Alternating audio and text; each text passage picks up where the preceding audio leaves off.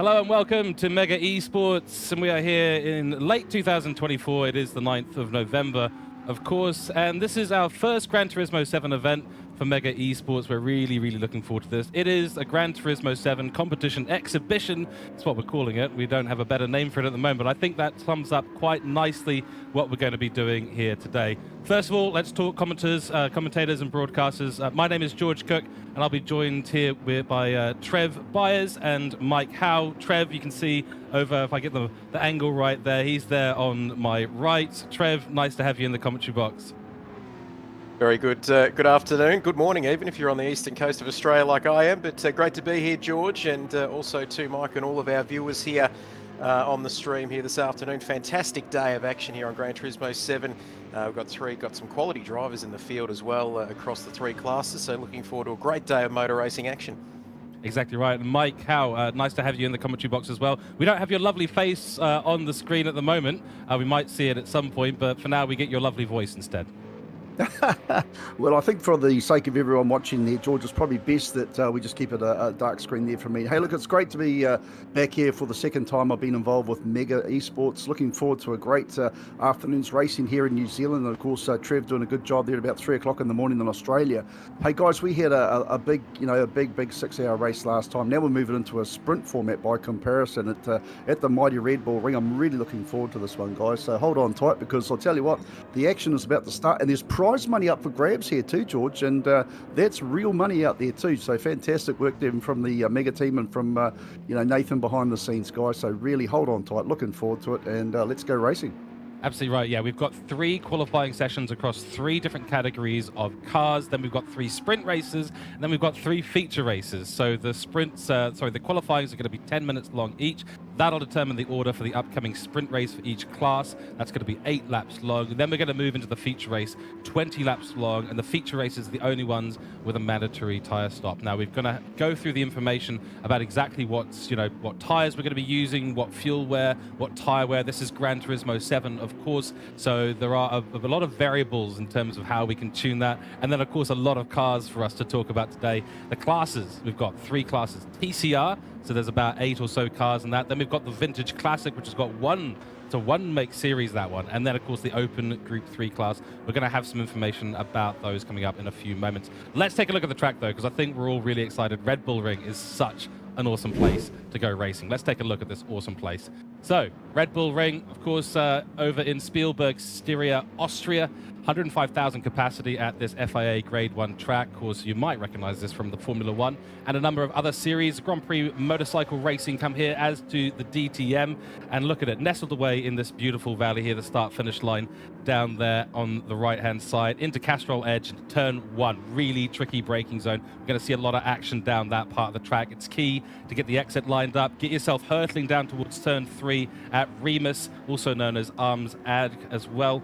And it's another key braking zone uphill into the hard hairpin, down towards turn 4, Schlossgold/Route, and then into the infield section. It's a beautiful part of the circuit, really fun to go drive. 4.3 kilometers, of course, on this circuit, and 10 turns. That last section through Rind, and then the Red Bull Mobile Curve, also key pit entry just after turn 9. What an absolutely fantastic circuit. So, chaps, give us your thoughts on Red Bull Ring, because it is a fantastic place to go racing.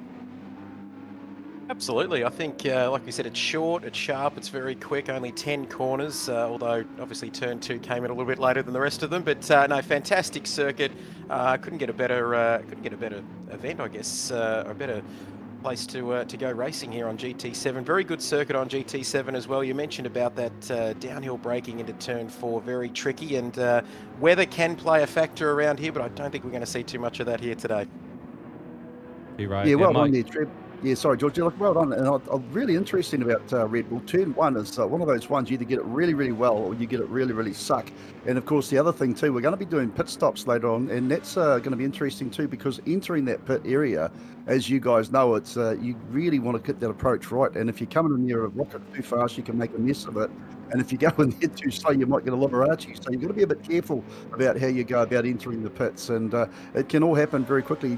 Track limits, I know a lot of banter has been going on through the days about track limits. I think quali's a little bit more relaxed, but certainly they will be keeping an eye on those track limits during the course of those races. And turn one, again, look, I'm about as good a racer as, the Ronald Reagan is as Prime Minister at the moment. But, as far as it goes, I seem to cannon off at turn one on a fairly regular basis and trying to stay inside those limits. These guys, they go on the ripple strips, over the ripple strips, so really quite keen to see what the approach is going to be. Qualifying soft sticky tyres a bit better for some of the guys, and different compounds in that during the course of the rest of the races. So yeah, it's really going to be a smorgasbord of motorsport, and I'm looking forward to having a taste. Yeah, it will be interesting to see what the drivers do and how they tackle it with such short races. The sprint race only 8 laps, and at a circuit that's only 4.3 kilometers. It's going to be, there's going to be a lot of opportunism that you're going to have. You're going to have to do it because otherwise you're going to miss out on those overtaking opportunities, and you're going to miss out. It really is. There's some parts of this track where you're really not going to have those opportunities to overtake, or where it's going to be very dangerous to overtake. But you might find yourself a lot faster than the car ahead into turn 9, turn 10. That's a scary position to be in, whether they're peeling off into the pits or whether you're catching right up to the back of them through those medium to high speed corners that can get really, really dicey really, really quickly. So turn 1, turn 3, turn 4 are going to be the key braking zones, and I get the feeling we're going to see at least one person fly off into the gravel at turn 4, because that opportunism there is going to take, you're going to take a bit of bravery. You're going to have to also be really good on the brakes down there. Yeah, well and truly. And the other thing we've got to take into mind too, it's the Trans-Tasman battle, mate. Aussies versus the Kiwis, and we'll see how it goes. Now, we've brought some real good Kiwi drivers to this one. We've got some, I'm not going to go and plug one person over the other, but you know what I'm saying. You know who I'm talking about. And you Aussies, Trev, you're going to have your work cut out for you. I know, it's bad enough I had to get up at 3 a.m. in the morning over here, our time. I guess it's, working in with you guys for once is not too bad, Mike, but he started already, hasn't he, George? He's been up and about so far this afternoon. But no, fantastic circuit. Like you said, George, if you're going to make those moves, you're going to have to make them early, aren't you? A short race, short circuit. So if you do see a gap, you're going to have to go for it early on in the race. Yeah, going to be absolutely key. Right, let's take a little look at our information. Before we get to that, a big thank you to everyone in chat. I'm already seeing messages coming in this way. You see me glancing over to my left here all this time. We've got 4 streams up at the moment, which is absolutely awesome. So we've got a big thank you to NZ Sim Racing TV for giving us a slot on their channel today. We've got YouTube for NZ Sim Racing TV. We've got the Twitch for NZ Sim Racing TV. Big thanks to Trevor as well for providing his Twitch stream and stream key. I don't know if he's going to trust me ever again with it, but we shall see. But big thanks to his community for letting us stream there, and of course Nathan Howe. And we do have to say a big thank you to everyone in the background at Mega. Also, Nathan Howe for arranging this, because he has been doing a huge amount of work in the background for Mega Esports to bring this event and make it into something that is very, very real. So we are looking forward to that. Also, as you can see just below us here, thank you to all our partners who've helped us in the background to produce this. To name a few, OzNZ, BCG Racing Team, Respawn Esports, Kid Buyers, of course, Kings Racing, Hooncourt Esports, and the Crazy Good Kung Fu channel. So a big thanks to all of those partners for helping us bring this. Right, let's talk prizes, because a lot of these drivers are here for the money, and I think that's going to be an important topic. Let's go and have a little look as to what the prize structure is today. Yeah, it's pretty awesome, isn't it? Qualifying pole position, you're going to get a bonus of $30 there. The sprint and feature races, third place gets $30, second place gets $50, and first place $100. Now that's New Zealand dollars. I think if you're overseas, there'll be PSN vouchers to the value of sent over there. So you Aussies, you can't complain. You'll still get something if you do manage to win something. You just try your best, Peaches.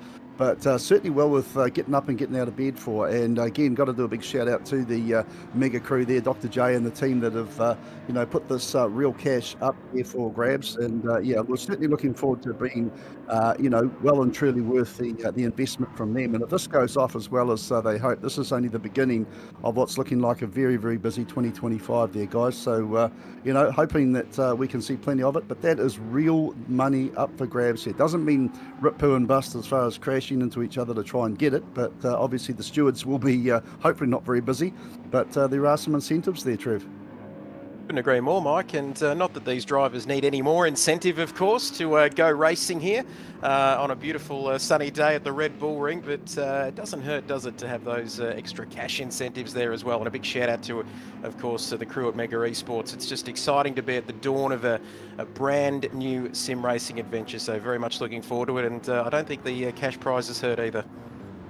Yeah, that's exactly right. Yeah, big cash up for grabs. And of course, that's first place across all of the sprint and feature races. So that we've got 3 of those for each category. Sorry, one of those for each category. There's 3 categories. I should get my math right. We need Mike's abacus already to help us out in the background. But nonetheless, yeah, great prize structure here today for this event. So big incentive for all the drivers to keep it clean, keep the racing good, keep it entertaining, and then avoid the ire of the stewards. You never want to get on the wrong side of the stewards box, otherwise you might find yourself making a short walk to that lovely stewards room. Let's talk about our first category today. So first category up for qualifying is going to be the TCR category. That'll be followed by the vintage category and then the open group 3 category. But these TCR cars are a lot of fun for those of you who've watched TCR class in real life. It is front wheel drive, front engine FF cars. They are generally around the group 4 area of power, for those of you in the know in Gran Turismo 7. 300 to 350 brake horsepower, about 1.1 to 1.2 tons of total weight.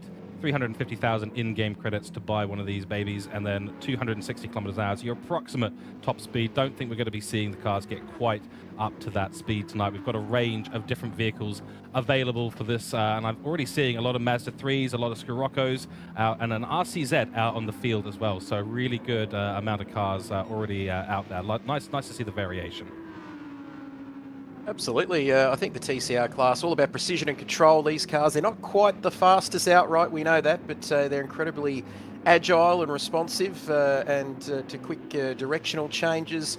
A unique balance, I guess. They're not too fast, are they? They're not too slow, but they're still just that right speed for some racing action, and a couple of drives to keep an eye on today. I know we're going to talk about them very shortly, but Dive Cable and Ranger Oz, both known for their aggressive approach in these cars, are going to be 2 to watch out for in race 1 here.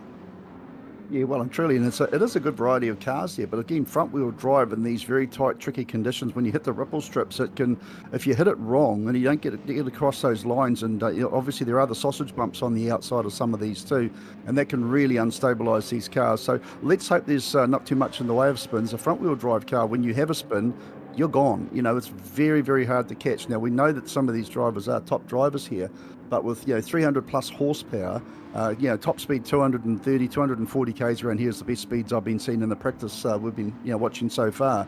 But you've got to be absolutely pinpoint precise. The good thing is you can drive out of trouble. It's just the problem is that you can get into it very quickly. Yeah, it's going to be a very, very tricky one because the front tires are going to get, absolutely murdered, for lack of a better word here. They're going to be very, very difficult to drive after a number of laps. Now, that shouldn't affect us too much in the qualifying or the sprint race, which is fairly short. But in that feature race for the TCR class, strategy and how you manage your tires, how you handle the tires is going to be absolutely key, because if you find yourself with no grip, especially in the medium to high-speed corners on the front, yeah, you're going to be understeering into the gravel trap very, very quickly. And that is not a fun way to be driving a front-wheel drive vehicle with very little tires on the front. The rear's not going to be a massive problem, but there's not enough power there to really kick the car into corners using the rear tires, or the rear putting the power to the rear tires. So it will be a tricky drive. Now, I have heard that we are going to our first qualifying session, so we're going to head out there right now and get ourselves started for TCR qualifying. Let's go out on track and have a little look and see exactly what these drivers are going to show us today. I am super excited as we head into TCR qualifying. Righto, and we are now on track. A few cars already making their way out, and yeah, we do have to start talking about some of the drivers in here. This is a very stacked grid. Some notable names for myself here: Simon Bishop, Psydog, of course, multiple-time GT World Series finalist. And we've got the likes of Ridwan F1, that's Ridwan Hamza. He was a 2021 Toyota GR Cup entrant, P4 for him in 2021, an incredibly fierce driver as well. So those two are going to be key to keep an eye on today. And as you said, Clan Fever as well, another person to keep your eye on. But boy, oh boy, we've got a great grid here today. Lots of Mazda 3s out there on the grid, but they have their own disadvantages. Let's just put it that way. Absolutely, and some household names as well, Mike, there on the grid here today, but very important when you see the cars, some of these liveries too. That's the great part about Gran Turismo 7, isn't it, Mike and George? That you can get in there and do a little bit more when it comes to editing these liveries. They look fantastic here coming around the Red Bull ring here so far, but household names in the field. It's going to be very close and very even, of course, like we said. These cars very evenly matched in terms of speed and handling. It's going to come down, isn't it, Mike, to pure driving skill here today. Yeah, no doubt about that, mate. But I was just going to ask you, Trev, and you know, I mean, we last time we were on, we had Cam, and of course, Cam being a pretty good driver himself. Do you have a bit of an inside word on what is the preferred car here? Because, like you say, there is a variety. A lot of Mazdas. Is that the car? Because I honestly, TCR, it's just not a format that I'm really that au fait with, and it's interesting to see Cy Bishop out there in the Mazda. Now he would be one that I would assume is quite a quite a clued up little peddler. And do you have an inside word on that?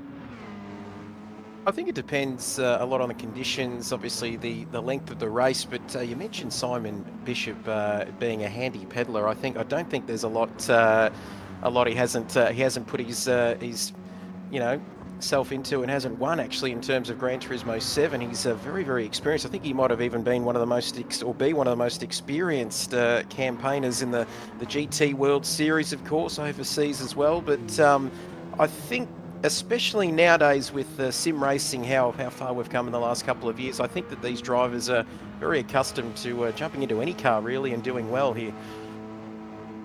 Yeah, good call. And we'll see how it all pans out. See McEwen as well in the in fourth spot at the moment. I mean, this is fairly academic, so really in the piece, but laying down some good times here already. 1:28s, and we're seeing 26s there from Kendalian there in third spot at the moment. So he's got the pace on there. 27s. Ooh, penalty there for the unfortunate for Clan Fever. And of course, Airborne at the moment, he's the race leader. Well, he's the pace leader, I should say. If that's all going to change a little bit later on, I'm sure, because these are early times. But 26, nothing too shabby on that one, and it'll be interesting to see where it all goes. They've had plenty of practice, and they've got the setups all sorted, and there's limited things they can do to these cars. And one thing about them, Trev and George, I think you'll find too, is that with TCR, the cars have a pretty good balance of performance. They're pretty similar no matter what manufacturer you're actually driving for. Yeah, that's right. And the manufacturer we've got available today, Renault Megane Group 4 car, the Audi TT Cup 2016. It was used in the Audi Factory 1 make racing. The VW Scirocco Group 4, that's based on the VW's Nürburgring 24-hour car. The Peugeot RCZ, we do have one of those on the grid today. The Suzuki Swift Sport Group 4, which I'm very surprised that we don't have some more Suzuki Sports. They don't have a great top speed, but boy, oh boy, they are lightning quick through the corners. And that's, of course, the Katana edition of it. And then the Mazda 3 Group 4, I think it's the most recent of the Group 4 cars to be added to Gran Turismo, based on Mazda's Super Type Q or Group N cars. So it's a very popular series over there in Japan. That's the model we're seeing on the board right now. We've had a few qualifying times come in, and it is Noodles8771 who's taken pole position with the 134.6. Ridwan Hamza in P2 at the moment, 5/10 down though on the top time, followed by Rangaraus, and then Dive Cable in P4. We did see as well Matt McEwen get a penalty, pulled over to the side of the road, was ahead of Ridwan for the qualifying laps. I think Ridwan might have been looking to get a little bit of a slipstream from Matt McEwen, so now he's out there on his lonesome. The other thing as well is I don't have Matt McEwen on my entry list, so I think due to someone pulling out initially from the TCR class, Matt McEwen's been on that waiting list and has jumped up into the race today, so that's exciting to see. Now we've got two New Zealand GT World Series competitors on the grid today, and those two have got a really friendly partnership / rivalry going on. Matt McEwen, of course, he is really up there in terms of his racecraft and his strategy and his thinking. So as you said, very tuned in and dialed into how Gran Turismo 7 does its stuff, and I think he'll be one to keep a very close eye on today. Just a shame he didn't get that initial lap in. We're watching Ridwan Hamza at the moment as he's gone through turn 1. Let's go on board and have a little watch of his lap. We are 5 minutes in to a 10-minute qualifying.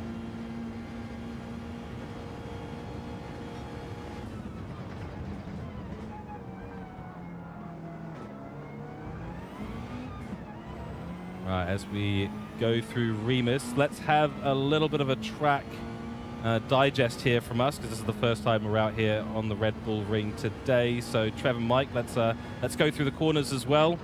try and give the audience some perspective on what they're seeing, where we're at. Absolutely. Down, now you can see there through turn 4, tricky part of the circuit, like we said at the top of the show, shorter track of course, and you can see 5th gear, 4th gear down into 3rd, try and hit that apex there through turns 6, approaching turn 7. Don't want to run too wide there through turn 7, setting yourself up for turn 8 and the flat out run through turn 8, the kink at turn 8 towards turn 9. Turns 9 and 10. Track limits, no matter what category you're racing in here, boys, always tricky here. Coming out, you want to try and keep at least 2 of those wheels on the black stuff, and then through the final corner here, out of the shadows, onto the start-finish straight there, up through the gears, 5th gear. And that is a 1:35.4. And I've got to say, gentlemen, we are seeing some very, very quick times here in this first qualifying session here this afternoon. A 34.6, a little bit quicker than some of the reference times I thought we'd be seeing here in the information I've got in front of me. But these boys are absolutely on it. And no surprise there as we see Ranger Oz with a 35.1 that Noodles, it's going to be a hard time for, it's going to be hard to see anyone getting close to that 34.6. But as we know, the track can rubber in, Mike, and the times can improve in the last part of qualifying. Yeah, well and truly, Trev, there's definitely been some quicker times. Just, you know, obviously working out what they can do and where they can place the car. I don't think there's any tyre wear on the in the quali at the moment, so they'll have an honest car right the way through. They'll be trying different gears and different corners if they haven't already done. I'm actually well impressed with Matt McEwen, who's moved up to 5th in the ranks so far. And of course, where they finish in the sprint race puts them in the on position for the big 20 lapper later on in the afternoon. So it is quite important to get a good quali, then get a good position in the sprint. You don't want to be spun around and at the back of the field in the 8 lapper and the big 20 lapper. As we've mentioned before, prize money up for grabs. So will that be that they use a little bit of caution? But no, I think the times we're going to be seeing are going to be a lot quicker than that. I've just actually lost my little feed on where the times I had before, but we were looking in the 126s, believe it or not. And for TCR cars, I think these things are literally on the ragged edge. But you know, the drivers, they'll be trying everything they possibly can, and it's all about, you know, watching these very, very seasoned campaigners. Interestingly, Sidog's just moved up to 4th now, in front of McEwen by fractions, but in 4th place. And I'd hazard a guess, Trev, that there's still more to come from these guys, because you know, you don't become like you say GT World Sport drivers by you know, getting 4th and 5th in quali. Absolutely. You can see Simon on your screen now. Picked up a penalty there. I'm not sure whether that may have been something to do with track limits, but especially we see Simon Bishop so often go out later in qualifying sessions. You see the really good or the great drivers, they can go out, not just find a 10th or 2, Mike and George, they can find that extra 4 to 5 tenths of a second in the later stages of qualifying, when the pressure is really on the drivers, of course, in the late stages of quali, as we see Matt McEwen there using every bit of the track available to him, and you can't blame him there through the middle part of the lap, approaching turns 7, 8, through turn 8 here at the moment. So you can see there, 8 tenths of a second off of the provisional pole time. That's a lot of time to make up, George, and as we count down to the end of this session, it's going to be interesting to see where these guys can find some time. 35s, of course, there, 35.4. Last time around, what's it going to be this time? Out of the final corner, onto the start-finish straight again. Across the start-finish line. Let's see what this is going to be. Up to P3. Excellent lap there from Matt McEwen. That is an excellent lap. He's only 4/1000ths of a second away from Ridwan as well, so he is right up there. This is going to be his last lap. He's come across the timing line just before the 10 minutes has elapsed, which is elapsed right now. So everyone else coming across the line right now is going to be done with their qualifying. That's critical. Still in the lead. Let's go through the lead as it is right now. It's Noodles, and that's Paul Candanolian. I think I'll have to double check the pronunciation on that. He's coming around for his last lap. Will it be an improvement? He's only 3 tenths clear right now. No improvement on that lap, but the 134.6 flat stands strong at the moment. Hamza is also finished, so Red One Hamza is done in qualifying. Then it's Matt McEwen, he's still on a lap, we'll keep an eye on him. Then it is Matthew Allen in P4 coming through the final corner. Let's keep an eye on this. He is 0.5 of a second away from P1, but only 34 hundredths of a second away from a P2 finish. Let's see, across the line, there's no improvement to 135.4 on that last lap. Simon Bishop is in the pits, his qualifying's done. Then it's Gareth Collier, Dive Cable, a familiar name, rocking the livery from Martini. Gotta respect the classic liveries going on here. He's just coming through the middle section with GTP Greatness just behind him, who's in P8, and between them, Onley Airborne. So it's a nice little fight going on here for P6. Only 18 hundredths of a second, and this is the last couple of people who will be coming across the line. A few more across the line in the background. No improvements I'm seeing from around the grid. We'll double check who those chaps are on the final timing screen once we get there. Now Dive Cable coming through the last corner, looks pretty clean through turn 9 and 10, but that's a penalty. He's gone just a little bit too wide, and that's really unlucky for Gareth Cable. Across the line, no improvement, and GTB Greatness takes away P6 from Gareth Collier. That's a real disaster for Gareth Collier, but that's what happens when you get the penalties. Really unfortunate there, and that seals our top 6 with GTP Greatness jumping up in the number 18 car to P6 just behind Simon Bishop. We'll go to our results screen in a second. Boy, that was great and exciting. Those track limits, oh, they have to be so careful, especially turn 9. We've seen so many penalties. 0.5 seconds, yes, but that cost you a lot out on track, especially in a race.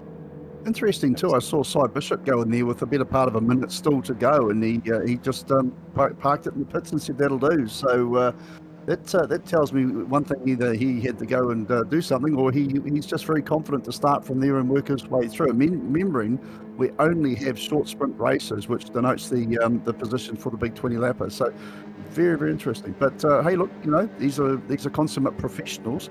And quite impressed with the way that's all played out. But sorry about the earlier times. You were quite wrong. Obviously, the car out lap is a completely different thing to the race laps. And like you say, 134s, 135s, stonking times there, guys. So yeah, really some top driving there from those concerned, and clean. A little bit of track limits, but I think we're going to see that. And as we mentioned earlier on, there are a few spots to watch out for here at Red Bull Ring.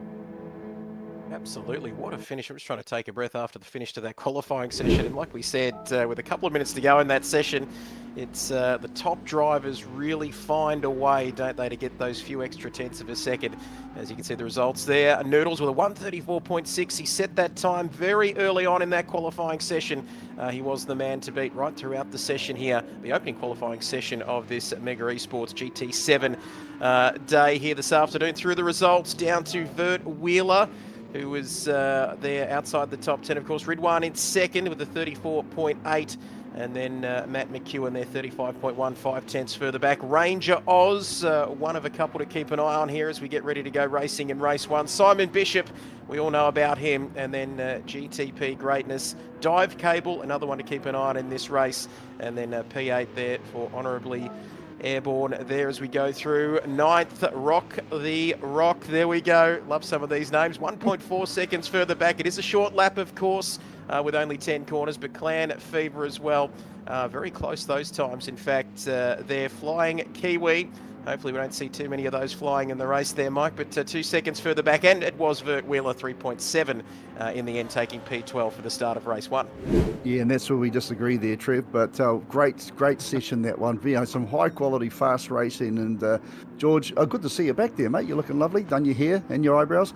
No, it's looking like a very, very fast and slick group of drivers out there, and look, we looked at McEwen and we said, Bishop, hey, look, we know these guys can do it, but they've got some work to do. I love it when there's underdog, well, not underdogs so much, but there's the consummate favourites don't necessarily get pole 1 and 2. So there's going to be some, and I don't mean this in a nasty way, in a cool way, there's going to be some fireworks in that 8-lap sprint race. Well, that's the difference. Sometimes in a car, you're not quite familiar with the full extent of what it can do out on a track, and Red Bull Ring is one of those that really tests your limits. We saw the penalties for Matt McEwen. We saw the penalties for Simon Bishop. So they were already kind of knocked off their kind of normal flow initially, having to back out, having to figure out where the tyres were going to be. So they might not have gotten as many laps with full quality tyres at the point that they really want. There's no tyre life, of course, but a little bit of heat in the tyres does help. So getting out of the pits, getting the heat back in the tyres, that is something that Gran Turismo GT7 does do. It's a little bit of a secret there for those that don't know. The tire heat does actually matter quite a lot, and especially with the way that these cars maneuver, making sure that you're holding as much speed through the apex. You want to find the absolute edge of where the FIA is going to ping you for track limits, just like they do in Formula One. Super important for lap times, and yeah, Noodles just did a fantastic job. Out there early, got his lap in, and was comfortable more or less through the rest of qualifying right up until the end, which he didn't have that improvement which he might have had to have. Ridwan Hamza, of course, was very close to him, only 0.25 of a second or so, so it was a really close qualifying. But yeah, those TCR cars, it's you know, Group 4 in general is not, I don't think, frowned upon, but it's certainly not one of the faster classes of cars, but it is such a challenging way to race with those TCR class cars. Front wheel drive, you know, forward engine as well. Really tricky to get that grip. Understeer, always battling with the understeer, and it's all about how you brake and trail brake and turn into that apex and how much speed you can carry through there. That's what good lap times equal in TCR class. Yeah, that's true. And I suppose the other thing to remember too, regarding Matt McEwen, a couple of hours ago, he wasn't in this race. I don't know if he's had much chance of a practice or anything. So to get out of the box and someone, you know, unfortunately couldn't make it, he said, hey, I'll jump in there and have a skid. We had no more on the waiting list. And, you know, to be up there well and truly in the top 10, I think that speaks volumes of the quality of the man too. So we'll see plenty more from them during the course of the day there. But Trev, the Aussie Kiwi battle, mate, she's a real thing at the moment. Certainly has, playing for Sheep Stations here this afternoon, no doubt about that. I didn't want to mention sheep so early on in the broadcast, but no, the one interesting thing... Too soon. I've already done it, too late. But one of the most interesting things, gentlemen, as well, is the fact that how these drivers can... you talked about Matt McEwen coming across to this event in the TCR cars here for race 1, and how they can adapt so quickly between Assetto Corsa, iRacing, Gran Turismo 7. It's something that has always amazed me, how quick these professional esports guys can come in, get used to a car, get used to the handling as well, which is different between games, and be instantly quick in these cars straight off the bat. Yeah, honestly, it is a special skill to be able to do that. I've tried it myself, and I can't do it. I just can't. I have to pick a lane. I'm either ACC or I'm Gran Turismo or I'm iRacing. If I mix it up, it's just completely different.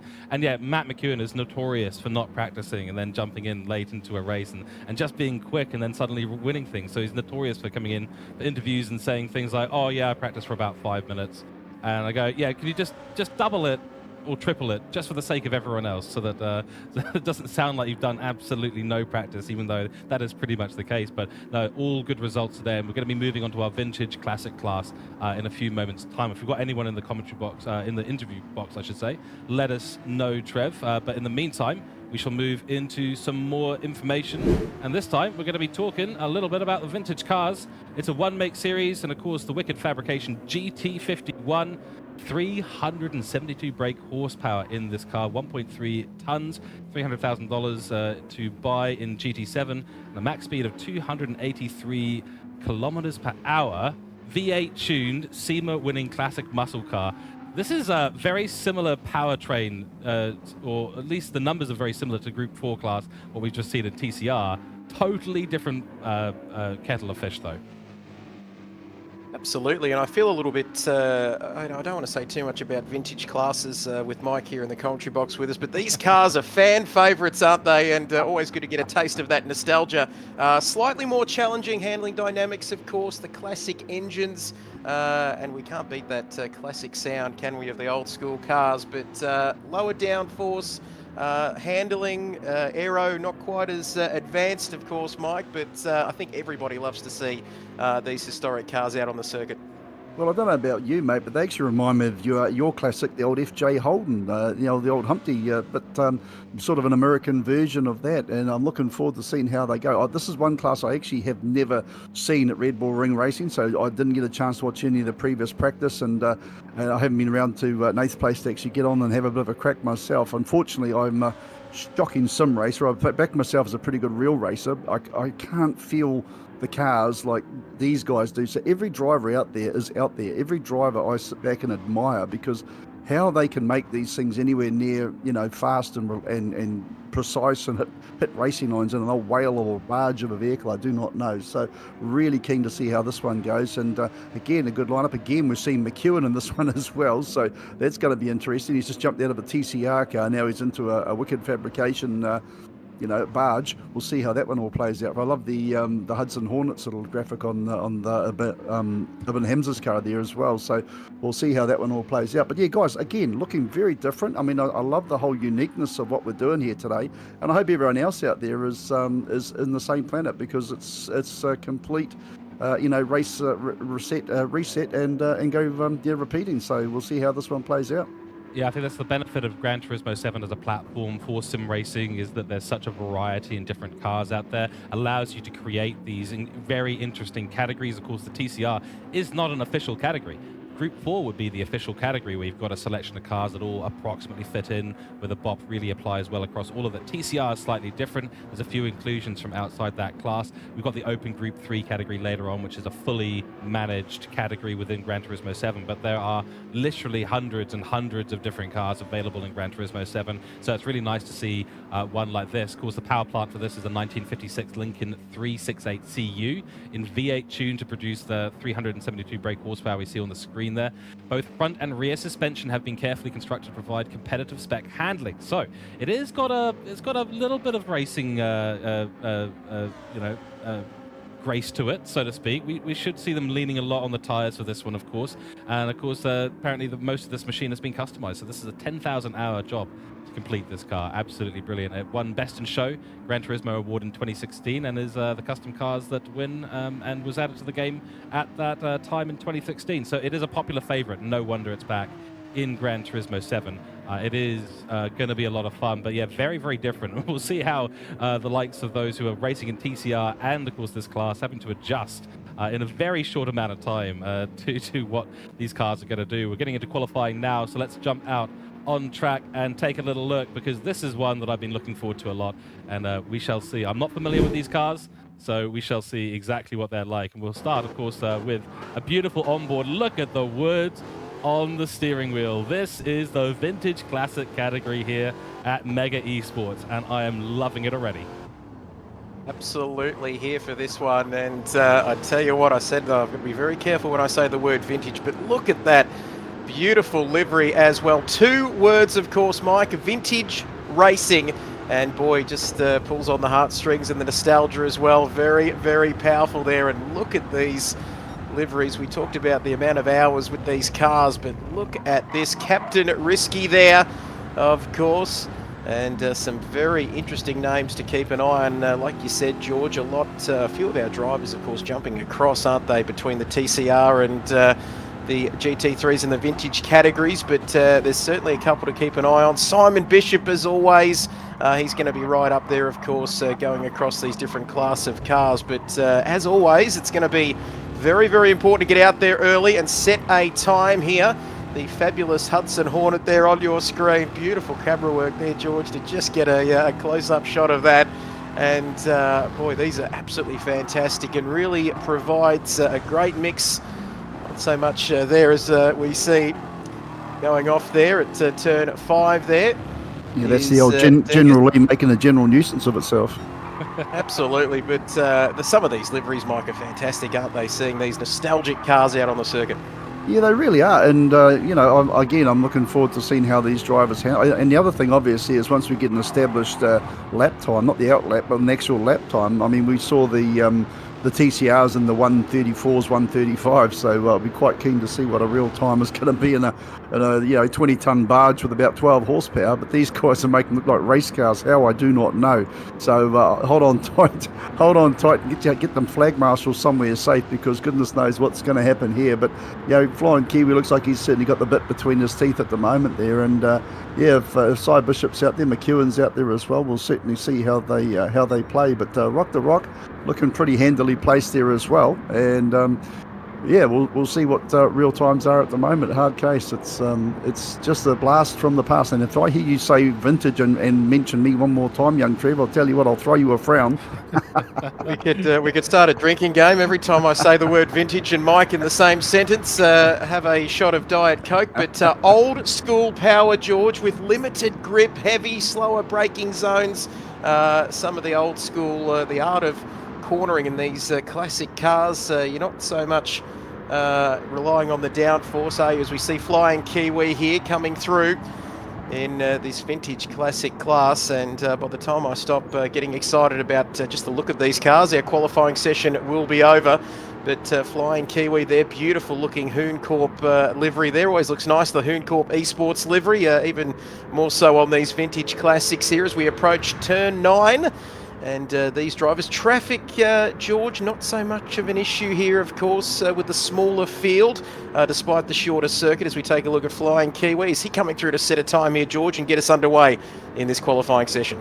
He is. Let's see what Flying Kiwi can do across the line. It's going to be a lot slower, of course, than the TCR class. 142.824 is the benchmark that has been set. Rock the Rock will come across the line. He goes 4 seconds slower. Dive Cable takes that P2 position by 0.6 of a second. And then Matthew McEwen up there, 2/10 clear of Flying Kiwi. And he will start another lap right now. And yeah, we did see a little bit of jostling for position. A lot of people out there, I think 4 or 5 of our drivers today, getting a penalty on their hot laps for exceeding track limits. So this is going to be the real challenge with these cars. We said the TCR class was a little bit understeery. I think this is for the classic class we've got here today. That's going to be a major problem. Sector 1 purple by 0.4 of a second for McEwen, but he's run very deep into Remus. He's run very wide. Does get a little bit loose as he tries to get the power down to save what he can in this lap. But I don't think Sector 2 is going to be quite as purple as Sector 1. Then, of course, Dive Cable and Bert Wheeler up to P4 ahead of Rock the Rock. The rest either still to set a lap. A lot of people in the pits at the moment trying to get themselves a little bit better organized for the upcoming lap. You can see how tentative he is going into Remus. It's these cars are clearly hard to control. There's no doubt he can certainly throw it around. And I mean, the other thing too to remember is that the tyres aren't going away during the session. The weight stays the same. The fuel, I don't think, changes. So a 142, guys, take that in perspective. For driving an aircraft carrier around the track, 8 seconds difference. I'm well impressed with that. I would have thought it'd be a lot slower. So 8 seconds, these guys are really grabbing them by the scruff of the neck and making them, making them look like race cars. Certainly is, and we've had a little bit of a problem there. The room has decided to go offline for just a moment, so we will be back and hopefully be able to continue our session in a few moments' time. But now we get even more time to talk about how cool these cars are. So I'm going to hand it over to you guys while I sort a couple of things out in the background, and we can see yet again how cool these cars are. What he's trying to say is we need to do some positive waffle there, Trev, and try and make a quiet time sound interesting. Now you do your job there, our little bomb, our British bomb in New Zealand and Wellington, and of course Trev over there in Guatemala and Australia somewhere, and of course I'm in the doldrums in the dark, which is where I like to be. Hey, these cars, looking very, very good. Now, one thing about it, smaller field though, Trev. So it's interesting there. I thought this would be quite a well contested one. I think is that just the numbers that Nismo set? It is. So that's what he's right here behind me, so I can sort of get comments. Anything you want to ask him, I can sort of glance over and I can get a nod or a yes or a thumbs up or a thumbs down. But again, Dive Cable looking like he's very much one of the ones to beat out there. Gareth Collier, the 23 and 24 New Zealand Esports Live Finals qualifier as well. So, very, very good pedigree, some of the drivers. Ridwan, of course, Ridwan Hansa, P4 in the 2021 Toyota GR Cup. So, some very, we know all about Matt McEwen. Not going to keep, making him sound too fantastic. But Free Licks, which is Madison Snyder, currently racing for Hooncorp in the Sector 1 championship. Pukeko, he's about 9 foot tall, this boy. Fits in a sim race of hard, but he fits in a real race car, but he's a handy driver and races using a VR and also races IRL, so that's pretty cool. Clan Fever, who's sponsored by ZandelGames.com. It's Olaf Flesh here in the 69 car. Ranger Australia, which is Matt Allen, top split regular in the World Series. And of course, Flying Kiwi, Vic Bayless there, the Hooncorp Esports driver, also a flag marshal at Manfield in the Manawatu in the middle of the, just south of the middle of the North Island in New Zealand. So he's a hands-on guy as well. Some of the ones I didn't mention is I think I've covered everyone who I've got details on. Speed, GTP Greatness, I don't have their real names, unfortunately. Machin 193, Dingus 1, and Vert Wheeler. So apologies for that, but great to have some info there about these drivers. And Trev, it's they're making these vintage cars look like real racers. Absolutely, like you said, Mike, smaller field. I think it's quality over quantity here this afternoon in the Vintage Classic Series. I think we touched on most of the drivers too, but Captain Risky, Aidan Matthews, 2020 SBS Speedweek E-Series race winner, so he knows his way around way around the sim racing world, of course, still on the G29 wheel as well. So there's a bit of a throwback for me as well. I've got one in the background here. But no, some fantastic drivers in the field, and I think we're going to see that throughout the course of the day. Of course, like we said, drivers jumping across to different categories. It's going to be interesting to see how they can handle that. But if anyone can do it, it's the drivers we've got in the field here this afternoon. Yeah, I also noticed that I don't think Cy Bishop was in this one. I wrongly said that he was. Apologies for that. But I think if Cy Bishop isn't in the track, on the track in the field, it's almost like he is. I think he's an absolute 24/7 dedicated sim racer for a guy who's been around quite some years. It's an inspiration that just if you're not in your teens or your early 20s, you can still be really, really good. And I just got to say a bit of a shout out to him for continuing on, because I know at one stage here he said, you know what, I've probably done as much as I need to do, but he's very, very good at giving setups. He'll give you, you know, if you're doing a certain race or a certain thing and you say, look, I'm trying this, he'll go, hey, no, try that or do this. And, you know, he's very, very good to pass his information on. And it's really good too, because he's practicing what he preaches. He shows us what it's like. So no sign this one. We'll give him a little bit of rest. He's got a bit more racing to come this afternoon there, Trev. And I think that's what we need, obviously, is the guys that are wise and still up there. Obviously helping the up-and-comers, you know, the ones that really want to learn. Absolutely, right. I think, So, like you said, he's a force to be reckoned with, isn't he? Really, Simon Bishop. We'll give him a pass on this one, Mike. But yeah, it'll be great to see him back in the other classes this afternoon.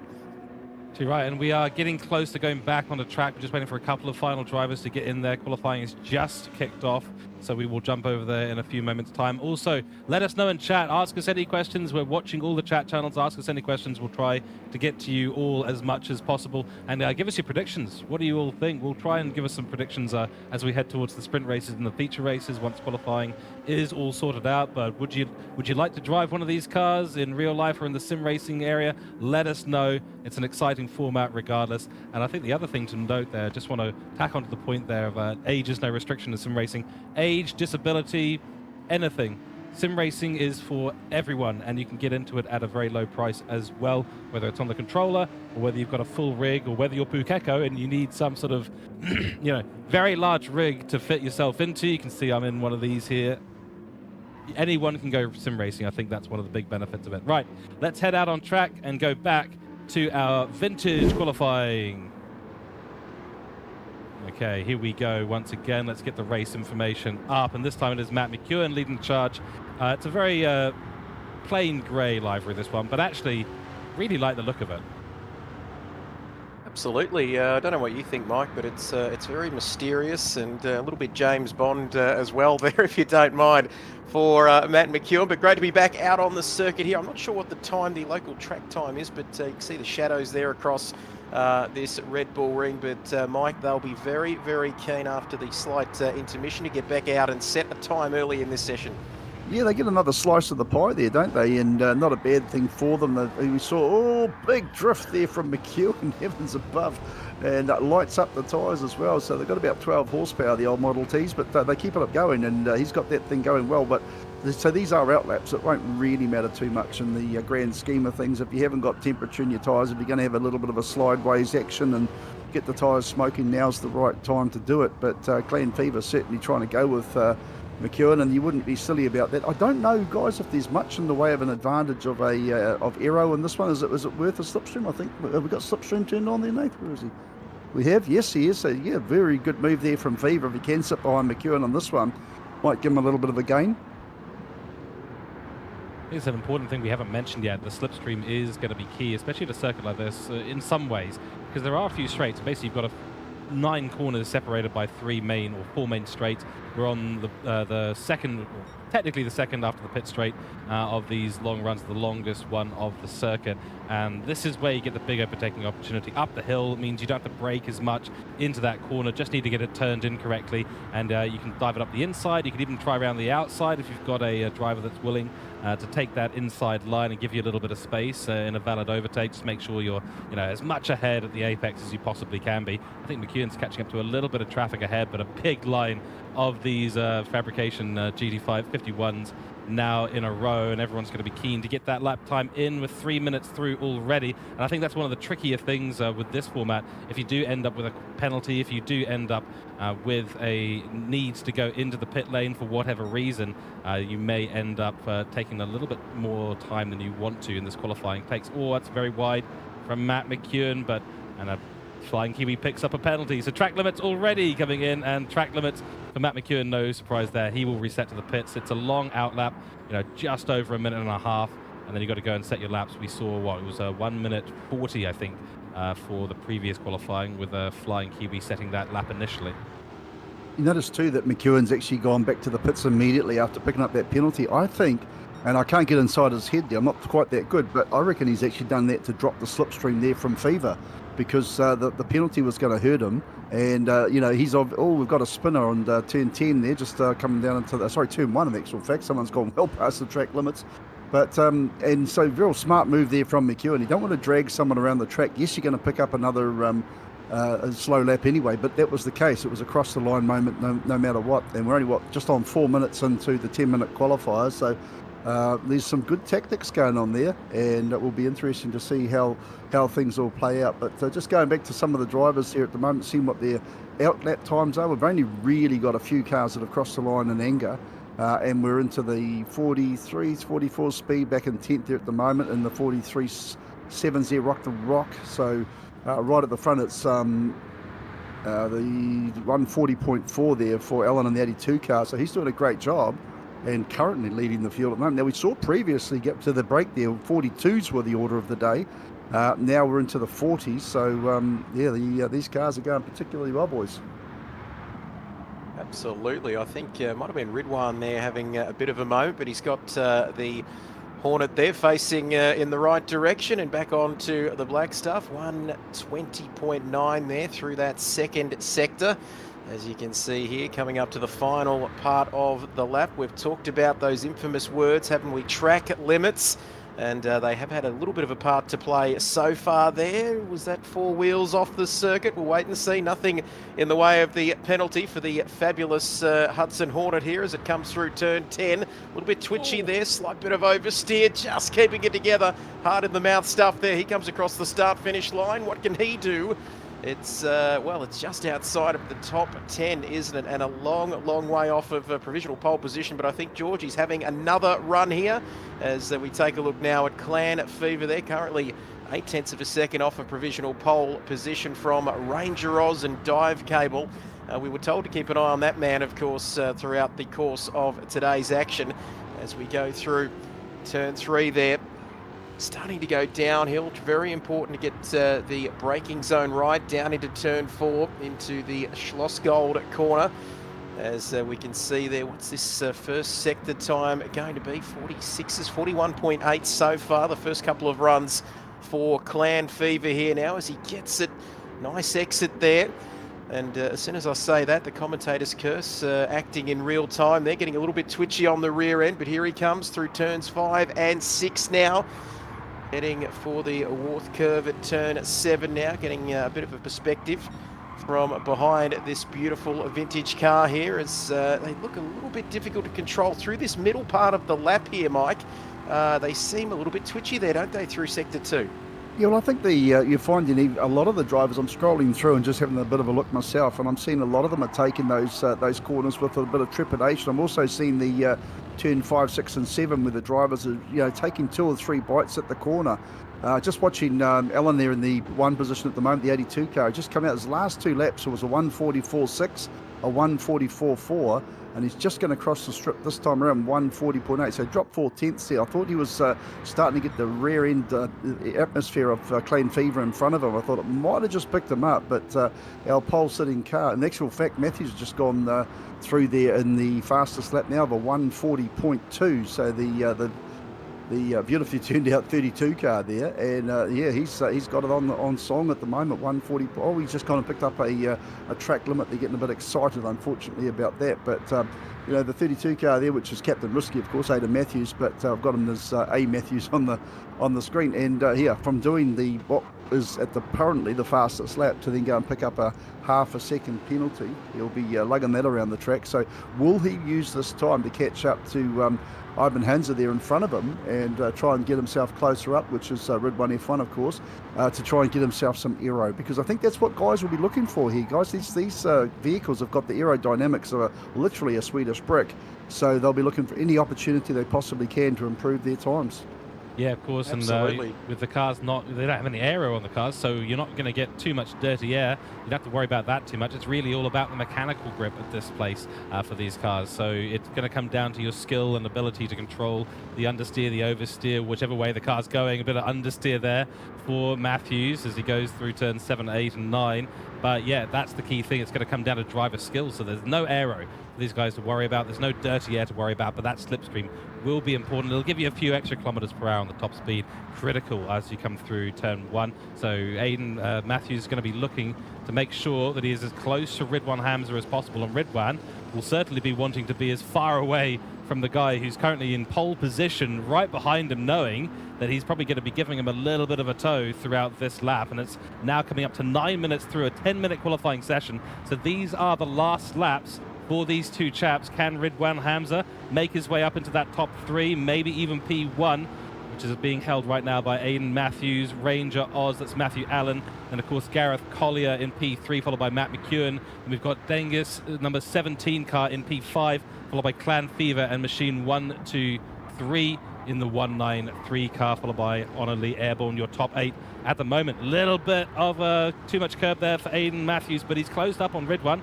I think that's the slipstream in effect. Absolutely. Who needs aerodynamics? I think it was the great Enzo Ferrari didn't like aerodynamics. He said it was for people who couldn't build engines, apparently, but you can see there the power as we take a look at Aiden Matthews there, the man from Echuca in Victoria. Look at that.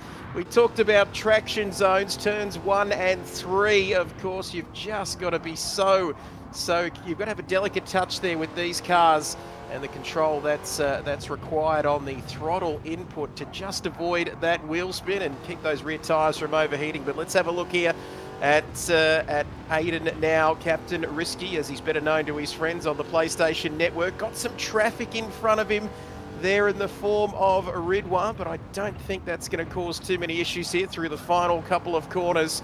Turns 9 and 10. Of course, he picked up a penalty a couple of minutes ago. He's managed to clear that, of course. But just love to look at that vintage wooden steering wheel there. He comes across the line. What's it going to be?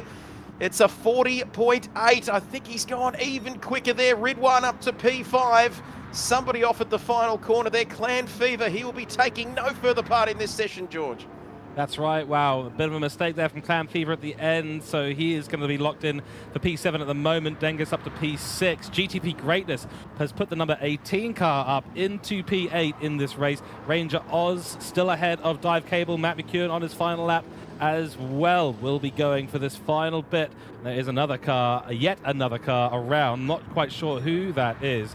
Let's have a little look further down the grid. There's a 2-second penalty. It's Vert Wheeler doing some donuts, and he is having a great time out there. He's going to be in the way of Matt McEwen if he doesn't get going. Does so. 0.5-second penalty. Got to respect it. Really, really good car for the donuts and kicking up some of that smoke at the rear. And I love the Hot Wheels livery, so he's really in theme and on point at the moment. But P13 for him at this stage of the race, and he's not going to be setting a better qualifying time. Might just have to be careful where he ends up at the end of this race, because Matt McEwen is just about to come around 10-10. Vert, you're going to have to get off the track, or you're going to get the stewards looking at you very closely. Wow. That was really close. Matt McEwen's picked up a 0.5-second penalty at turn 9, and so he will not improve, and that is your vintage classic qualifying. I loved that to bits. Great looking cars, some action right at the end there, and some really great laps. Aiden Matthews take a bow in the 32 car. He has put it on pole position. What a finish to that session, Mike, there. And George, I tell you what, just at a moment there here in the commentary box when I saw Vert Wheeler there, just wanted to push him out of the way there as we saw that final part of qualifying. And I don't want to say those dreaded words of stewards review, but there's our pole position man, Aiden Matthews there, Captain Risky, doing very, very nicely indeed. Of course, named after the famous AAMI insurance character, Captain Risky, the insurance specialist there, getting pole position And boy, that sets up a big race in the vintage class later on this afternoon. Yeah, well and truly a great drive. Also, big hats off to Dive Cable because he actually came in with about a minute to go as well during the qualifying. So he was pretty confident that was a stonking time and a good risk. And it certainly showed some good reward. Real shame for Matt McEwen. You can see, in fact, I was watching that last quarter of a lap when Mr. Wheeler decided to go do some circles, do some wheelies, and Matt was actually on target. He was 2/10 off the overall pace. He could have moved himself up there, but woulda, coulda, shoulda. He'll still start off position number 4 in this one as we go to the grids of a 140.16 for Aidan Matthews there in the obviously they're on the Wicked Fabrication car. Second place is Matt Allen there in the 140.4, so nearly 3/10 of a second off there. Third place Dive Cable, who sat it out in the pits, 0.4 of a second off the overall pace. Still a good time, 140.6. Fourth place is McEwen there in the also 140. There's 4 1,000ths of a second difference between third and fourth, so keep an eye on that one. Fifth place is Ibn Hamza there with a 140.8. Sixth place is Warburton there in 140.8 as well. So again, 10 1,000ths of a second. Dingus in the 7th place there with a 141.1, and Clan Fever tops out round, we're at the top 8 there, 141.3, just over a second off the pace. But early days in the Wicked Fabrication GT51 car, guys. That's our top 8.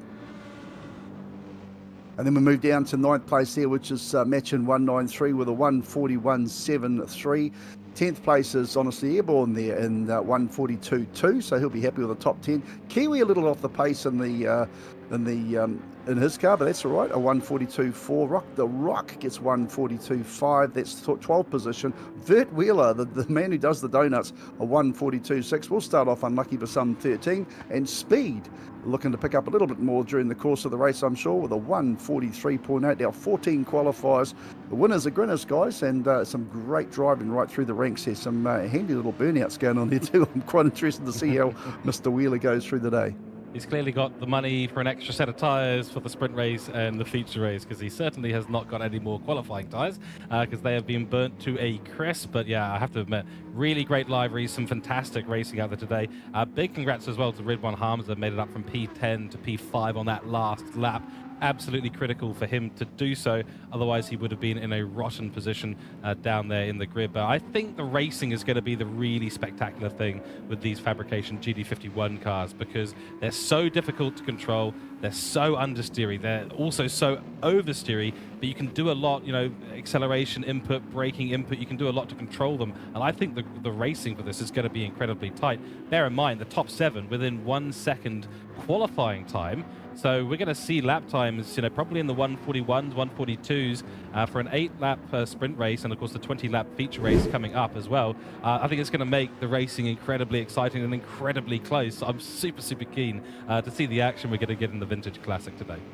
I like some of the comments coming through from the drivers as well. They're giving each other a little bit of banter there, and that's fantastic. Muchin was actually saying those cars are real tricky through those long corners, and you know that's exactly what it's all about. Airborne saying to Flying Kiwi, slow down a little bit there too. So you know, it's not just us guys giving ourselves banter; they're giving each other a bit of banter through the. Now it's time for the Hyundai to shine. Yeah, good luck with that. Mind you, Hayden Padden, the rally driver, he'd say there's nothing wrong with that. But no, that's what it's about. And you know, it really does show that it's a completely different format, but we've seen the same old from the driver. You know, rinse, repeat, do it again, and that's exactly what it's about. They're out there giving each other a bit of fun. I think they're sort of not having to sit there, you know, and I was saying to Nismo before, you know, sometimes in these enduros, I love enduros, so let's not take away from enduros, but sometimes what's different about this, in enduros, you might have a real crappy first lap or, you know, first 10 minutes and you're a lap or 2 down for some issue you've had to get repaired in the pits, and you know for the next 4 or 5 or 6 hours, you're probably going to be a lap or 2 down and do your best, you know, and thanks for coming. But here, I haven't seen it before. Pardon me, you guys probably, you know, seen more than I have well and truly in the sim racing, but the banter, you know, the guys are having fun. It's a bit of chuckles, and I think we're going to see some exceptional action here today. Yeah, absolutely. And the great thing about being, you know, in a community like Mega or any of the other leagues out there is it's always really good people that are involved in it. Everyone's just keen to go racing, have a bit of fun. I've seen it many times. You got, you know, we've had our accidents, we've had our drama, Cool. On to the next one. Yeah, all good. No worries. Because it is sim racing after all. It's what we like to call as the fake cars, fake racing, if you want to call it. But it's very real relationships that get made in these leagues. We're going to move on to our Group 3 qualifying in just a few moments. But first, let's talk about the car info, because these Group 3 category is going to be, well, first of all, it's very open. We have a lot of cars for people to select, and I'm going to read you a few that I can see on the grid right now. We've got the 4C Group 3 car. We've got the Group 3 Supra Racing Concept, the Mercedes-AMG GT3, the 911 RSR 2017. We've even got a Genesis Group 3 out there. So some really good range of cars right now, a mix of FR and MR cars, and I absolutely love the Group 3 category. You know, we're well into the 550 to 600 brake horsepower, 1.2 to 1.35 tons, 450,000 in-game credits to buy one of these, and 300 kilometers an hour. Group 3 class. It's loud, it's vicious, it's violent, there's aero, and boy oh boy, the racing is so intense. Speed and power and skill key in this category. And one thing about them too, George, Trev, you know that race you guys have over there called, what's it called? Bathurst, you know, and you have those cars called supercars, you know, the ones that do 300 kilometres an hour. How fast do they actually go, Trev? I tell you what, I've heard of Bathurst. I'm pretty familiar with that one, but I tell you what, these cars, he's getting stuck into me already again. Yeah, George. Where I'm going with this, mate, just calm down. Where I'm going with this is that they actually do 289. That's the best I saw in Bathurst just recently. These cars, they actually do 300 plus at Bathurst. We're not at Bathurst today. We know these cars do at least 300. We'll just give you a little bit of a breakdown on them. They're around the 550 to 600 horsepower. Now, these cars are ranging from 1,200 to 1,350 kilos. Now, balance and performance does come in, so it really makes them cool and close. And I think, Trev, have a talk to the boys when you get a chance. Say, hey, why don't you guys go and use GT3 cars instead of supercars in the future? Just saying. They range in price anything from $450,000 up to, get this, $15 million. Not thousands, not hundreds of thousands, $1 million. I want to put my little finger in my mouth and shave my hair off when I say that. They're primarily GT3 cars, but by far the most popular category in the game. There's over 40 eligible car choices, so there is something for everyone. If you've got your favourite make and model, apart from Holden, sorry Trev, there's no more Holdens, just calm down. But there's all sorts of GT3s out there for just about everybody, and I think this is absolutely fantastic. So, yep, I don't know which is the right one to have, and we'll be interested to see what cars are coming out on the track there, George, because obviously you've got the Euros, we've got the Americans, we've got a few cars out there as well. I don't know what's the right one. Japanese cars, don't forget them as well. We had the old R35 for about 200 years now. Supras are out there.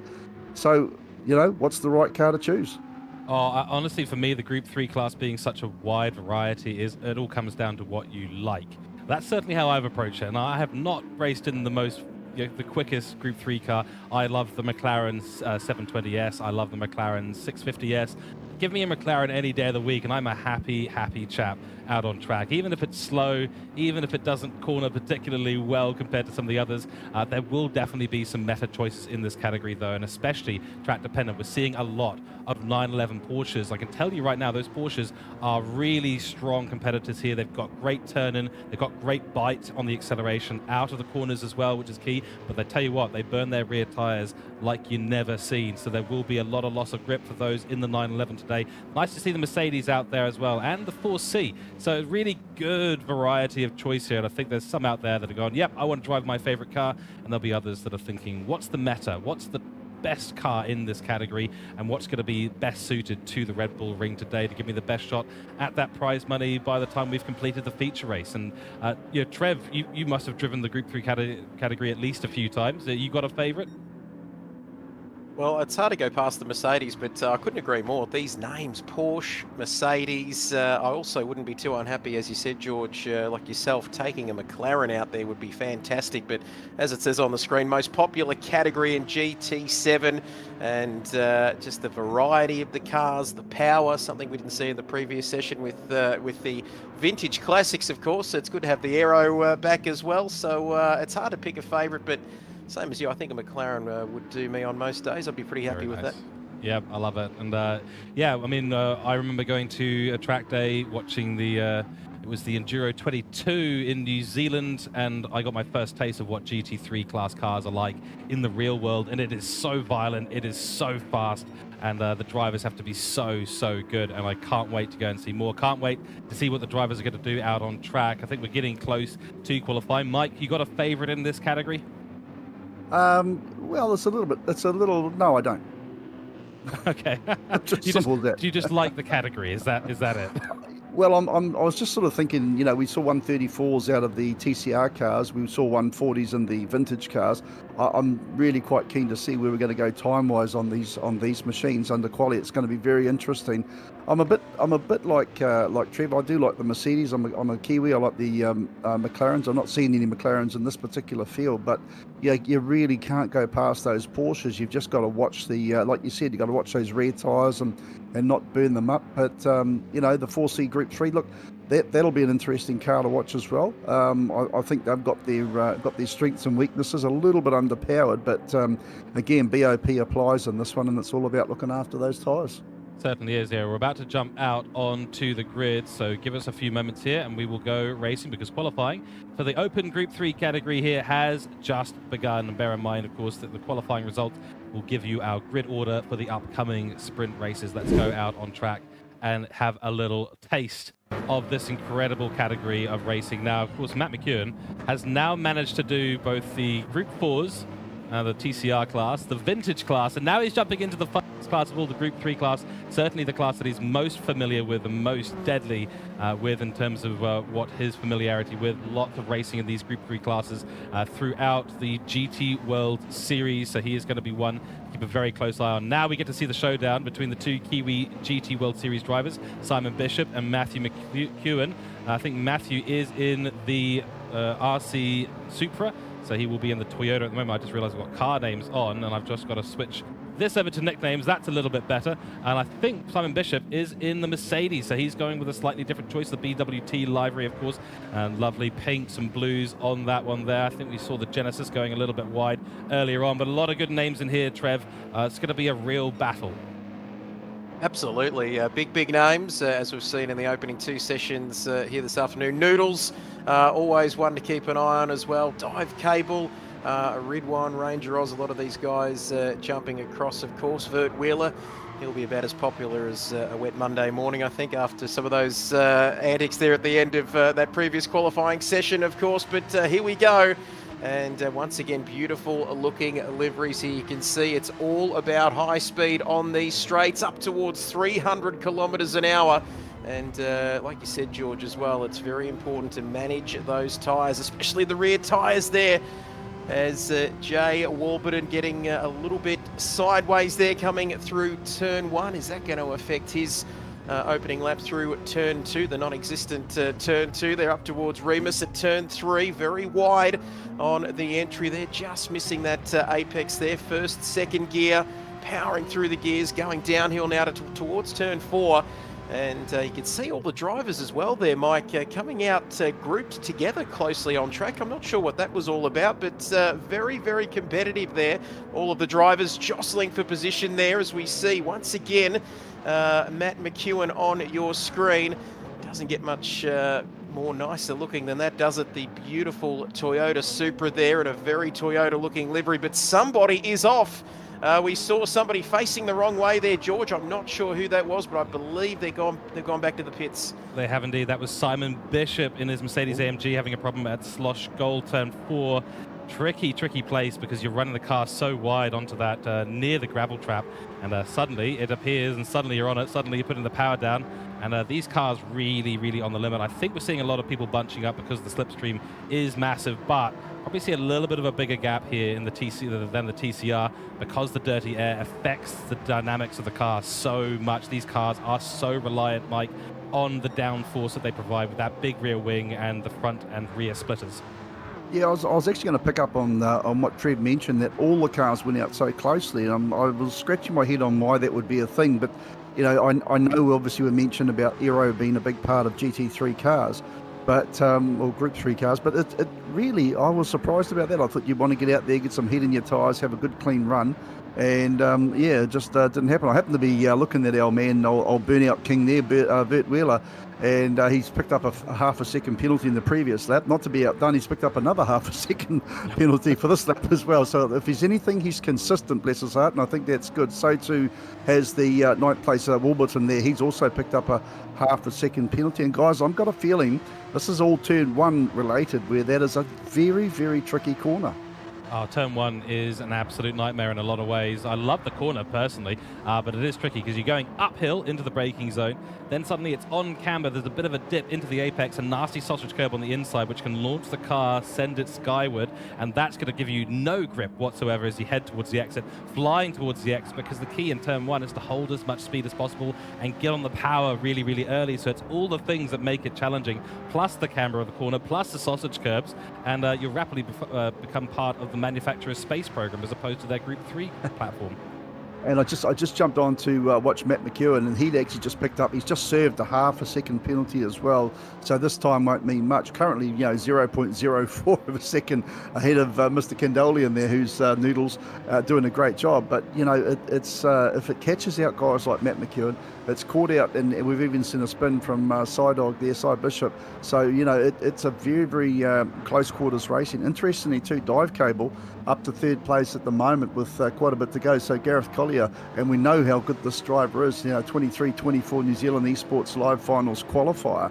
So, he's a very confident driver as Dive Cable, and he's taken it sensibly. So we'll see how this one plays out for him, and he's looking pretty good in that Martini livery car. In fact, I watched that. He's just picked up a half a second penalty. Oh, Trev, I've just done the ultimate commentator's curse, mate. It's not just you. It's a real thing, let me tell you, Mike. But these are two of the drivers to watch, of course. As always, we know all about Noodles there as well, but Dive Cable is another one of them. Gareth Collier, loves seeing that. It's been a very nostalgic afternoon so far, that Martini livery. The commentator's curse is a real thing, Mike, so I'd be very careful what you say about that. But he's half a second down, and are we watching a race or are we watching a qualifying session? We've seen some, even seen some wheel-to-wheel action so far in this one. It's been incredible, as you can see there on lap 4 for Dive Cable here so far on this run. Coming through the final couple of corners here. The times are tumbling, aren't they, gentlemen? We can see the track well and truly rubbering in now. Slightly wide there. Sorry, mate, Noodles has just gone to pole.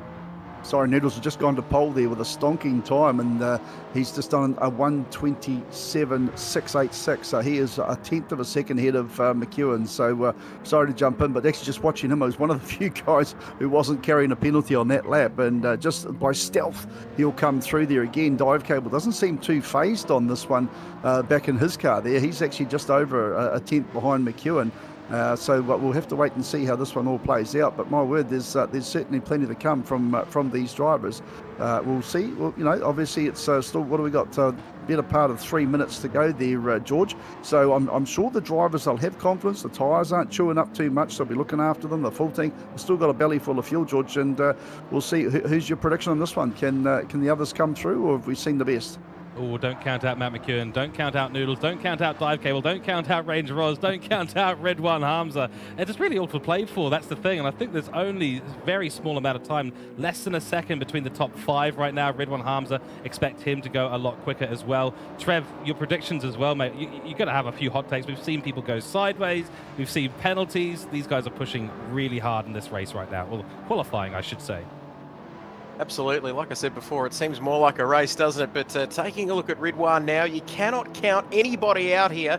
As you can see, the top 6 pretty much, top 5 certainly covered by less than a second. So it's going to be an incredible finish to this session. 2 words for me: purpose-built racing machines, Mike Howe. That's actually 4 words, but yeah. The aero, the aggressive braking, the power of them, especially down these long straights here at the Red Bull Ring, is fantastic to see.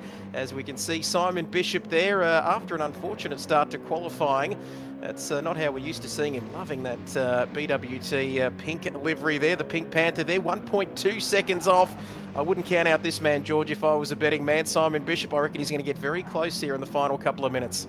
Yeah, Simon Bishop has been recently succeeding a lot in the realm of ACC, where he has managed to pick himself up some very, very good results and bagged himself a few great prizes as well. I won't say what they are, just for his sake, and also to make sure I don't get it wrong. That's P4 for Simon Bishop of 128.221, puts him about 5/10 off the lead, 2/10 away from Gareth Collier. Gareth Collier has been super calm and consistent. That is the style of driving that he engages in, and when you add a little bit of pace to his racing ability, he is such a contender for these top 3 spots, as is Simon Bishop. I mean, look at Dive Cable and Noodles, both fighting in the top 4 between them and 2 Gran Turismo World Series drivers. That is no small feat to have the same pace, especially in the Group 3 category, which is so competitive and so difficult to master. Yeah, well said. And I'll tell you what, it's counting down now. We've got 40 seconds until this 10-minute qualifier is all over, and I've got a feeling Simon Bishop is just getting quicker and quicker. We'll see if he can still come through. But you're right, though. Paul Candelanian is doing an outstanding job in Dive Cable. Noodles, he's everyone's out there. So Noodles is Paul Candelanian. I get confused with you guys. Up here it's the real name, and of course we've got their nicknames and their known names and things like that. So I'm a little bit blonde. I'll get there eventually. Unlike the Asian lady in the RAV4, who almost cleaned me up coming here this morning. I went straight through a red light. It was very kind of her. But no, look, we'll see how it all plays out. Just watching Bishop at the moment, who's trying to get himself up, moves up in the speed. It's a quicker lap, but 28.1, but still stays in 4th place here, 0.4 of a second away from Candelanian. So he's doing a cracking job there. Someone's gone off at turn 1 and decided, hey, look, is that Wheeler? Who is that? I'm going to trying to find it right now. Just apologies for scrolling through. I don't know who that is, but I suspect it probably is Wheeler. Let's see, P10. It is Bert Wheeler. He's doing donuts again. So this is he's building a bit of a reputation for himself, I think. Is that Lance Stroll out there, or let's just see? No, he's getting it all wrong. He's on the tarmac, of course. Poor old Lance went through the gravel, didn't he, there in Brazil? But can he get back on? And more importantly, you don't want to be going into turn 1 uphill on a partially blind corner there, George, and having Vert Wheeler looking back at you the other way, trying to break into turn 1.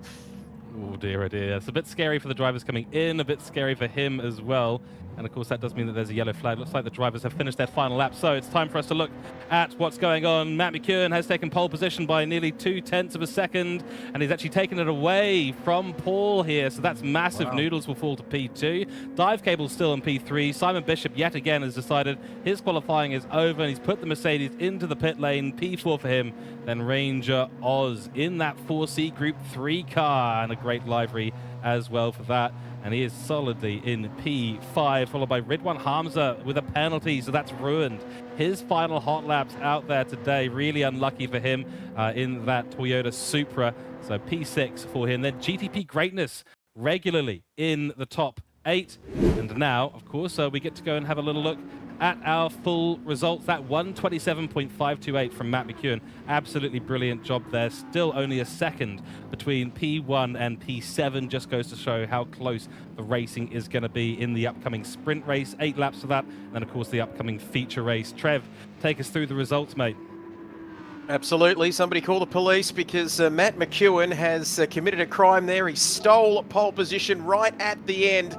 As you can see, not a lot of time covering first and second. They're just over a 1/10.5 between him and Noodles. Dive Cable, one to keep an eye on there in P3 as well. And you can see the Toyotas there taking out the top 3 spots. 27.9 for Dive Cable. Simon Bishop, difficult qualifying session by his lofty standards there in the Mercedes AMG. He takes P4 for a second row start on the grid. Ranger Oz in 5th, third row of the grid there with Ridwan as well with a 28.4. GTP Greatness in the beautiful looking Porsche there with its lovely looking livery with a 28.5, 1 second further back, just over a second covering the top 7. Honourably airborne there in the Genesis car there, 28.6 as we go across the page to look at the rest of your results. Supra, believe it or not, in the Supra there with a 28.9. Who would have thought 1.4 seconds off a provisional pole position. Lance Vert Wheeler there. It's Porsche to round out the rest of the field there. 10th for Vert Wheeler. 11 for Engie Tom and Angus GTR in 12th with a 1:31.376. And gentlemen, this sets up a terrific race later on today. I'll tell you what I'm surprised about, guys, is I'm really surprised how, and I don't mean this rudely, how poorly the Porsche went, because I was sort of having a little bit of a, I don't want to pub them up too much because they're going to absolutely romp away with this one, and they're leading the rear of the field 1, 2, and 3. I mean, we've only got the one Mercedes out there with Sidorg behind the wheel, and, you know, fourth right up there, but not too far off the pace, 0.6 of a second away from McEwen in the Supra, and we've got a Supra, you know, podium lockout at the moment, just for quali. But, you know, 1, 2, and 3. So, and let's not forget, every quali out there, there's prize money too. So for these pole positions of starting the races, there's guys with money in their pockets. So McEwen, call the police, all right? He's just gone and grabbed himself some handy cash. So, you know, it's pretty interesting.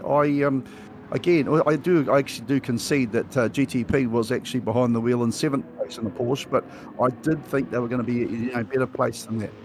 Yeah, I agree, and especially at Red Bull Ring, where the Porsche is traditionally quite a strong car, so it might have just been a combination of penalties, being behind other cars or in front of other cars or having traffic. It can be a tricky car to wrangle, but when the 911 gets hooked up, it is super, super quick. But yeah, the Supra, it's a Supra party at the top of the field and at the rear of the field, so truly a mixed open Group 3 sandwich right now with the Supras as the bread, which is lovely to see in some ways, but we'll see a great race up the top there between those three, and Simon Bishop will be mixing up the order, then a 4C with Ranger Oz. Fantastic stuff. We are going to take a short break between now and our sprint race, so there'll be a little bit of an infomercial from the Le Mans and NASCAR chaps, and we will also have a 5-minute intermission, but we also do need to double check who has taken pole positions for all the races.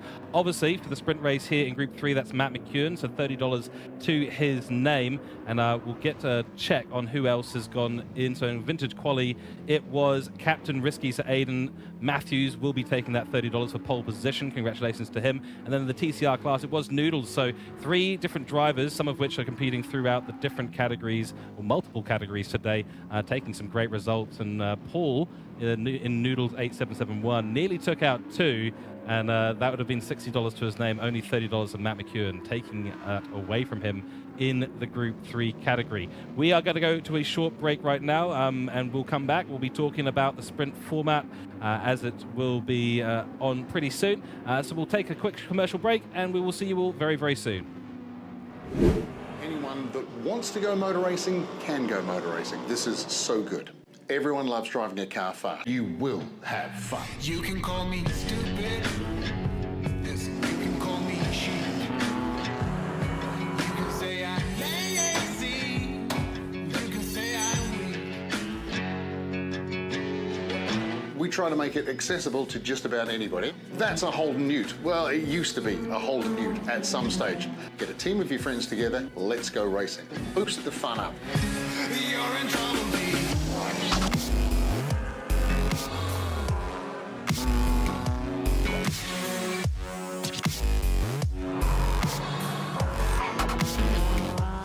The car cannot cost more than $1,000 for the initial purchase. You'll be talking to me. You'll be talking to me and the judging team. And we'll give you penalties like making you dance. We take donations straight to the charities. We do it because we love motor racing. So you should come racing at Lemons with NASCAR. but when it comes to her, you better keep it sealed. Don't you dare say a single word, or I will strike you where it feels. Where do I go from here? Have it in your head. You want to be a racing driver. The right way, the fun way. Time in the seat, time on the track. That's the trick. Don't have the big budget is what Lemons is all about. You're in trouble, baby.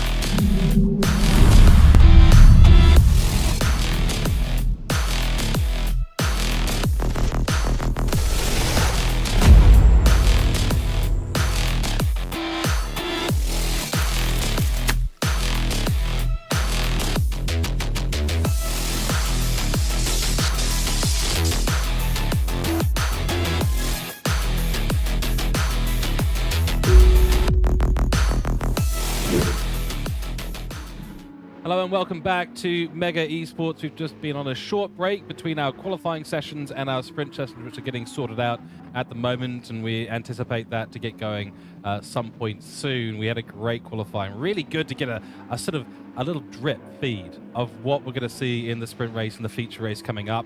The TCR class looks like it's going to be close and fierce. The Vintage Classic class is going to be how few mistakes can you possibly make in these cars at Red Bull Ring. And then the Group 3 class is just going to be violent in the sense of the sounds of the car, and hopefully some great battles out on track as well. It's going to be really, really good. Back in the commentary box, of course, my name's George Cook. We're joined by Trev Byers and Mike Howe. Gentlemen, exciting to see qualifying, but I need more. Well and truly need more. We saw it all, didn't we? TCR front wheel drive. We saw vintage cars which are older than me. Thank you, Trevor. And we saw Group 3 cars. Yeah, look, they look really, really good, guys. So I want more. I well and truly want more. And I like too what you mentioned before we went to the break there, George, was that the 3 different winners of the poll money. So there's plenty on offer and plenty of great action that we've already seen. Trev, I don't know about you, mate, but I'm looking forward to a lot more. I've only had a small smattering. I want more.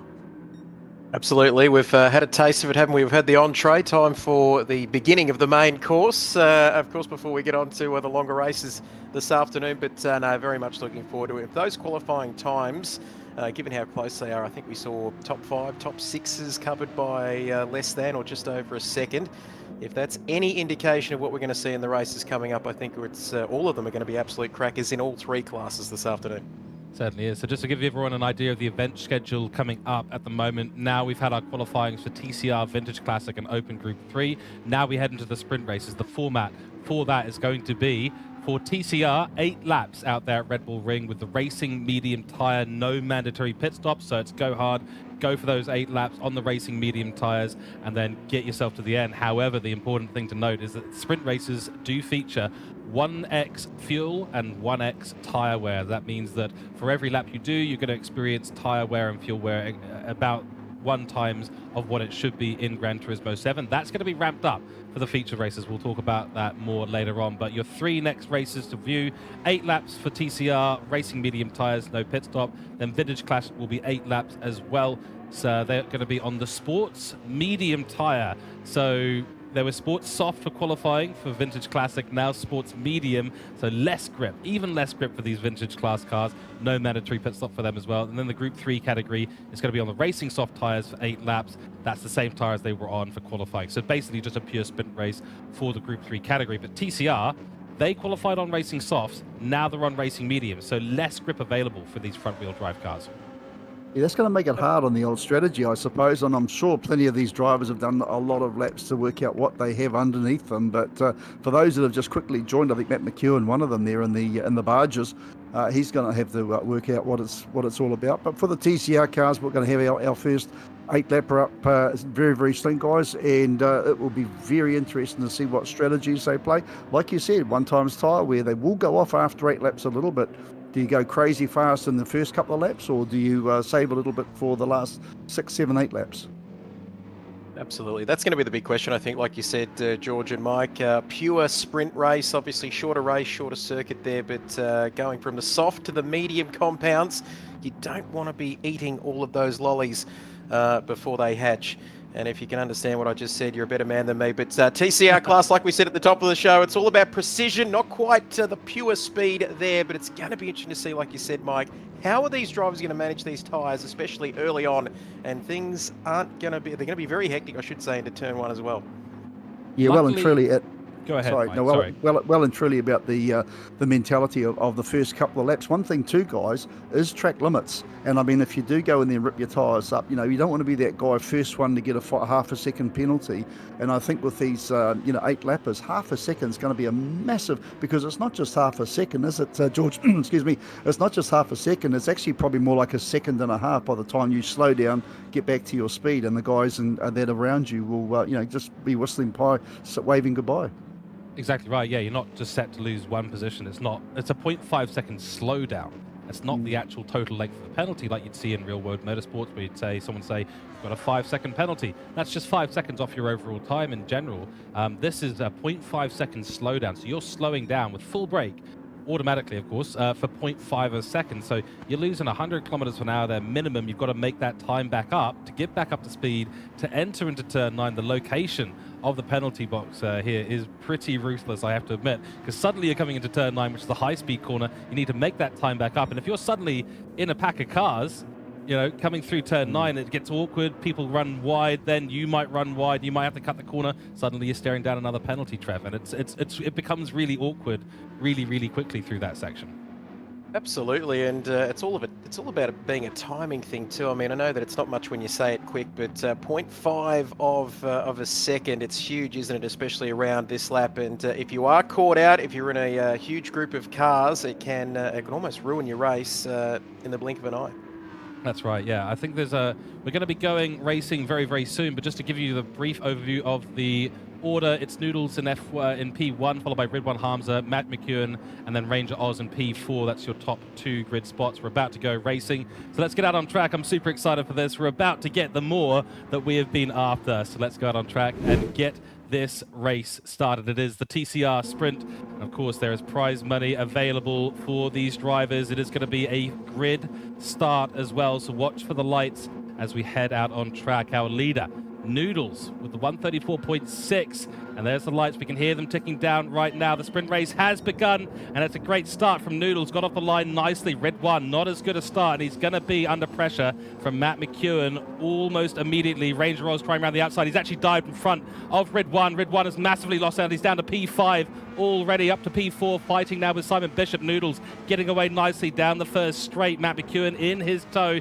and then Ranger Oz has found his way up into P3. The number 82 car has had a brilliant start to this race. Red One Hamza desperately trying to hold on. He's going to try around the outside of turn 3 into Remus we go for the first time. There's lots of side-by-side action around the grid. Red One has found the outside line, space given by Ranger Oz. Simon Bishop in tow under pressure from GTP Greatness. Then there's Dive Cables to the TCR class kicking off already. What a wonderful start, and it looks like Ranger Oz is going to have a little bit of pressure. Red One trying down the inside, trying down the outside. He's going to have a run, but that inside line is so strong in turn 4.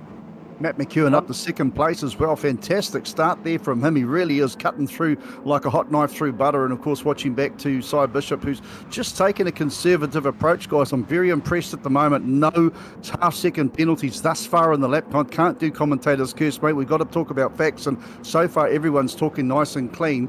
And we're looking through these, through the flip-flops here, through 5, 6, and 7, as they start to get up to, 8, and they get down to turn number 9 as well. This is here. It can all go very ugly as they go right with Paul Candelanian. He just takes 9 beautifully, all close to the 4 wheels off. Has McEwen gone too far? Let the stewards work that one out as we come through to finish the first lap. Down the start, finish straight. McEwen's got Matt Allen right there behind him in 3rd place, and this is going to be absolutely down to the wire. Just love the idea of the sprint format as we go through lap number 1. Trev, hold on tight, mate. The Aussies at the moment are going to get the shiny side of the cash. Absolutely, buckle up. It's going to be, this is just a taste of what we're going to expect for the rest of the afternoon. Only on lap 2, just like that, only on lap 2 out of 8 here as we see Ranger Oz P3, but for how long? Matt McEwen there wants to go defensive, but Ranger Oz says, you know what, I'll go down the inside. Let's try this one on for size. Gets it done. Switch back there from Ranger Oz is going to set him up nicely out of Remus at turn 3, heading down to this very tricky braking zone at Schlossgold at turn 4 here. They're side by side. Ranger Oz just with his nose in front here at the moment. Let's have a look at this. Down goes Matt McEwen there, gets that position back, maintaining P2, but all the while, George, Red One, and there's a few other interested spectators behind them as well here. Yep, You well and true. Often the 3rd place is the place you want to be in a battle, Pat, because you get the 2 in front fighting and you find your way through nicely. Red One is holding right on the back of Ranger Oz there. This is a great battle. This is for P2, Mike. Yeah, sorry to jump in there, mate, but Nate's just actually given me the Nismo, said, Nate, there are no track limits on this one, so she's a fair race. Go hard, boys. Let's bring it home, and we are into lap number 2 already. And McEwen, I'll tell you what, he doesn't mind having a couple of dollars in his pocket as well. He's certainly got the elbows out, and you can see now automatically the guy's going much wider in 9 and 10, and even onto the start-finish straight there. McEwen's going, you know what, I'm going to use every available ounce of dirt and tar seal to try and further my cause. 1.8 seconds back to Candelanian, the race leader, but this battle for second place, it's heated up. In fact, Matt Allen has just taken second place from McEwen. Right behind him is the Hamza, then Bishop. Dive Cable a little bit further back there, got some work to do with Honesty Airborne there in the 8th place position, so we've got that all happening. But Candelanian, he's just absolutely gone more than 2 seconds ahead of a very, very fast group behind them there, Trev. And look at this, 4 cars squabbling for second place. Well, they say that 2 doesn't usually go into 1 there at turn 3, but I don't think 6 goes into 1 either. But look at this. Noodles, he's in the departure lounge. He's checking out there at the front. He's having a great old time there, as you can see him just get through your picture there. But look at this once again. This is an action replay, isn't it, gentlemen, of what we saw the lap before there. Red One this time, in fact, going toe-to-toe with Matt McEwen. Don't forget about Simon Bishop. Is he going to part the seas just parted for him there, Simon? I thought he was going to go down through the middle there on that occasion. As we take a look now at Simon Bishop, I think he's going to be the main beneficiary here as he's just snuck through there, looking to slot in behind Ridwan through turns 7, heading towards the kink at turn 8 now. Don't know where to look here. There's so much action here, gentlemen. It's and hopefully everyone at home is enjoying it as well here. Mega Esports. What an event we are seeing here already as Ridwan just, not sure whether that's a passing opportunity there, George, but Ridwan made it work, but Simon, he's not done with yet as we come onto the main straight. Yeah, Ridwan holding on nicely to P3 at the moment. Nice work to keep ahead of Simon Bishop. Matt McEwen has gone from P3 to P2 to P5 in this race as the others' legs start to stretch, and Ranger Oz is starting to put a bit of a gap between him and Ridwan. The fighting between P3, 4, 5, 6, not helping their causes, but really helping Noodles and Ranger Oz run away with the top 2 positions. Bear in mind, of course, we are halfway through this race already. 4, 5 laps to go. Fastest lap, of course, being held by Paul out front, 1:36.1. That is a couple of seconds away from his fastest lap time in qualifying. Bear in mind, these medium tyres will last long, but they do not have the grip of the racing soft tyres we saw back in qualifying. And Matt McEwen has got a lot of work to do because now he's got dive cable on his rear. And is it going to be another overtake? He's lost a number of positions at Slosh Gold down the hill to turn 4, and it looks like he's not going to lose one this time, but dive cable is a consistent driver. And Matt McEwen, he doesn't look as comfortable in this TCR class, and I wonder if that's just playing into the hands of others out on track. Only Airborne in P8, GDB Greatness in P7, and looking quickly around the rest of the grid, Clan Fever in P9, followed by Rock the Rock, Flying Kiwi in P11, and Vert Wheeler in the RCZ, one of our favorite chaps now on the grid with the flames around the car. And look at that, he is absolutely using the tyres to the maximum. Big respect to him, he's in P12 at the moment. But what can we say about Noodles? Go for it, he is checked out. He's checked out well and truly, 3 seconds ahead of second place Malin, who's driving this thing beautifully. There's nothing wrong with the effort he's putting in. In fact, he's starting to get a little bit of love there from Ridwan there in the 3rd spot now, who's moved himself up to half a second back to the second place car. In fact, right behind him is the dogged determination of Cy Bishop. Dive cable also trying to come along for the ride. Just a little bit of a gap to overcome. Guys, we're into the 5th lap. We're over half race distance.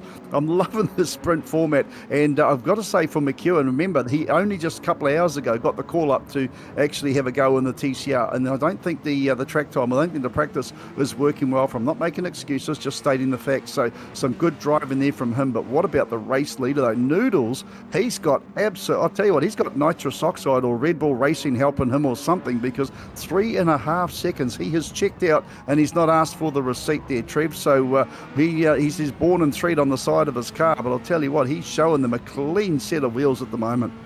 Absolutely. I usually call him 2-minute noodles, but I'd love to see what he sprinkled on his porridge, because 5 laps in, he's got about a 4 to 5 second gap. That's incredible, isn't it? A bit like what we saw with Max Verstappen at Brazil last weekend. But this is the battle to keep an eye on now. Still plenty to play for here between Ranger Oz and Ridwan. Now the gap, as you can see visually on your screen in front of your very eyes, less than 1/10 of a second here coming towards turn 9. Is that an opportunity to get through there? Not on that occasion for Ridwan, but he's well and truly in play here, along with Simon Bishop as well. Like we said, down there in P4. Don't forget about him either, but also Matty McEwen there as well, as we ride on board now with Simon Bishop. What this man hasn't done in Gran Turismo isn't worth mentioning. He's got front row seats to the battle for P2 at the moment, doesn't he? P2 and P3 together through the difficult uphill braking zone at turn 1.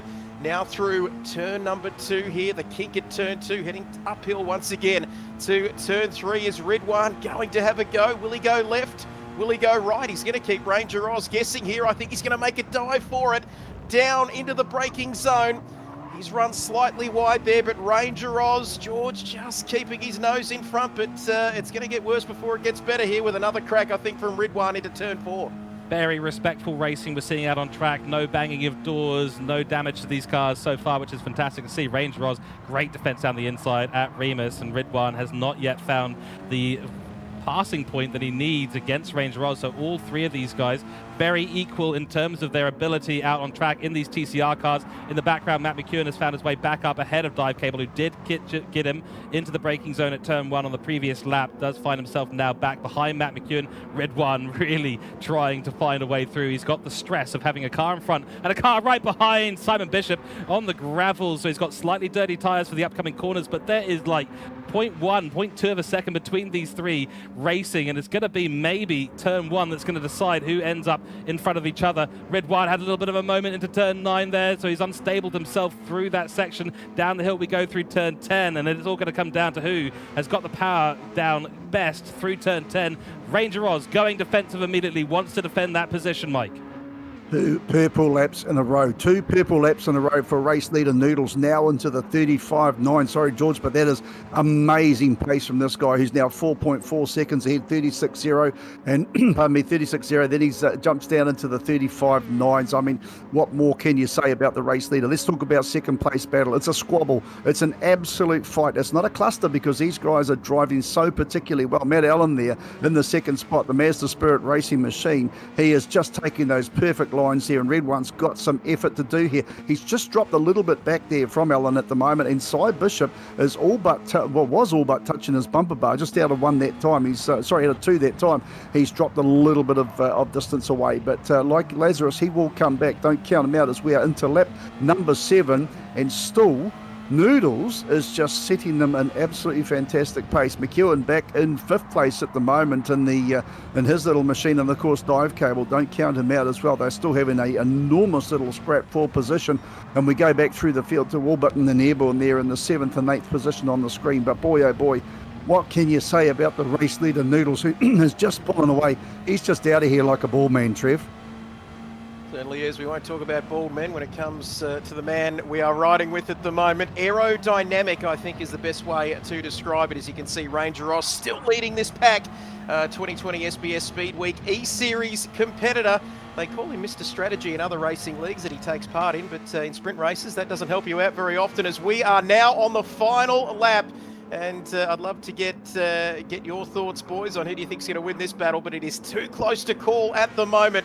And let me tell you, 2nd, 3rd and 4th, all within a second of each other. There's Noodles having a great Saturday afternoon there, off into the distance. He's enjoying things up there in P1. And I don't think he's too concerned about this battle behind him. But let's take a look at Red One now. Podium position still up for grabs for Simon Bishop, of course, as he tries to take the inside line there. Red One running slightly wide out of turn 3. But is that going to give him a good path here? Can he get into the toe of Ranger Oz here? Only a few more corners to go between these three, all of these drivers and the checkered flag. And who's it going to be? P2, P3 and 4, as well as the other positions still up for grabs here through the middle part of the lap they come. And I'm trying to try and think of the best passing opportunity for these guys here, but you can see Ranger Oz on the defensive. And I've never seen a wider Mazda than that one in front of me at the moment, Mike, but it is on with a few quarters to go here. Yeah, well and truly on, mate. And we, like you say, we're counting the door down, George. It's getting very, very close. First actual mega sprint race ever. And it's a great privilege to be part of this one. George, bring us home, mate. Couple more corners to go. We can see Candelaria Noodles doing such a cracking job. Here he comes across the strip. Finish it up for us, will you? Right, we got Noodles coming across the line. He will take pole position. He wins the race. Flash of the lights from his car. This is the battle we're so interested in. Red One didn't want to make any overtake there. I think he was happy to hold on to P3. Knew that Simon Bishop was so close behind him, so didn't want to risk not getting that prize money, and does take home P3. So it is P1. Noodles across the line for the first sprint rate here in the TCR category. And what a victory by 4.6 seconds. That is dominant. Excellent stuff, and what a battle for P2. Ranger Oz takes home P2 there. Red One in P3. What could have been for him? And Simon Bishop, a great drive back through the field. Started in P5, ends up in P4, and just by 0.4 of a second behind that prize-winning position of P3, and then Matt McEwen. Wow. I don't often find myself lost for words. That was exciting. We asked for more, didn't we, chaps? We got more. We got a lot more. Dude, we got delivered. We absolutely got delivered a fantastic race, and hats off to Noodles. I mean, when you see a star-studded field like that and you see an absolutely cracking drive, Trev, I don't know about you, mate. I thought we were going to see maybe half a second in the top 3, 4, or 5 cars, and the 5 cars we've got is cool. But to get such a dominant display there from Noodles, poor Candelonian, my word, that just goes to show the exceptional driving skills. I will, before I go across to you, Trev, I will shout out though, Cy Bishop in 4th place. I know, and you know, he could have done a couple of dirty jumps on the inside there of Red One, but he's a clean, I wouldn't say a gentleman racer, but that was a very clean race, and well done there to him as well. But what about Noodles? I'll give it to you, mate. The Aussies on this one, they have well and truly, he's well, in fact, it's an Aussie podium lockout there. The Kiwis, we've just got to do better. Well, there we go. I think the results speak for themselves there. 1, 2, and 3. Loving the, as long as most people in the other parts of the world know the difference between the Australian and New Zealand flag, that's always one that's quite frustrating. But Noodles dominating there, 4.6 in at the end. Some comments in the chat there. These cars looking great, loving the battles that we're seeing at the moment. It's still plenty to play out, of course, for the rest of the afternoon. But Noodles taking the win. Ranger Oz in second. And what a battle that was. He held his nerve. He soaked up that pressure, didn't he? It didn't get any easier for him, especially in the last couple of laps there to take P2. Ridwan in P3, part of that great 3-way battle with Simon Bishop there. First of the Kiwis in P4, I won't, that's all I'll say there, Mike, but then Matt McEwen in P5, just struggling a little bit to come to terms with these cars on this occasion, but a quality driver nonetheless. Dive Cable in 6th, GTP Greatness in 7th, 9 seconds further back. Honourably airborne there in P8 as we go across the page. The Rock there in 9th, I should say, 14 seconds off of the lead there. Clan Fever rounding out your top 10. Flying Kiwi further back there. Lovely looking livery on that car, of course. Hooncorp as well. And Vert Wheeler, well, he was at the back of the field, but managing to see the finish line, George, in the end, taking home P12 in the first race. That's right. He may not have won the race, but he won our hearts. And I think that's the most important thing. We absolutely love Vert. So congratulations to our winners in the TCR Sprint. We've got the Vintage Classic Sprint coming up shortly. But first, I believe we have an interview lined up with our race winner in TCR Sprint. So once we get him into the comms box, we will have a chat to Noodles. That's Paul Cand. We have to ask him how his name is actually pronounced. I think that's going to be a key thing. Not quite sure where he's disappeared to, but nonetheless, exciting racing. And this just bodes well. I can't wait to see the kind of racing we're going to have in the sprint race for the Vintage Classic now. Yeah, it's going to be all on, isn't it? I think that we're going to see completely different strategies come into play. It's going to be a very fast 8 laps. I think I wrongly said 10 laps earlier on. Apologies for that, but definitely going to be a fast 8 laps. I don't know if it's going to be as clean because the old barges and aircraft carriers trying to go around there side by side might be a bit of a struggle, but the precision of those TCR cars, the drivers made them look a lot better than they probably are to handle around Red Bull Ring, which is a predominantly very, very tight understeery front-wheel drive circuit. That, Trevor, look forward to seeing this one. I think the Kiwis have had enough being beaten up by you Aussies in the first race. We'll be coming back with a vengeance. But, how do you reckon? I mean, you guys built those HQ Holdens and Ford Falcons for a long time. It might be another advantage for you. I just want to jump in and quickly say, 4th place is a Kiwi first place, all right? Those who know, know. I'll tell you what, you boys can't complain too much, but it's only going to get better, let me tell you, in the next couple of races. I believe we've got Noodles now coming in for a quick chat with us. That's if he doesn't keep disappearing from the post-race driver interviews, but what a race there. You can see the results on your screen. And I've got to say, gentlemen, talking to Noodles after a lot of these races is becoming quite familiar to me. He's an absolutely quality performer. No matter what car you put him in, no matter what game, no matter what category, he can get the job done. I'll try and, let me just try something here. We'll try and bring him in, hopefully. No, unfortunately, there's some sort of problem with the commentary box, so we'll have to figure out exactly what's going on and why. Worst comes to worst, we might be able to switch over to the waiting room and see if we can get a chat with him. Nonetheless, that is your sprint race for the TCR class, and it was really exciting racing.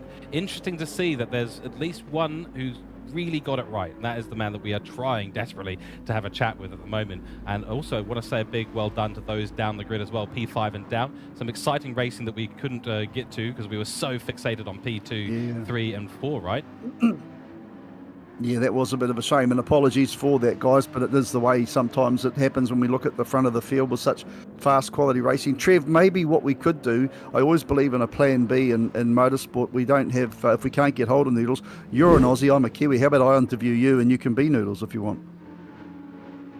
I'll tell you what, you've caught me off guard, but yeah, we can make it work. I believe we are just getting permission, George, for Noodles to join, of course, on the Discord, but we'll wait and see how that goes. But plenty of comments coming through, George. Everybody loving this race day format so far, and we do appreciate the kind words as well, and the feedback on the commentary, which people are also enjoying as well. But yeah, whilst we wait for Noodles to come in, I think we might have him now, George. Noodles, have you got us there? Got you guys. Loud and clear, mate. Congratulations, first of all, on a dominant display in the first of the sprint races there in the TCR cars this afternoon. Give us a few comments from your perspective. I'm not sure whether you knew what was happening behind you, mate. There was a hell of a battle going on behind you, but you weren't too concerned about that. Yeah. These cars feel really weird to drive because obviously I was doing the GR3 qualifying, so you go from a rear-wheel drive car to a front-wheel drive car, so it took a little bit to get used to, but I felt quite comfortable out there. Car felt really good, and I actually kept looking behind me, and it was all going off for a second, I think, so no, it was pretty crazy down there. Hey Noodles, it's Mike here, mate. Now, can you hear me okay? Yep, got you.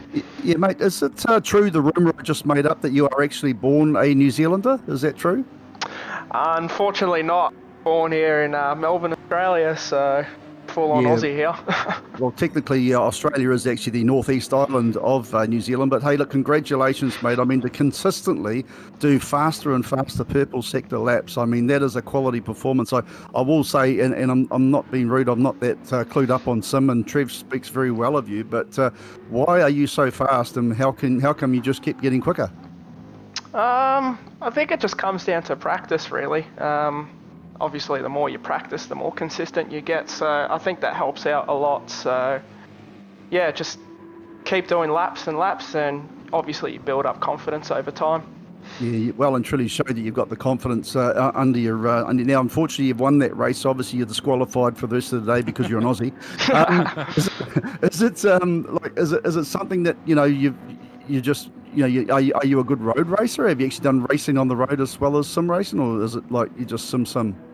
Unfortunately, it's just sim really, but I'd love to obviously give real racing a go, but obviously all that stuff is pretty expensive, so I'd like to have the opportunity one day to actually drive a real race car. That would be pretty cool, but yeah, just all sim for me. Well, congratulations, mate. From down here in New Zealand, I say well done. I think George is also in New Zealand. He is a POM, mate. You probably struggle to understand what he has to say, but I think he's got some words here for you as well. Yeah, thank you, Mike, for that handoff. That's fantastic stuff there. Mate, congratulations, of course. And yeah, I have to admit, you're a little bit closer to that real racing dream, about $100 closer. So big congratulations on the prize money that you'll be taking home today. And you got qualifying pole as well, so that feels good. I have to ask you about turn one, because that is not a close. That was quite close. You saw Ridwan didn't get the best of starts, but suddenly under pressure from the likes of a GT World Series driver and Matt McEwen, the blood must have been rushing, the adrenaline must have been going. That turn one, can you just talk us through that race start in turn one? Yeah, so I was actually lucky enough to get a good start there. So I think it would have been a little bit of a different story if Ridwan got the same start or a better start as me. I feel like the race would have played out a little bit differently, but yeah, like I said, I was just lucky enough to get a good start from there and just, look ice forward really and try not look back.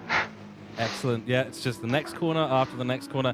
Big congratulations, Paul. Really glad to have a chat with you here. Thank you for answering our questions in the commentary box.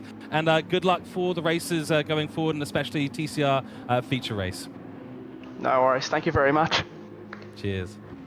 Okay, fantastic. Great to have a chat with Noodles there. Of course, takes home the sprint TCR victory and, of course, the TCR quali victory as well. So he is in great shape going forward. We're going to be kicking off into the Vintage Classic sprint race very, very soon. But first, gentlemen, some thoughts on what sounds to be like a fantastic young man and a fantastic racer.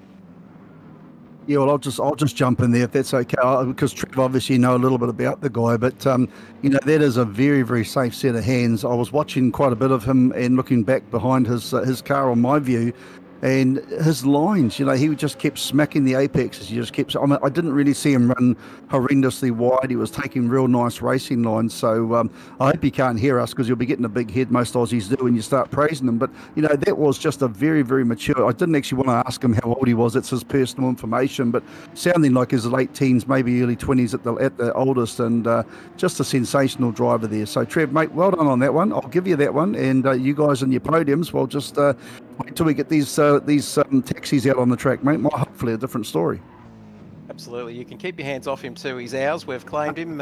He's a true blue Aussie, that's for sure. But like I said, as we were trying to get him in there for a chat post-race, very familiar person. I talked to him a fair bit.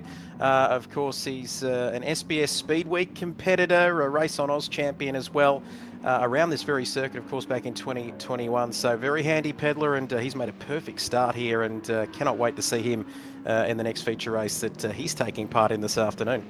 Yeah, of course, he's not actually in this next race, is he? He's going to be sitting this one out, jump into the Group 3 cars, which will be interesting. And that in itself poses some issues. I mean, he's just finished a 300 horsepower front-wheel drive, 350 horse front-wheel drive car, and his next race is going to be a 550 horsepower rear-wheel drive car. So certainly something to watch out for in that one. And that's the thing about it, isn't it? There, George. These drivers are so flexible, they're so adaptable.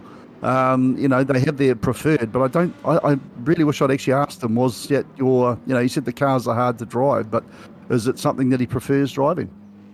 It might well be, it might not be. We will maybe know if he gets back into the interview box once again, but certainly the difficulty of switching between the different car classifications today, that is no small thing. We talked about that earlier.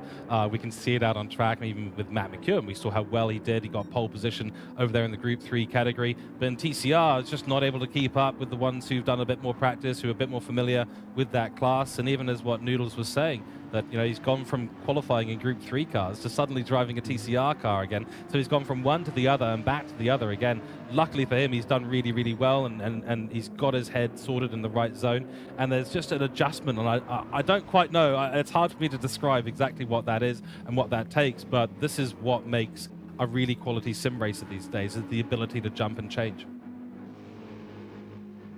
Absolutely. I think that's, we've been talking about it. It's been one of the themes, hasn't it, so far throughout the broadcast here today, is the fact that they can just jump in and so effortlessly jump across different categories, of course, different cars, and get the job done. Something that I've never been able to do, and that's why I'm probably sitting here with the headset on rather than being out there on the track. But it's something that's always amazed me, Mike, in the sim racing world, how these boys can do it, and do it at such a high level as well, and have that consistency too. Yeah, well, I if I do some racing, I always have a picture of the whole car, because I can't feel it, so I want to see what it's doing. But a lot of these, these drivers, they have a windscreen view, or sometimes sit on the bonnet, and I struggle how they know the car's going sideways when you can't feel it, you can't see it. I suppose you anticipate it. It's I have a lot of respect for these drivers, and I'll just ask one thing, guys, and this is don't shoot the wounded on this one. It's an interesting question. Again, I call myself the outsider.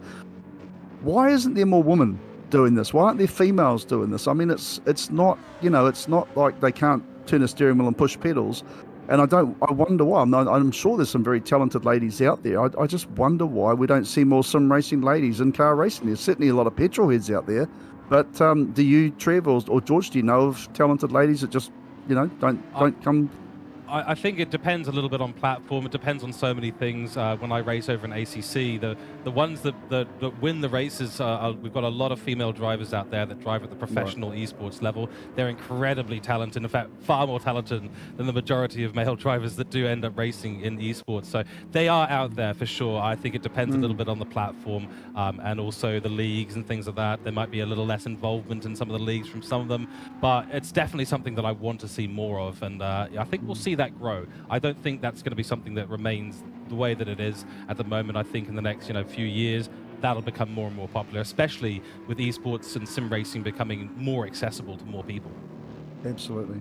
Good call. Absolutely, and like we said, the talent's there, I think, and with those avenues opening up in the sim racing world, I do think we're going to see more female competitors coming into sim racing and competing at the front, not only competing, but at the front and at the highest level.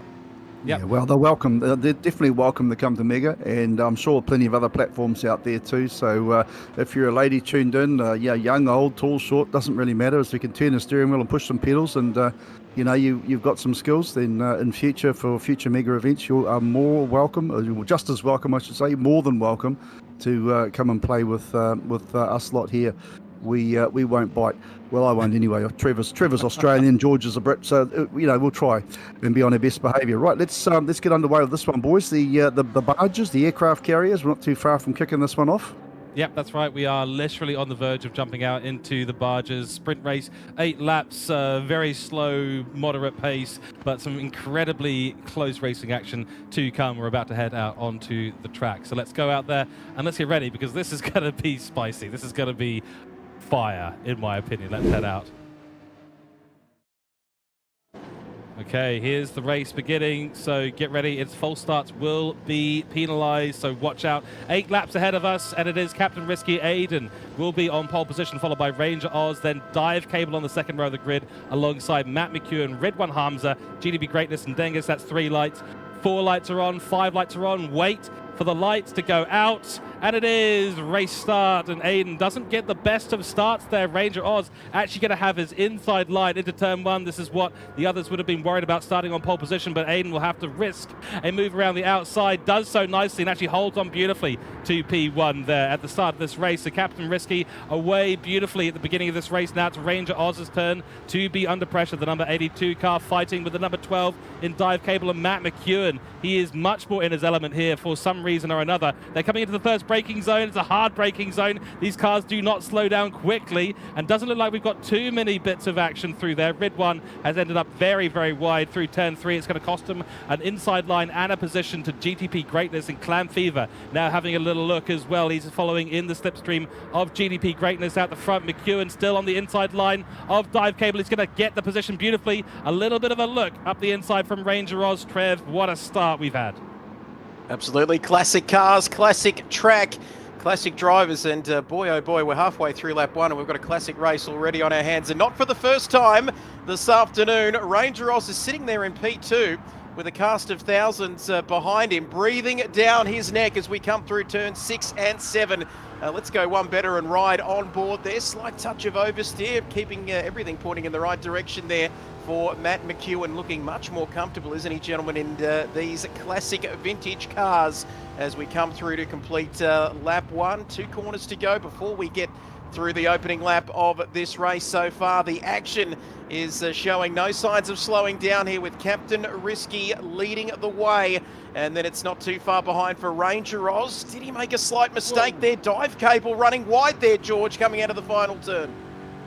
That is very close there. A bit of grass. He's going to have his left-hand tyres a little bit dirty into turn 1. GDP Greatness on the inside. Brakes very deep, though. This is going to be a switchback for Dive Cable, but those rear tyres already lit up massively for Dive Cable, so he's looking very, very squiggly on the accelerator. GDP Greatness has compromised himself massively and will have to give up the inside line. Mike, we've got racing action ahead, behind, everywhere, left, up, down, right. It's happening all over the place.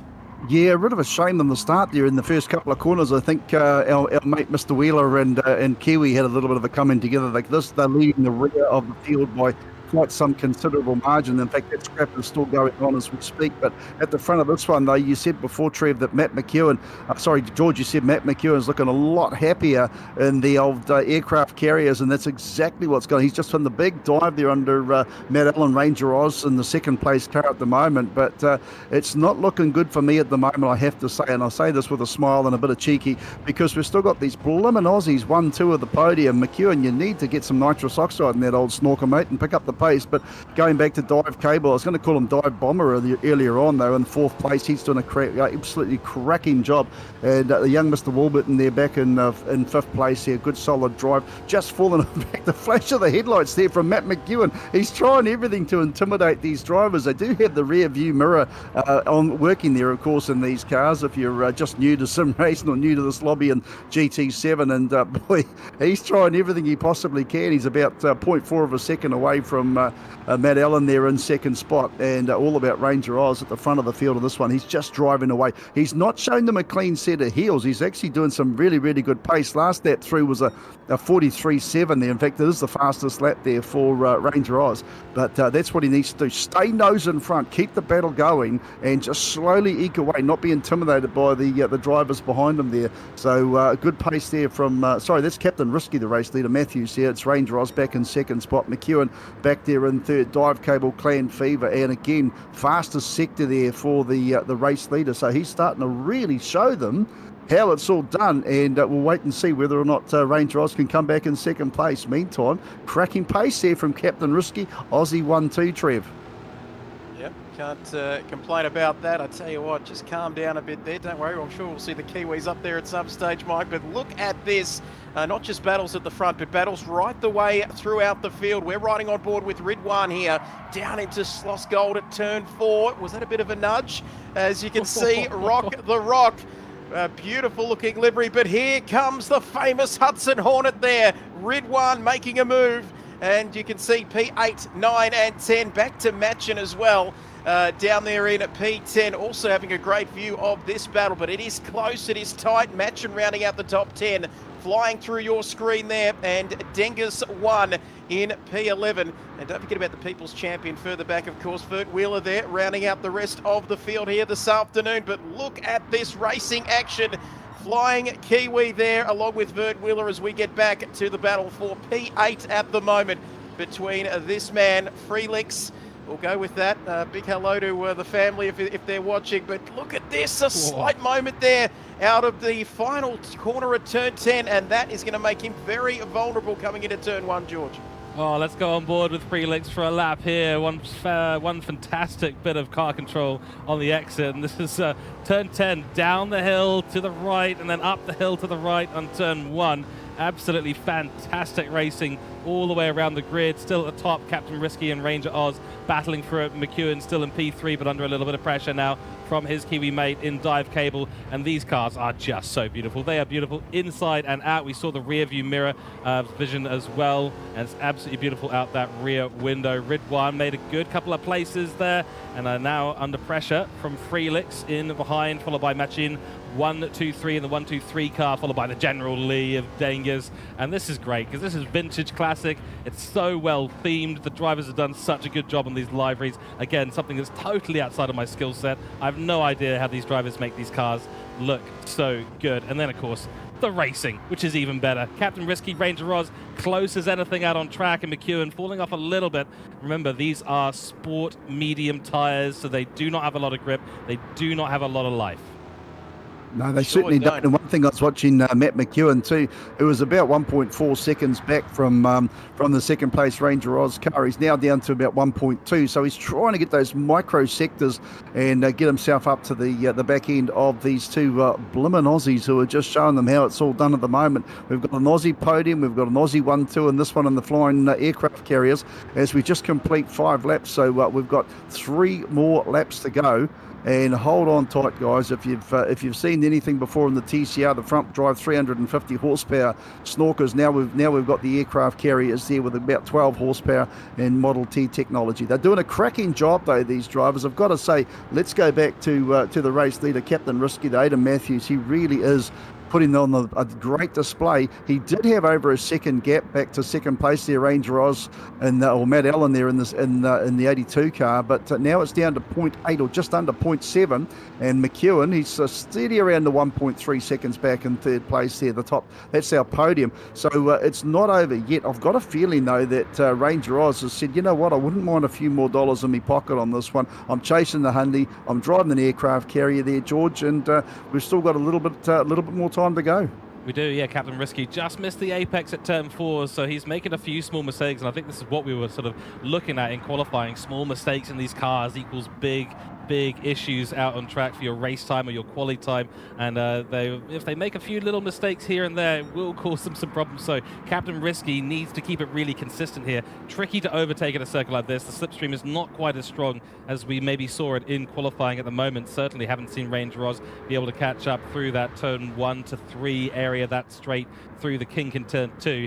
And so, yeah, Captain Risky, he's got to play it safe. Not risky. He's got to be the opposite of what his name implies. He's got to play it safe now and just not make small mistakes. That is a small mistake from Ranger Oz. Loses a bit of traction on the exit of turn 10. It's going to cost him a chance into turn 1 to overtake P1. But these three really driving away with it. And unfortunately for Dive Cable, not much he can say in response right now, sitting 2.5 seconds off the pace. But luckily he's 2.5 seconds ahead of Clan Fever, who's been battling with GTP greatness this entire time, as has Ridwan and Only Airborne. By the way, quick update there. Ridwan has made it up to P7 in front of Only Airborne. So he's on a charge back through the field. How much pace has he got in these remaining 3 laps of the race? We're on lap 6, 7 and 8 still to go. And Risky taking it as safe as possible, but the gap, oh boy, the gap is close. Yeah, she's a close one, all right. It's too close to call at the moment, isn't it, gentlemen? Vintage cars. This is going back to a golden era of motorsport. Less about the aero and more about the raw driving skill around here. We've got Aussies 1 and 2, so everything's good in the world. That's right, Mike. 2 can play that game, but look how close it is. It's Captain Risky at the moment, leading the way from Ranger Oz, but for how long? We've only got a couple of laps left in this one. Look at these drivers just managing the lack of downforce, the lack of aero as well, Mike, especially through Sector 2, trying to manage the power on these cars as Ranger Oz just a 10th down there through that middle sector. It's going to be about who can make the least amount of mistakes here and hold their nerve as we are approaching the penultimate lap of this race. This day is going very, very quickly. We hope you're enjoying it at home too. And don't forget Mega Esports Gran Turismo 7. What a fantastic race we're seeing, or races we're seeing here at the Red Bull Ring. Penultimate lap of this one coming up. It's Captain Risky, half a second in front here, of course, 1.2 further back. Matty McEwen there dropping a little bit off this battle, this lead duo. But George, penultimate lap of this race and still too close to call here. Yep, small mistakes will equal big issues out on track, and I have to admit, going on board is just such a pleasure, because you see that raw interaction between the counter steer, the way that they're interacting with the mechanics of the car, and the use of the accelerator and the brake gives me very much some vibes from early Formula 1 days, even into the 70s and 80s of Formula 1. It's that mechanical raw skill, isn't it, Mike, that they have to execute. That's a bad run for Captain Risky. Now he's at risk. He didn't play it as safe as he needed to. Ranger Oz is going to try the move, but he's going to be forced to the outside. Risky is holding the inside line. But Mike, yeah, that raw interaction between driver and car, so prevalent in what we're seeing here. Yeah, well said, George. They can't rely on all the technology. They can't rely on traction control. They haven't got any. They can't rely on APS. Has the leader just has a moment again. Now, look at the gap between Matt McEwen and this one. He's down to 0.7 of a second, as there's a bit of a squabble at the front here. And unfortunately, Matthews is going through a little bit of he's been intimidated well and truly, as he should be, by Matt Allen, who's doing a cracking job in this one. So Aidan Matthews, the race leader, or Captain Risky, he's got Ranger Oz right there behind him, and Matt McEwen now down to half a second. Go the flying Kiwi, but take nothing away from Risky, who's doing an absolutely sterling job from this one. I have to say, a little bit of glitch going through that curve there through 9 and now into turn number 10. This will start the final lap, and this is a brilliant drive. Well and true, bit of touch there, bit of Liberace, and he unsettles him. Here comes Matt McEwen, the aerodynamics of a blimmin' barge. And I'll tell you what, these guys are right on. Oh, Trev, you try and tell me who's going to win it right now, mate. Lay it down on the table. Don't be Mr. Neutral. Who's going to win? Oh, I tell you what, I haven't seen a Kiwi this quick since Burt Munro and the world's fastest Indian. But boy, oh boy, these boys are under pressure, aren't they? Ranger Oz in second, Captain Risky in first. They've got their own issues to deal with, don't they, in P1 and P2, but that's the least of Matt McEwen's worries, because he'll be looking to take full advantage here into turn 3. Oh, we've seen some incidents here over the years, haven't we, at the Red Bull Ring, but this time, nothing doing on that occasion, but Captain Risky Did he go a little bit deep into that corner, because it's left Ranger Oz with an opportunity here down in towards turn 4. Final lap of this race. Winner takes all here. As you can see, down into turn 4, Captain Risky just sliding a little bit wide there, and that's given an opportunity for Ranger Oz to get through, and there's contact now, George, between Matt McEwen and Captain Risky, and boy, oh boy, and he is not living up to his name, of course, the insurance specialist. Well, he is, in fact. He's taking a few risks here, and he'll need to if he's going to win this one. Oh, wow, that was so interesting. We had Captain Risky go very wide under pressure from the inside line from Ranger Oz, who got on the brakes nicely and made the pass at turn 4. But Captain Risky ran onto the gravel trap. McEwen said, right, it's my time to get P2 away from the Aussies, and the Kiwi now up into P2. Can he do a late send, maybe into the last couple of corners here? Right now it's Ranger Oz in the lead of this race. He's got one more corner to navigate, a little bit of road to go down towards that checkered flag, and at the moment Matt McEwen can't do anything about it. Captain Risky can't do anything about it, and it is Ranger Oz, the Aussie, takes it again in the Vintage Classic for the sprint race after 8 laps of fantastic racing in the entire grid. Brilliant job there from all of them, and so unlucky for Captain Risky. That one mistake, I said it would come down to one mistake, and it was one mistake. And Schloss Gold, the corner that we fear and love, takes the crown and changes the race. Guys, look, it's absolutely fantastic. I'm literally on the edge of my seat, and I'm not anti anyone. I didn't want anyone to get bumped and scraped. And Nismo's just said to me, don't forget that all results are, just pending results, obviously pending any stewards' inquiries. I don't think there's anything to worry about there. There was a few bumps and a few taps, but boy, I was expecting fireworks, and we just got some really great racing instead. Well done to the drivers. I take my hat off to them all. They could have got a bit, especially the last lap there. Those 3 could have, and yes, there was a little bit of contact, but I didn't see anything in it. I'll even give it to you, that one again, Trev. But what a pleasure it is to watch, clever drivers like that. I know there was some argy-bargy in the first lap right at the back of the field, but let's absolutely put our hands together for Aidan Matthews, Captain Risky, who's taken that one, and he's taken it absolutely well. And I mean, well done to him. Go back to second place there, Ranger Oz, in the second place here, Captain Risky. Matt McEwen, sorry, in second place. Risky in third place. I've got to get it right. I'm even trying to deny the Kiwis myself. Dive Cable, another of the Kiwis there in fourth place there. Then it's GTP Greatness in fifth place. Ridwan F1 in sixth place. Freelix in position number 7. And Dingus 1. He didn't drive like a dingus. He drove very well. Will take out the top 8th place. And fastest lap on that one was actually Captain Risky as well with a 1:42.54. So, third place. I don't know if there's any extra money there for fastest lap in the race, is there? No, there's not. Positions, podiums, that's where it's all the rubber meets the road for the money. And Clan Fever gets 9th place here. 10th place is Mitchin 193. 11th is Honourably Airborne. 12th is Flying Kiwi. And 13th is Rock the Rock with Verd Wheeler, our mysterious man. I'll tell you what, he's certainly got some attitude. He tried to start the race in the wrong car, but he jumped in the right one eventually, and he had an interesting race. But let's hope we don't see the last of this talented chap, and we'll see him up in the next one.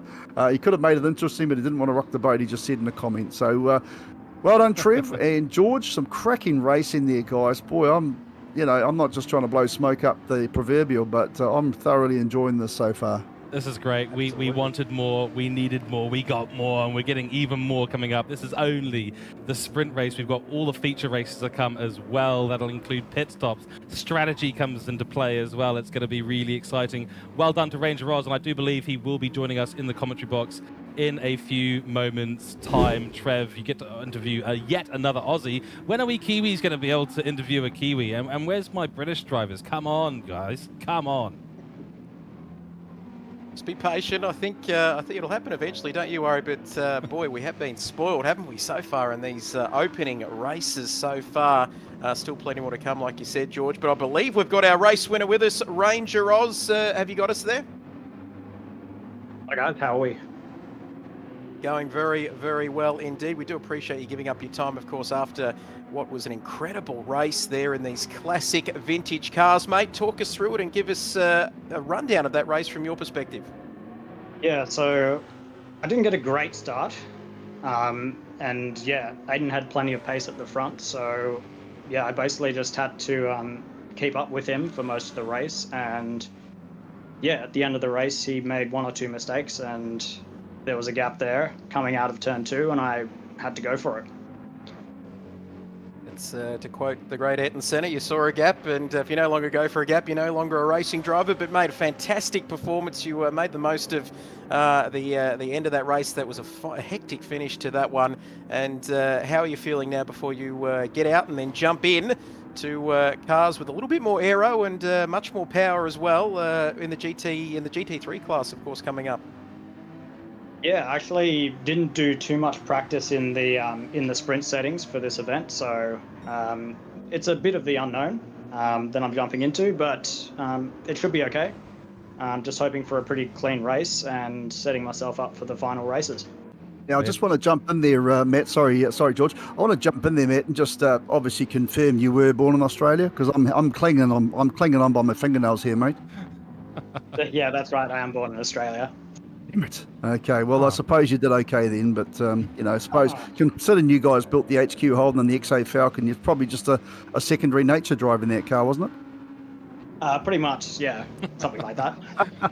No, congratulations, mate. And I mean, it was a stonking drive. You had some pressure on you right at the end of it, and of course, you saw the argy-bargy there right behind you. But Matt McEwen flashing the lights there and back in third place, and you just held on to it. I mean, a few squiggly moments there, but opportunity when it arose. So well done to you. Thanks very much. Yep, and I do want to ask a little bit about these cars, because we were talking about the interface between the driver with the steering wheel, and you're turning, you're accelerating, you're braking. All of those core driving techniques are so key in this. And was that something you focused on practicing? Is that something that you clearly feel when you drive these cars?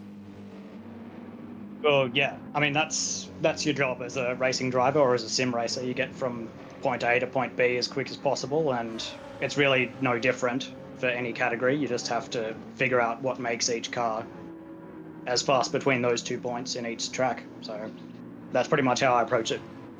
Great, excellent. Yeah, nice agnostic approach to the racing, and congratulations. So big thank you to yourself, Ranger Oz. Congratulations on the victory in the sprint. We'll see you back in the car, of course, for the Group 3 category and the feature race later on. Thank you very much for joining us in the commentary box. Thanks very much. Cheers. And $100 in the pocket there for Ranger Oz as well for the win. 50 for second, third gets $30. So nothing too shabby in that position there, boys. And I suppose we didn't want to. What's that in Australian currency? About $12 Australian, 100 New Zealand dollars. So he'll be he'll be happy. He'll buy himself a burger. Our resident Aussie skeptic at it, and doing well, I should say, as well. Let's take another quick look at the prize structure today, of course, because third place will bag you $30 in the sprint and the feature races. Second place, $50, and first place, $100, with those pole position bonuses being $30. So Captain Risky there, taking home a cool $80. Not too bad, Trev. Absolutely. I guess we'll ask Captain Risky for his shout tonight, won't it, over the bar? But no, fantastic. And that's, like we said, not that these drivers need any more incentive here this afternoon, but it always helps when there's a little bit of money there at the end of it if they can get a good result here. Absolutely right. Well, we're about to go into our Group 3 category sprint, and we've got a little bit of time before we do that. So let's talk about these Group 3 cars now that we've seen what they're capable of. The 911 not bringing what we thought to the party. The Mercedes actually looking really, really strong here. Simon Bishop in P4 with regards to that. And then the party at the top, the Supras. They just seem to be a little bit unstoppable at the moment. Yeah, a bit of a surprise, that one, to be honest with you. I think we really were playing up to the Porsches. Now, one thing to remember too, guys, I think we had 7th place there was actually a Porsche with Warburton behind the wheel. But, it does make you wonder if they are a strong car later in either the sprint race or, in the 20-lapper we'll be seeing later on this afternoon. So, I'm wondering if we're giving them a fair crack by how they've qualified, whereas what sort of race car are they? And we have seen different, aspects from the drivers, how they've made things work. So it's such a variety. I don't know about you, Trev, but I'm sort of thinking, don't necessarily think the Supras will romp away from this one. I don't think so. I think the start's going to be very, very important, isn't it, guys? Especially around this Red Bull ring. The drivers who can get that strong launch off the line, and if you can get out, get some clear air and get an early lead even, it's going to allow those drivers to set an early pace, because as we've seen in those first couple of races, if you get caught in that mid-pack, it makes getting involved in incidents much more likely, doesn't it? Yeah, that's the interesting thing, though, with the slipstream being much stronger with these cars and being so much more reliant on the aerodynamics, you might actually be better off being in second and third place all the way throughout the race, right until that last lap when you know you can go for it. That could be the strategy from Sem here, but I completely agree the start is going to be absolutely key. There's so much power in these cars, and they are also relatively light. So there is an opportunity for wheel spin off the line when we have our false grid start. So there might be a little bit of a strategy going on just to stop those tires from spinning. We're going to need to maybe see a little bit of TC added to those cars just at the beginning of the race, and maybe even just hold it through turn 1. Why not? Just means you're guaranteed at not getting any kind of wheel slip during that first corner, which is going to be key for your first run down the straight. We're getting ready to go starting, so we'll just put this message in there for Nathan that we are ready to go, and I believe we're going to head out on track in a few moments' time. Some final thoughts before we go there. All about managing that traction control, isn't it, Mike? And managing the tyres as well early on in this race is going to be key. Yeah, I was just saying, I was going to say, like George pointed out, yeah, I think that's a real smart thing. I mean, you may not be the great sim racer, I'm not a great sim racer, but, that sort of thinking is brilliant. And, getting the traction control makes it real smart. Right, well, here we go. Let's see what we've got. The lights are on. McEwen with Noodles, dive cable, then Simon Bishop, and 5 lights are on. Wait for them to disappear. It's a false start from Matt McEwen. He's gone too soon, and that will likely be a penalty for our race leader, and that elevates Simon Bishop in the Mercedes up into P1 immediately in this race, followed by Noodles, followed by Ranger Oz. It's all chaos happening at turn 1. Immediately, there's the 4C Group 3 car for Ranger Oz, dropping down to P5 because he's got McEwen up on his inside line. Doesn't look like there's a penalty applied for McEwen just yet. He's got the inside line on dive cable 2. So Noodles trying around the outside of turn 3. He's going to have a little bit of a battle with Matt McEwen, especially if he gets a bad run. Doesn't, though. Noodles now fighting Simon Bishop and the Mercedes under pressure from the Supra, but that party at the beginning, the Supra party, has been completely crashed by a Mercedes AMG and Simon Bishop, who'll hold on through Slosh Gold 2x2 and 3x3 we go, and what a race start.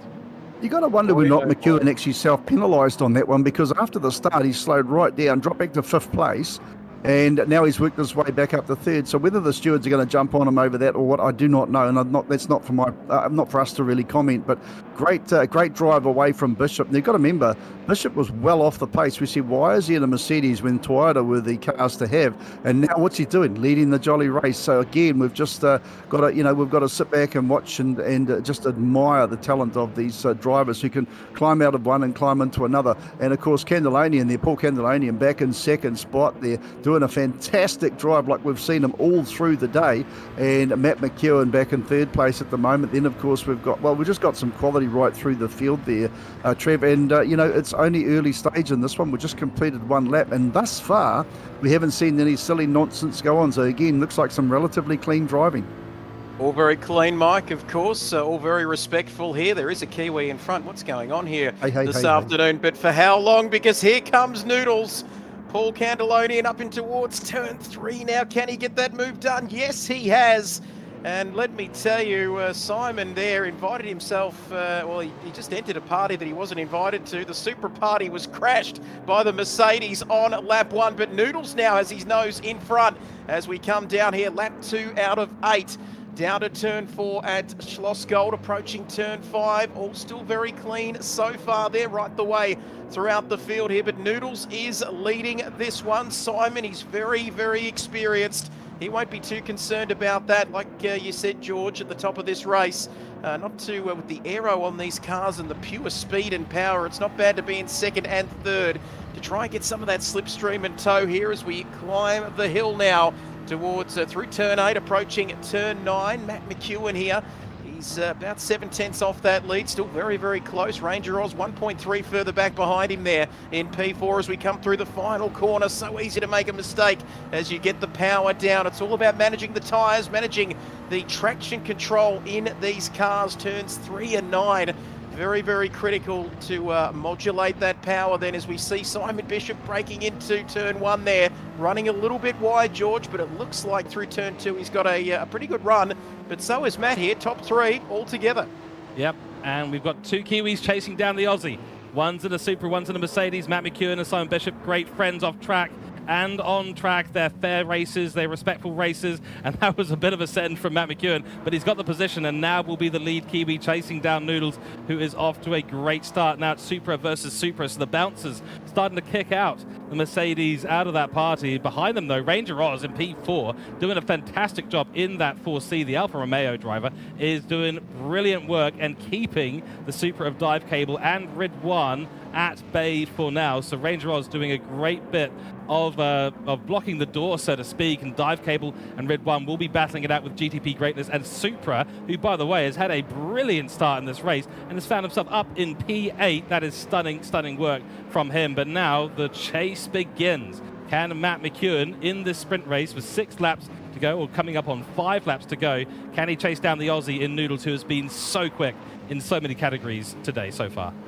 I'm actually well impressed with that pass there by Matt McEwen onside Bishop. It was almost like Bishop said, you know what, you're in a Supra. I reckon you probably got a better chance of catching the race leader, Noodles. But I don't see that now because I see Bishop right up on this rear bumper as they're 1.8 seconds back behind the race leader. So Noodles just doing what he did earlier on in the TCR, just driving away. He's sending them a postcard from the winner's rostrum and saying, catch you later, kids. And I'm looking forward to spending that $100 New Zealand dollars.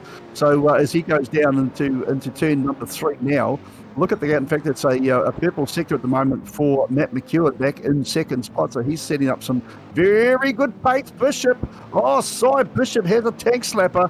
He does the unthinkable there of the very seasoned champion and has a big moment there. Drops down to over a second behind McEwen, just about tapping his rear bumper bar. Going through 4 now, and just see the gap there at the moment. It's now 1.7 seconds. Paul Candelanian or Noodles back to second place, Matt McEwen. Can you believe it, guys? This is just a quality drive again from Noodles. Absolutely. You can see Sidehawk there. A great view from the rear of Simon Bishop's car. Now we're taking a look from the rear bumper of our race leader here in Noodles. 1.7 seconds there. And we said it a little bit earlier on as well in the opening race here this afternoon that I don't think Noodles will be too worried about them squabbling down in P2, P3 and P4, because all the while that's giving a chance for this man to just stretch his legs. It's only a short race, of course, as he comes across the line at 28.4 on that lap.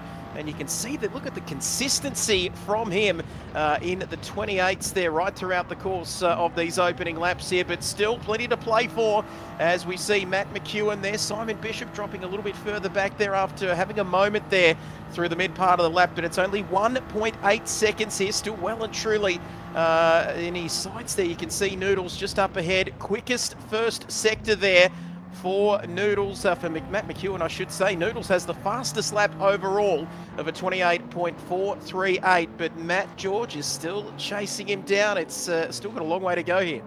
Still got a long way. We are just above half race distance now. Matt McEwen got a 1.8 second gap to P1, which he would love to be taking home, especially considering he qualified on pole position. Already got $30 to his name in prize money. That gap does seem to be elevating and getting a little bit larger, Mike. So Matt McEwen's got a bit of work to do, but yeah, I don't know. Noodles just seems to have the absolute, he absolutely has a grasp on this race right now.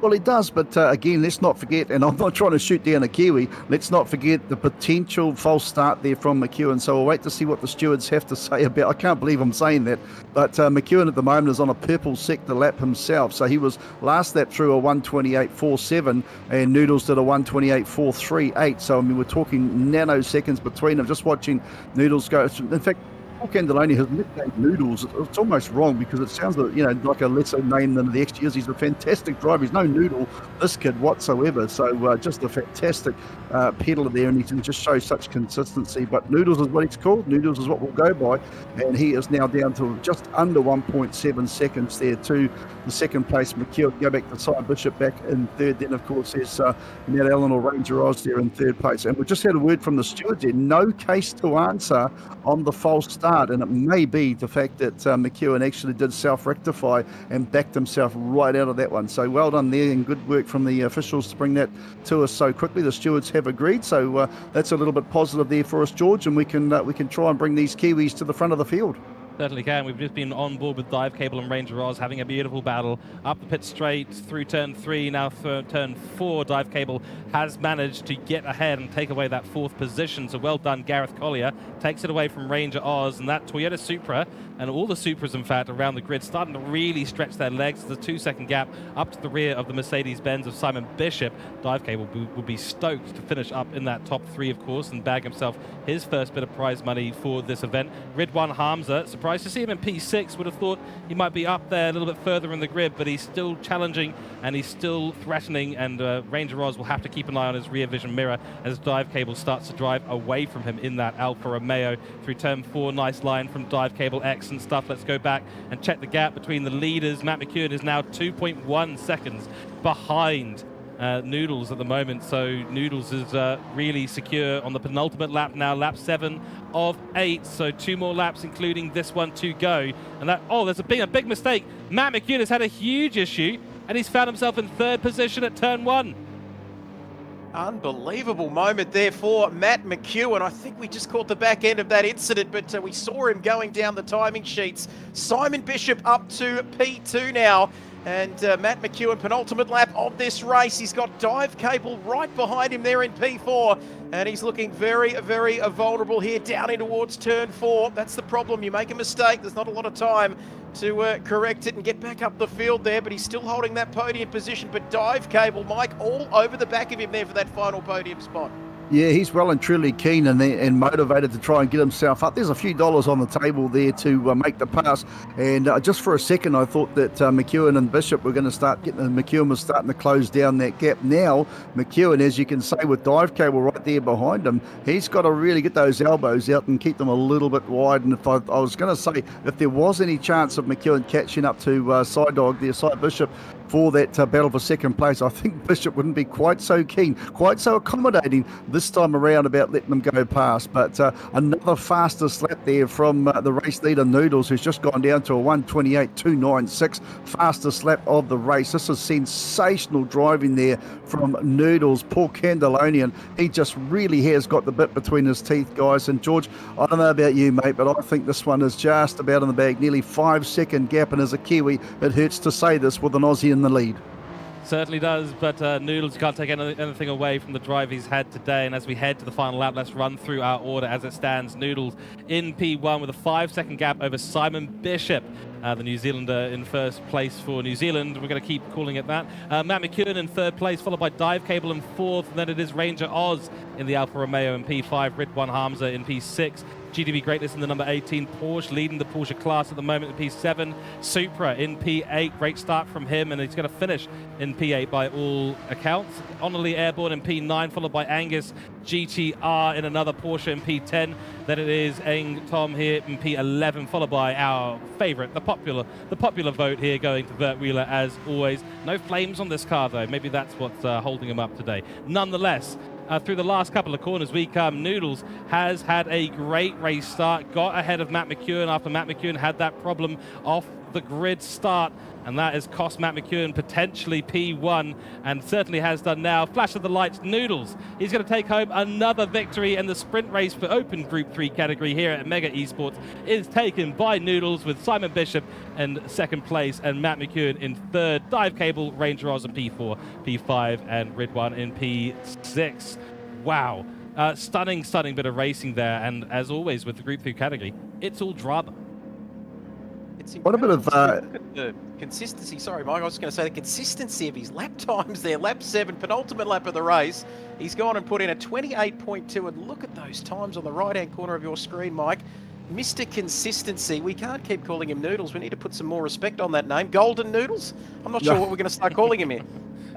Maybe fried noodles with the pace that guy's showing, but I just got to say though, he just displayed absolute perfection. I mean, we don't like to use the P word, especially with any driver out there, but you couldn't ask for better than that, guys. One thing I wouldn't mind, I don't know if we can do it as well. We'll do the driver interview with Noodles again, but I'd love to have a chat and find out what happened to McEwen so early, so late in the place there, because obviously a lapse of concentration, or maybe just something went wrong. I don't honestly know, but I'll see if you guys can tee that up. Doesn't really matter. I'm sure others that are watching would probably love to know as well, being a bit of a a well-known driver in the field of sim racing. But well done, absolutely pat on the back, and well done to Paul Candelonian, aka we've got to come up with a better name than Noodles, because that is one talented driver, and we'll look forward to hearing from him not too far down the track. Trev, yet again, mate, I've got to say it's a clean sweep for you Northeast Islanders. You've done pretty well. Absolutely. Mega Esports. How good is it on GT7 this afternoon? There are the results on your screen from the GT3 class race. Let's all take a breath there. But Noodles in P1, they're 5 seconds ahead of Simon Bishop. Gourmet Noodles, or Golden Noodles, I think we'll have to work out a name for him throughout the course of the rest of the day. But Simon Bishop in second. Matt McEwen, we'll have to get an idea on what happened to him, of course. A slight mistake there costing him, but still P3 in the end. Dive Cable wasn't too far behind him, a second further back there in at P4. And then Ranger Oz in P5. Ridwan in P6. Thought we might have seen him up there in that Super, of course, but still inside the top 6. GTP Greatness in the Porsche. Not a great afternoon around the Red Bull Ring for the Porsches. And it's Supra 14 seconds further back in P8 there as we go across the page to round out your top 10. And it's honourably airborne there in the Genesis, 17 seconds further back. Angus GTR. And once again, gentlemen, Porsches 10th, 11th and 12th with the People's Champion, Vert Wheeler George, down there in P12, bringing that one home this afternoon. Yeah, I have a phrase. I'll quickly say this and we'll throw it over to Mike. Yeah. Whether you come last or first, if you finish the race, you're a winner in my books. Mike, over to you. Yeah, that's nice, mate. Nice words. But what I will say is I didn't actually get a chance to see whether or not Vert was going to do donuts at the end of that one. He couldn't do it in the TCR car. I went straight to off-screen with the Vintage. I was hoping to see him pop in circles, but I'm sure it wasn't for lack of trying. But yeah, hey, look, that's nice that everyone's got across the strip there. But boy, there was some good action. And I don't know what you guys put in Noodles at Ribena this morning there, Aussie boy, but he has certainly displayed some great driving through the course of this awesome day. I'll tell you what, he can almost call himself a professional sim racer now, because he's going to be getting paid well and truly by the end of this day. Yeah, the hourly rate for this right now for Noodles is quite high, which is good for him. Excellent stuff. We had a suggestion in chat for a nickname for Noodles, so let us know in chat if you've got any good suggestions. But Al Dente has been suggested, and I think that's quite good, actually. Al Dente, just right. Well, he can drive anything. Maybe we should call him a combination meat fried noodles or something like that. But no, look, that's sensational stuff. And nothing wrong with a bit of character. I still like the character of Vert Wheeler too, by the way, because I think the guy's got, he's got some sort of thing about him. He wants to throw circles. He wants to have a bit of cheek. And I suggest to you, if he can hear us, Vert, next time you're at the TCR race after the 20-lapper, if you want to do donuts, do it in reverse. You can't do it in the front-wheel drive, but you can in reverse. So hook reverse and see what you can do. But that's probably off topic. The thing is, Mike, that they say about to finish first you must finish, but to finish last first, you've got to finish as well. But it's great to have him along. As we've got our race winner here, Gourmet Noodles, Al Dente Noodles. I don't know what you've put in your noodle sachet there this morning, but you are just absolutely dominating here this afternoon, and not for the first time. We're having a chat to you post-race. Yeah, I've got you guys there. Loud and Yeah, clear. mate, we can hear you. Yeah, all good. I don't think I dominated that race. It was actually really interesting at the start. Simon got an awesome start. AMG is pretty rapid off the line, but no, other than that, it went pretty smoothly. I thought McEwen was catching me towards the end, and then I saw him spun, which was unfortunate. But no, other than that, it went pretty well. I don't think I dominated the start. Now, I don't think I dominated the race. I don't know if you saw the gap between you and second place, son, but not for the first time. You have waved the Aussie flag. You've showed the rest of the field a clean set of heels. And, we had you in a front-wheel drive car doing pretty well. Now you're in a rear drive car driving very well. I mean, we can't do any more than say well done. Yeah, thanks. It's really hard to transition from a front-wheel drive to a rear-wheel drive on this game, and well, I've got to do it again soon because doing the TCR feature race. But no, it felt quite good out there. I think the Supra really suits the Red Bull Ring with the straight line, because Supra is pretty quick, so I think that helped out a little bit. But yeah, other than that, all went smoothly. Trev was saying before that, you know, it's going to be your shout. Is there such a thing as a sim cyber bar? You can put some cyber 4Xs on there for us dry commentators? I'll see if I can organise something. I'm not a drinker myself, but I can try and organise something for you guys. That's what we like to hear. We like to hear that. Fantastic. Yeah, one question from my side is going to be thinking about the strategy, because these races so far have been all out. Go as fast as you can, sprint, don't worry about the tires, don't worry about the fuel, even though I'm sure that was a factor in, you know, managing them a little bit, make sure you got the tires across the line. But now you've got the strategy to contend with, now you've got the pit stops to contend with. It adds a different element, and I'm sure you'll be thinking hard about what you're going to do for TCR and the Group 3 races coming up. Yeah, definitely. The fuel and tyre multipliers jumping up big time, so tyres will obviously be a big part of it, as well as fuel. So most likely be a 1 or 2 stop with the fuel and tyre multipliers. So we'll see how that goes. You're right. And the final question for us, we need to know a good nickname for you that's not Noodles. Do you have any suggestions for us in the commentary box? I think you guys can call me Kanda for my last name, so... Okay. Obviously, yeah, Kanda's my other nickname, so you can go with that. Great, we will go with that, Kanda. Yeah, thank you so much for jumping into the commentary box once again. Good luck. Go and get yourself prepared for the feature races coming up. We're looking forward to seeing how you do out there. We may see you back in the commentary box once again, but thank you and well done. No worries, guys. Thank you very much. Brilliant. Great What work there a from brilliant young Noodles. man. Yeah. Just whilst we were talking to our multiple race winner now here this afternoon, Ramen Raider, Noodle Boss, the Golden Noodle, just some of the names with Chat GPT there, but what a fantastic racer he is, and a good character as well, Mike, which is what we always love in the sim racing community. I don't think I dominated the race. I mean, I don't know. I think it's such a passive aggressive way to sort of finish a race. I don't think I dominated. You only won by, like, was it 5 seconds, for crying out loud? I don't think I dominated the race. It's the modesty I'd expect from a New Zealander. Yeah. I think we'll have to appropriate him after all. Well, I think the Aussies have had the quali races or the sprint races. I think it's about time the Kiwis. Come on, Kiwis, turn it up, son. We need to. No, it's been really good, and I'll tell you what, I've missed this. I didn't realise I've missed it until I've seen it. Now I've enjoyed endurance race, and I love endurance race. That's my heart, but. You know, I'm really looking forward to this, so we'll see how it can all play out. But well done there, and of course, just the Aussie Trans-Tasman Kiwi battle at the moment. But maybe in the future, we'll see. You know, it might be overseas, might be American and British, and all other countries here that want to come and have a play as well. But well done to the Trans-Tasman boys and the Aussies leading the way. Trev, have you got more in store for us, mate, for these 20 lappers, or do you reckon us Kiwis have got a chance to bounce back?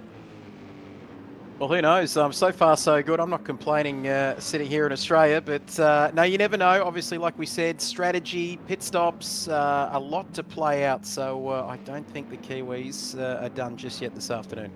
Good, that's what I like to hear. Excellent. Well, we are not done this afternoon. That is absolutely true. We've done 3 different categories, 3 different qualifyings, 3 different sprint races. We're going to take a short break, put on some infomercials, put on an intermission, and we will be back for the TCR feature race, 20 laps with the racing medium tyres and the mandatory pit stops.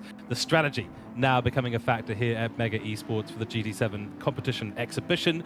We will be back very shortly, so stay tuned, stay live on our Twitch channels and YouTube channels. Give us a like and a follow, of course, and help us out. Give the word out there about Mega Esports. Hope you've all been enjoying so far. We will be back in a few moments' time. Anyone that wants to go motor racing can go motor racing. This is so good. Everyone loves driving a car fast. You will have fun. You can call me stupid. Yes, you can call me cheap. You can say I'm lazy. You can say I'm weak. We try to make it accessible to just about anybody. That's a Holden Ute. Well, it used to be a Holden Ute at some stage. Get a team of your friends together, let's go racing. Boost the fun up. You're in trouble, baby.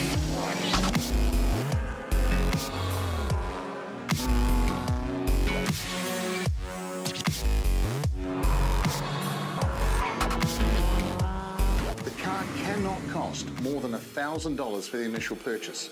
You'll be talking to me. You'll be talking to me and the judging team. And we'll give you penalties like making you dance. We take donations straight to the charities. We do it because we love motor racing. So you should come racing at Lemons. in NASCAR. But when it comes to her, you better keep it sealed. Don't you dare say a single word, or I will strike you where it feels. Where do I go from here? Have it in your head. You want to be a racing driver. The right way, the fun way. Time in the seat, time on the track. That's the trick. Don't have the big budget is what Lemons is all about. You're in trouble, B.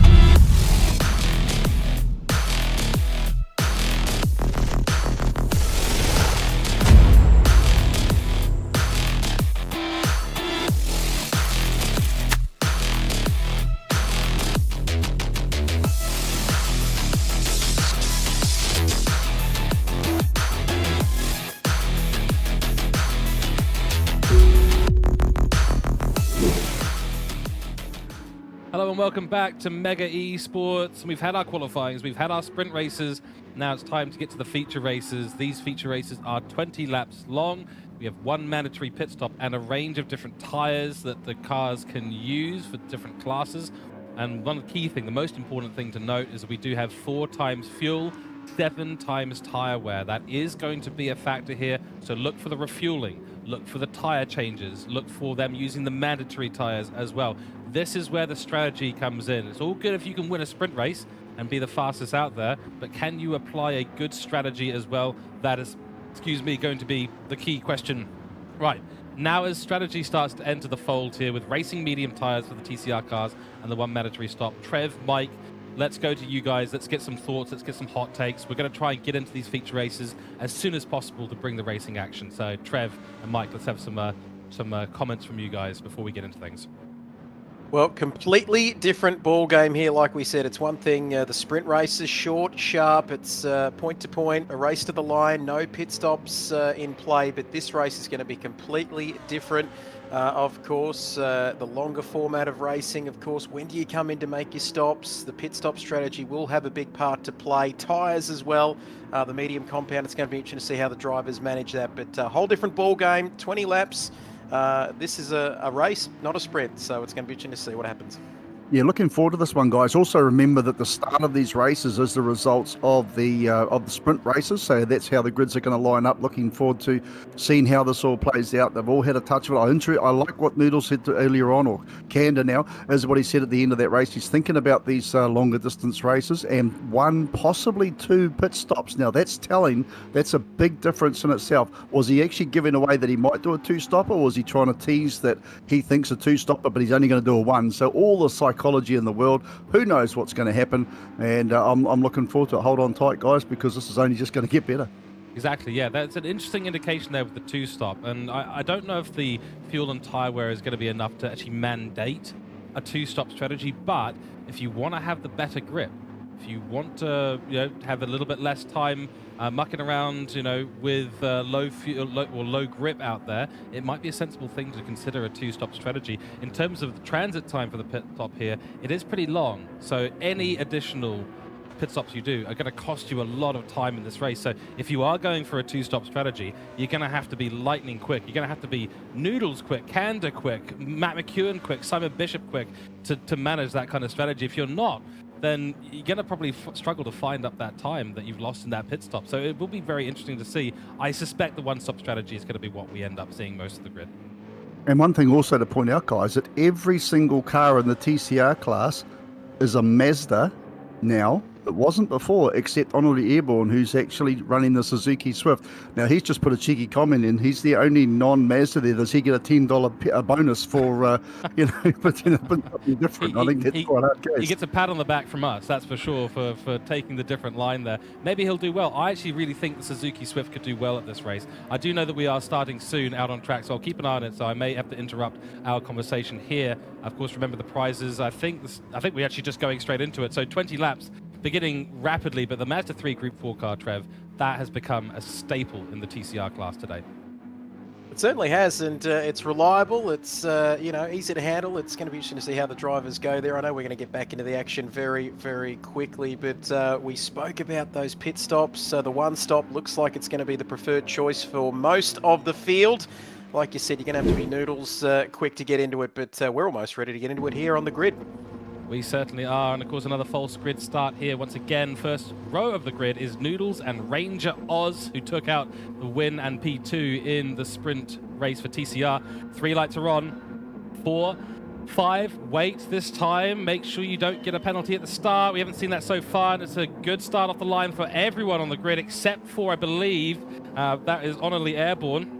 And the 33 car. 33 car definitely not getting a good start. Noodles will lead us in P1 through turn 1. Then it is Ranger Oz under a lot of pressure from Red 1, who's actually under a lot of pressure himself. 3 wide. He's got the 2 Kiwis on his outside and on his inside. Red 1 sandwich going on right now. And will it be Simon Bishop into the braking zone? Will it be A. McEwen? They're rubbing doors, exchanging paint between those TCR cars. And it's going to be 3 wide into the corner, through the corner, and on the out of the corner as well. And the winner out of all of that is Simon Bishop, who gets the inside line run down to turn 4 and the third place position. And it is Ranger Oz and Noodles fighting up at the top, but a little bit of a gap evolving between those two already. And these guys fighting back here for P3 is only going to create a bigger gap between them and the top two runners. GTP Greatness running a bit wide on the exit of Slosh Gold, compromises himself versus Matt McEwen, who got kind of wrestled out of that situation, was on the outside of that 3 wide through turn 3. Not a comfortable place to be, Trev.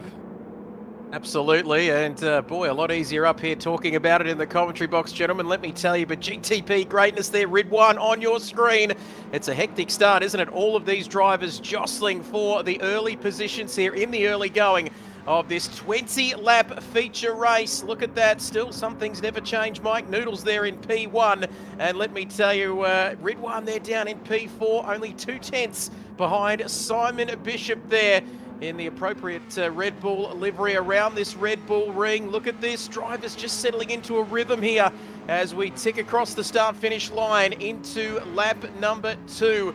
And the leader, as he's done earlier in the day, establishing a gap there while the mid-pack battles are heating up. And on this highly technical circuit here at the Red Bull Ring in the Styrian Mountains there. But Simon Bishop, but look at the battle behind, down to P9, barely a second or two covering the midfield as they are continuing to battle for position. Vert Wheeler there down into turn 3 there. The Rock goes down the inside, he says. I don't mind if I do, says the Rock there as Vert Wheeler runs wide down the back there. Flying Kiwi bringing up the rear of the field, but the Caterpillar livery for this man as we head back to the front. Matt McEwen down the inside, gets that move done. But for how long here as we approach turn 6 in the mid part of the lap? They are jostling for position out there, Mike.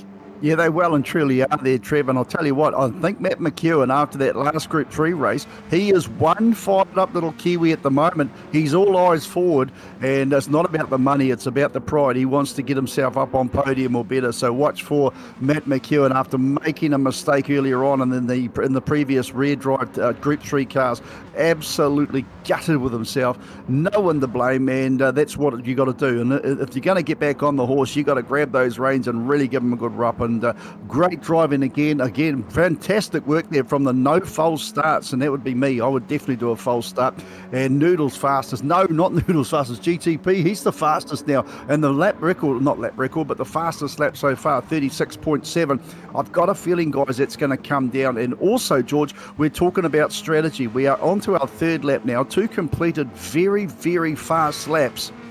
But what's the strategy going to be? Are we going to see 2 stoppers in here? Because I honestly thought it was a one-stop race myself. I'm not a sim racer, but Noodles has rattled me. I don't know if he's rattled anybody else in this one, George, but what do you think? Oh, in fact, I just looked back behind McEwen that time through, going through turn number 3, and he just about had a friend in his rear bumper there. I didn't actually pick up who it was. I think it was Warburton there in the 6th place car, or GTP Greatness. But my word, that was close. But again, George, getting back to strategy, mate, what's your call on this one? We're not sim racers, but what do you reckon they're going to do? 1 or 2 stops? Well, I really think it is a one-stop today, but it depends so much on how you look after your tyres. Remember, the fuel as well is going to be a consideration. Use more of it, spend more time sitting still in the pit stop. But you've got that refuel rate as well to consider. How much fuel, how many litres per second, that'll cost you in overall race time. So you've got to be thinking about all of these things and taking a quick look at where your telemetry is sitting. How's my fuel level doing? How many laps can I do on that fuel? How light will the car be in relation to how much grip I've got left in the car? And I think this is why we're seeing a little bit of a conservative approach from those at the top right now. They're not keen to burn those tires up. They will have done some practice to see just how these racing medium tires do actually handle this track. And I can tell you, in these Mazda Group 4 cars, it does not handle it particularly well. You will burn up your front tires very, very easily. So if you're applying full sprint mentality to this race, you will probably find yourself having to do a 2-stop. But a little bit of conservative driving, and that is the definition, Mike and Trev, of the TCR class. It is consistency, it is smarts, it is racecraft, and really thinking about the long-term strategy in the race, because if you go full pelt, you're going to run into problems. Well, I'll tell you what, guys, I'm having a look at the tyres at the moment on various vehicles, and they are chewing. They are chewing like there's no tomorrow. I'm wondering if these tyres are even going to do 10 laps. I mean, we're talking, 20% close to it wear, if not a little bit more there for Kanda at the front of the field there, who's now pulled out 1.8. In fact, Bishop's actually catch him a little bit there on that particular sector at turn 4. But these tyres are ripping to shreds, and I hope that they will get through to 10 laps. I'm starting to wonder. Rear tyres, as you mentioned, George, virtually untouched. But Trev, this is certainly going to be a bit of a battle there. And I see that Candace's gone and done a purple sector there at the moment. So he's certainly not messing around as he goes through turn number 8. And with cars behind him, maintaining about 1.7 seconds back to Cy Bishop, I'm wondering if he's pushing these tyres a bit too hard. I've just jumped back to have a quick look at Cy Bishop. His tyres are in much better condition. And remember, apart from Airborne, everyone is on the same vehicle, the same Mazda 3. Absolutely. You've got to be very, very careful with your the tyres and the strategy, of course, and tyre wear, like you said, gentlemen, because you don't want to eat all that chocolate too soon. You want to have something left for the later part of the race. And you can see now, right the way throughout the field, still very, very close, but they are establishing, aren't they, a bit of a rhythm there. Line astern there, you can see Noodles, has he gone? And he's jumped away at the front now, out to a 1.8 second lead. But like you said, Mike, has he used up too much of the tyres? He's had too many of his lollies early on there, but we'll wait and see how that affects him. Simon, he's a wily old customer, isn't he? Especially on this format in GT7. He knows exactly what he's doing, and he's managing that gap back to Ridwan and Ranger Oz third and fourth. Matty McEwen, GTP greatness in 6th. Dive cable, that's what we're calling him. In P7 there, Clan Fever, I was close. And Ridwan with the quickest lap there too, of a 36.740. And he's currently sitting in P3, right behind Simon Bishop in P2 there. You can see he's, I tell you what, Noodles is dominating there, but George, he's not exactly skipping off into the distance there, is he? As we see a quickest sector again from Simon. Yep, no, this is interesting because Noodles, I think, is probably pushing the car just a little bit too hard. He wants to obviously build that gap. Doesn't want to give Simon Bishop the ability to save a bit of fuel in the slipstream. This is another factor that goes into it. If you're in the slipstream, you can save a little bit more fuel and follow, as closely as you need to. You don't have to go for overtaking opportunities as they approach you. You can be a bit more patient. This is the endurance mindset. This is how endurance racers think about the race. Do I overtake now? Do I wait?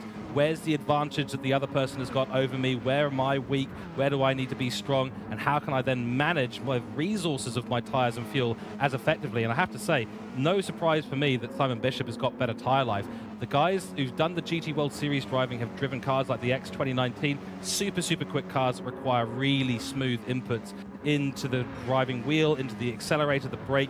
And I have to admit, Simon Bishop, that's probably where he's got the edge, and the likes of Matt McEwen and many others on the grid maybe got a little bit of an advantage of that. The smoother you drive, the less tyres you're going to burn up. If you screech the tyres, if you're pushing the car too hard, then you are going to burn out your resources. And if you burn out your resources, well, you can expect to spend more time stationary in the pit stop. But some great driving there coming from these pedalers, there's no doubt about that. And again, just looking at Bishop, his tyres, or Sidog, his tyres are really, really good compared to the other drivers out there at the moment. He's got the best rubber on the front of that Mazda, and just interesting trying to see whether or not Airborne was actually moving himself up in that Suzuki, but maybe he needs that extra $10. I'll have to wait and see if Nismo can organise that with the boss man, because he certainly has taken the brave pills.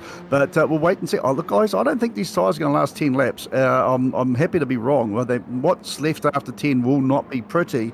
And then you ask the question after that, do you go beyond with horrible tyres to try and have better performing tyres at the end of it? So we'll have to wait and see. But there's now we can see that the lap times are nowhere near the fastest laps we saw earlier on, which is a 1:36.74. Cy Bishop last time was a 37.0, now a 37.2 as you just cross the strip. So they are certainly dropping off in the performance stakes here, and a 37.0 there for Kanda as well, who was earlier on one of the pace setters as well. So look, there's a lot to go in this one. I'm not trying to wish ill on the drivers, of course, but watching the difference there between the tyre life. In fact, I'm watching, going back to the race leader, who's now well past half use of wear on this left front tyre. It is shredding, absolutely unbelievable. I'm starting to think that a two-stopper may not be a silly idea. Is there enough advantage in that? Well, we'll have to wait and see. Yep, that's exactly I it. It reckon- is tricky. Yep, that is very tricky. I have to say, once these tyres for these front-wheel drive cars get below 50%, they become a bit of a handful to drive. That's the question, isn't it? It's you talk about the two-stop strategy as well, as we are approaching the half-race distance. Gentlemen, the big question is, it's a short lap around here, of course, only 10 corners here at the Red Bull Ring. How much will you lose, and can you gain it back onto the circuit? Because it is a longer race, of course, but still only 20 laps around here, and it's the challenge is maintaining, keeping the tyre life, but also Mike, maintaining those lap times. As you can see there with Matt McEwen there into the 37s as our race leader there, very much the tyre whisperer here.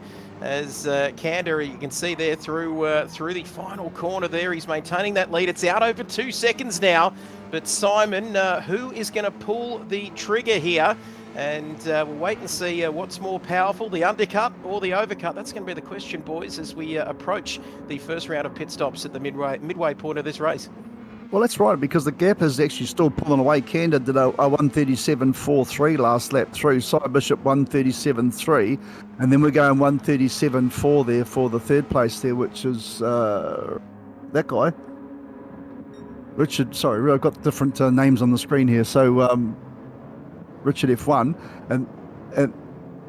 and then we go back to McEwen there in fourth place there with a 137.1. So, they're all still relatively stagnant sort of times compared to the fastest lap of a 136.7. So you're not going to be gaining a huge amount if you bolt new tyres onto it. Obviously, you're going to be running down. In fact, looking at the fuel stats there too, guys, I'm also not sure if we're going to get through without having to put a little bit of gas in the tank for these 20 lappers. I was in the mindset that they would last 20 laps. I haven't done any driving to prove otherwise, but my thoughts were that they'd last 20 laps. But so it's between tyres, it's between fuel. How do you drive the car? Is it time now to start thinking about short shifting there, George? Because I know all of these things are very, very important for these drivers, and there'll be those that have done a little bit of practice and seat time, and then there'll be the others that have taken it absolutely to the micro sector of fuel. They'll know how long these tyres will last.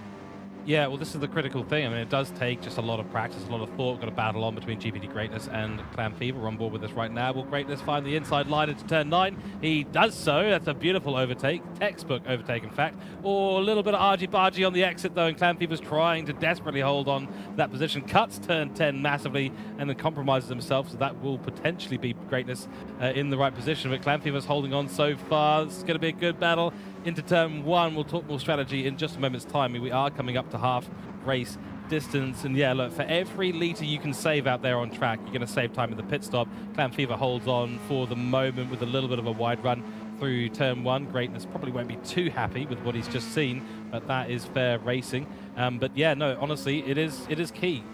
The tyres will... Go ahead. Sorry, I've just noticed that McEwen has just done his personal fastest sector for Sector 1, and I'm very aghast as to how that would even be. I'm looking at his tyres at the moment, and they're honestly, they're uglier than the Prime Minister in stilettos. It's not a pretty sight. So, how he's actually managed to do that. I'm not saying it's going to be a purple sector lap, but he personally has just done his fastest sector of the first sector. So that is just incredible. And I'm watching his gap slow down now to Red One F1, back to third place, 0.8, 0.7, now 0.6. So the tyres are very, very organic, but he is closing down that gap. So, there's stories within stories here, and that's back in fourth place. The battle is still well and truly alive. Meantime, Noodles, Noodles, who's just pulling out now, but he's 1.8 seconds in front of Psydog there, back in second place. So, Trev, we are a long way. In actual fact, Psydog has just dumped into the pits there, first of the stoppers in this. I don't know, Trev, is this going to be a two-stop arrangement, or is he just going really, really long in the second stint? Let's have a look as Simon Bishop now coming into the pits. One thing I love about Gran Turismo are these pit stop animations. They're absolutely top shelf. Box indeed. As we wait for Simon Bishop, they're very keen to get working on that car, aren't they? Here he comes. I didn't think he was going to make it in there, but he comes into the pits. First of our lead drivers into the pits. Off go the old tyres, on go the new. Off of the jacks, all clear. Well, he's got fuel, putting fuel on. He's waiting there. Yep, he's putting some gas in there as he comes back out into the lane now. He's down into P10, looking like a one-stop strategy here at the moment for our man Simon Bishop. He's come out, more importantly, George, into some clear air, which Yeah. will give him a good run on some new tyres and fuel as well.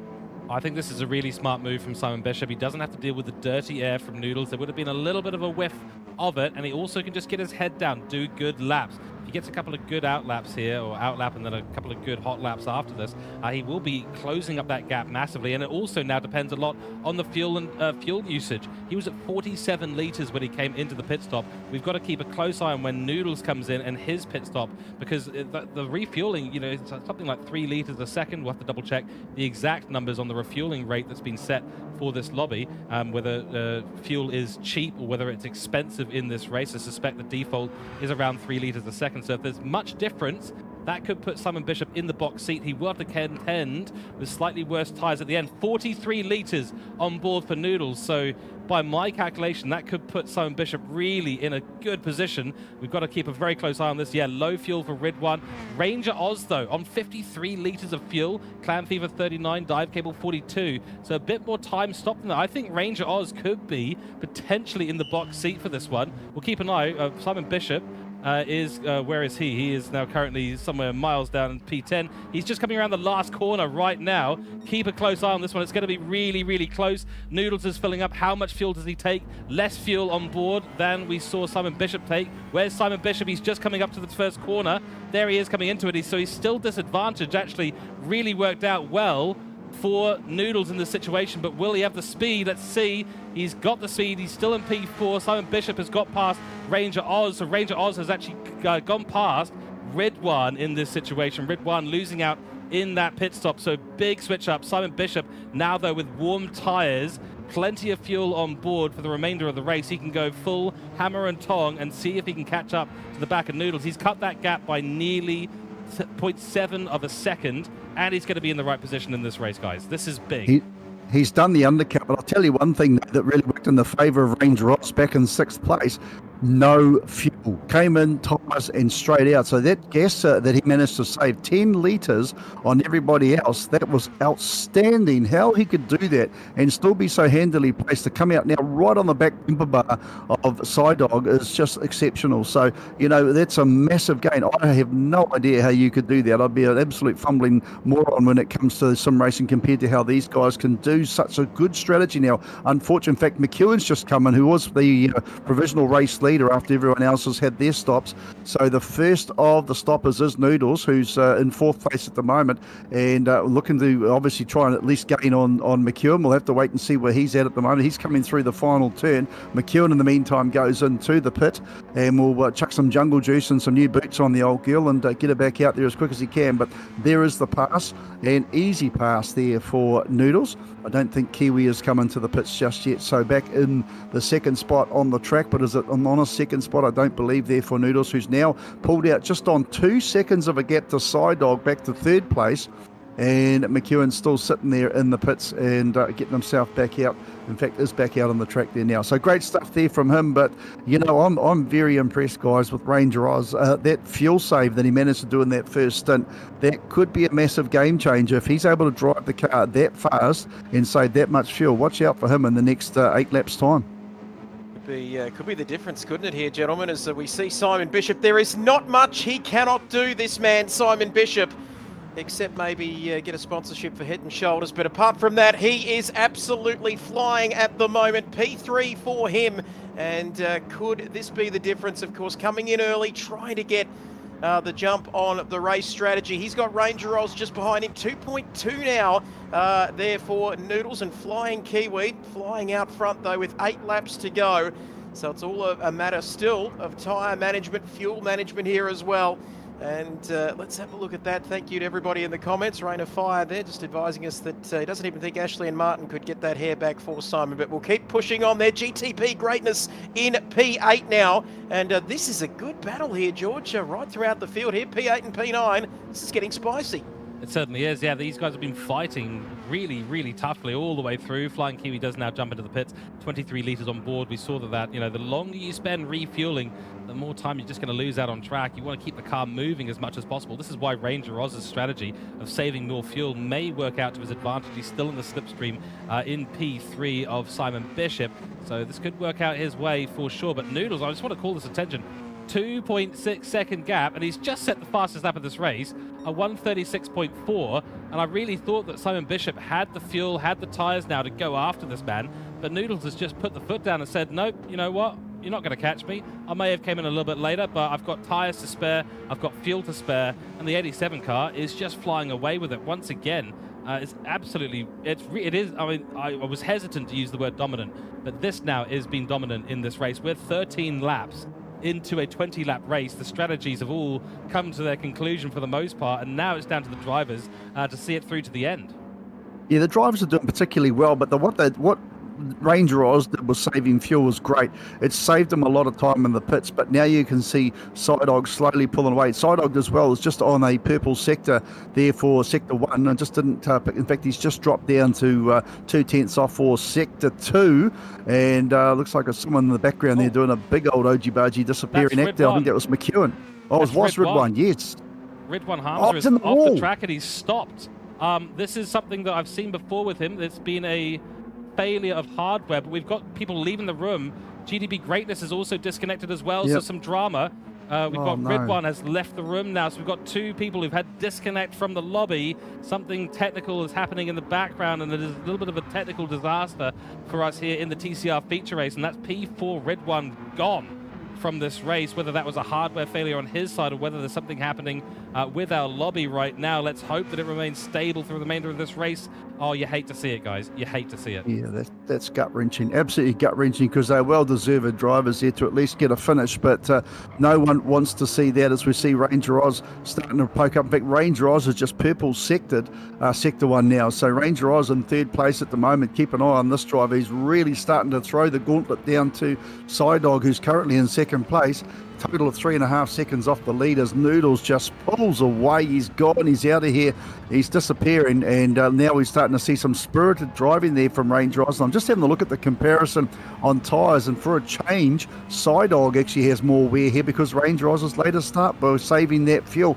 And that's just exceptional. Great driving there from him. But let's not forget too that Matt McEwen there back in 4th place at the moment, doing a solid job there. Dive Cable back in the 5th place, 9 seconds in total away from the lead, but a couple of spots off the podium.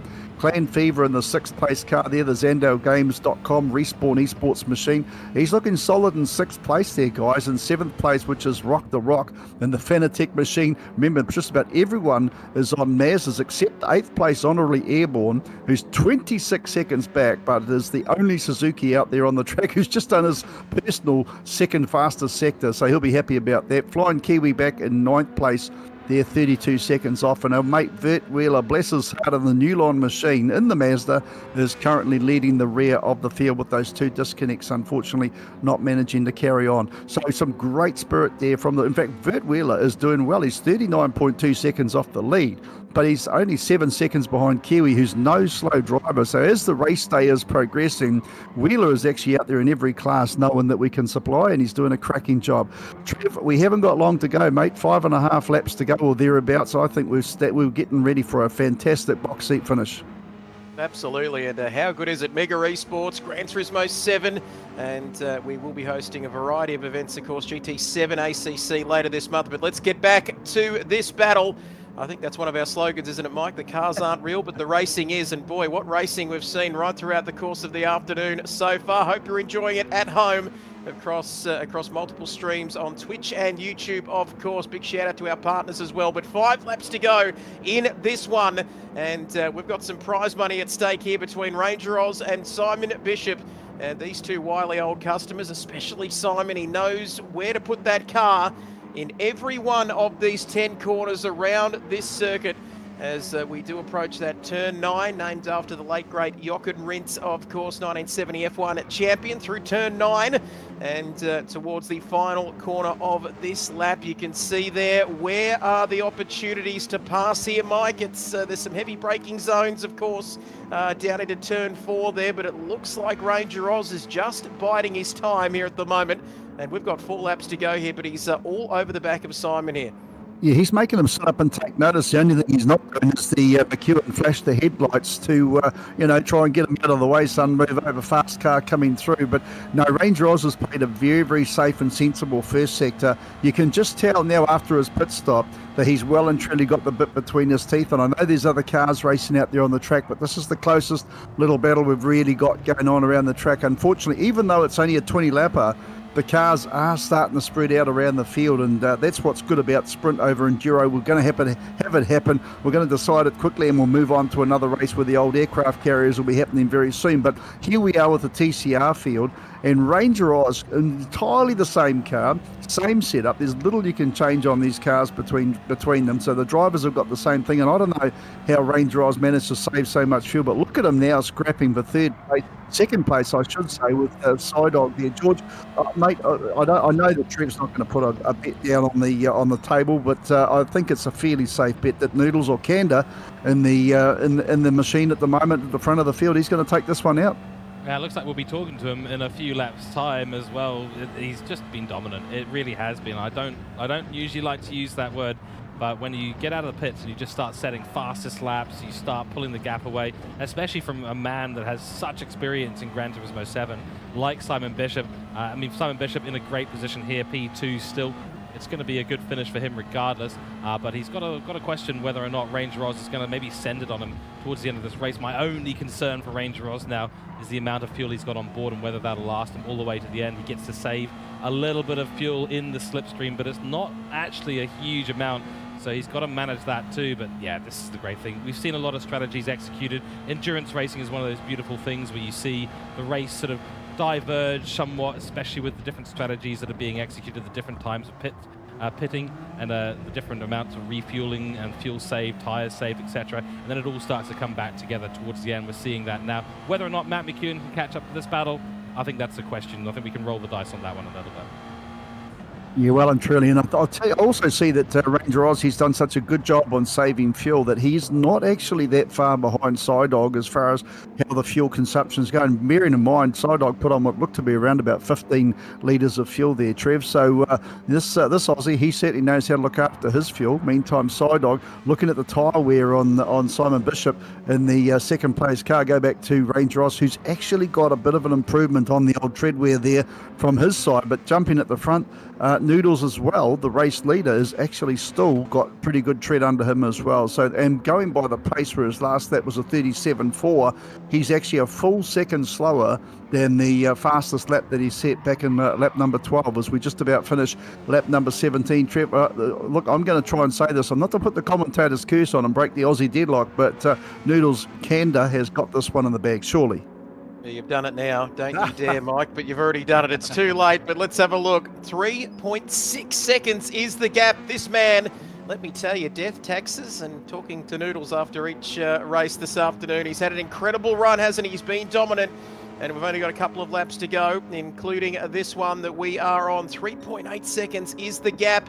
We talked about managing tyres and fuel and strategy coming into this 20-lap race here in the TCR category, but Noodles has ticked every one of those boxes, and he still holds that 3.8 second lead. Not done yet, though. Simon Bishop, P2, Ranger Oz. That battle continues between P2 and P3. Matty McEwen there further back. I'm not too sure whether he will get involved, but who knows? Mike, funnier things have happened in the world of sim racing. You never know.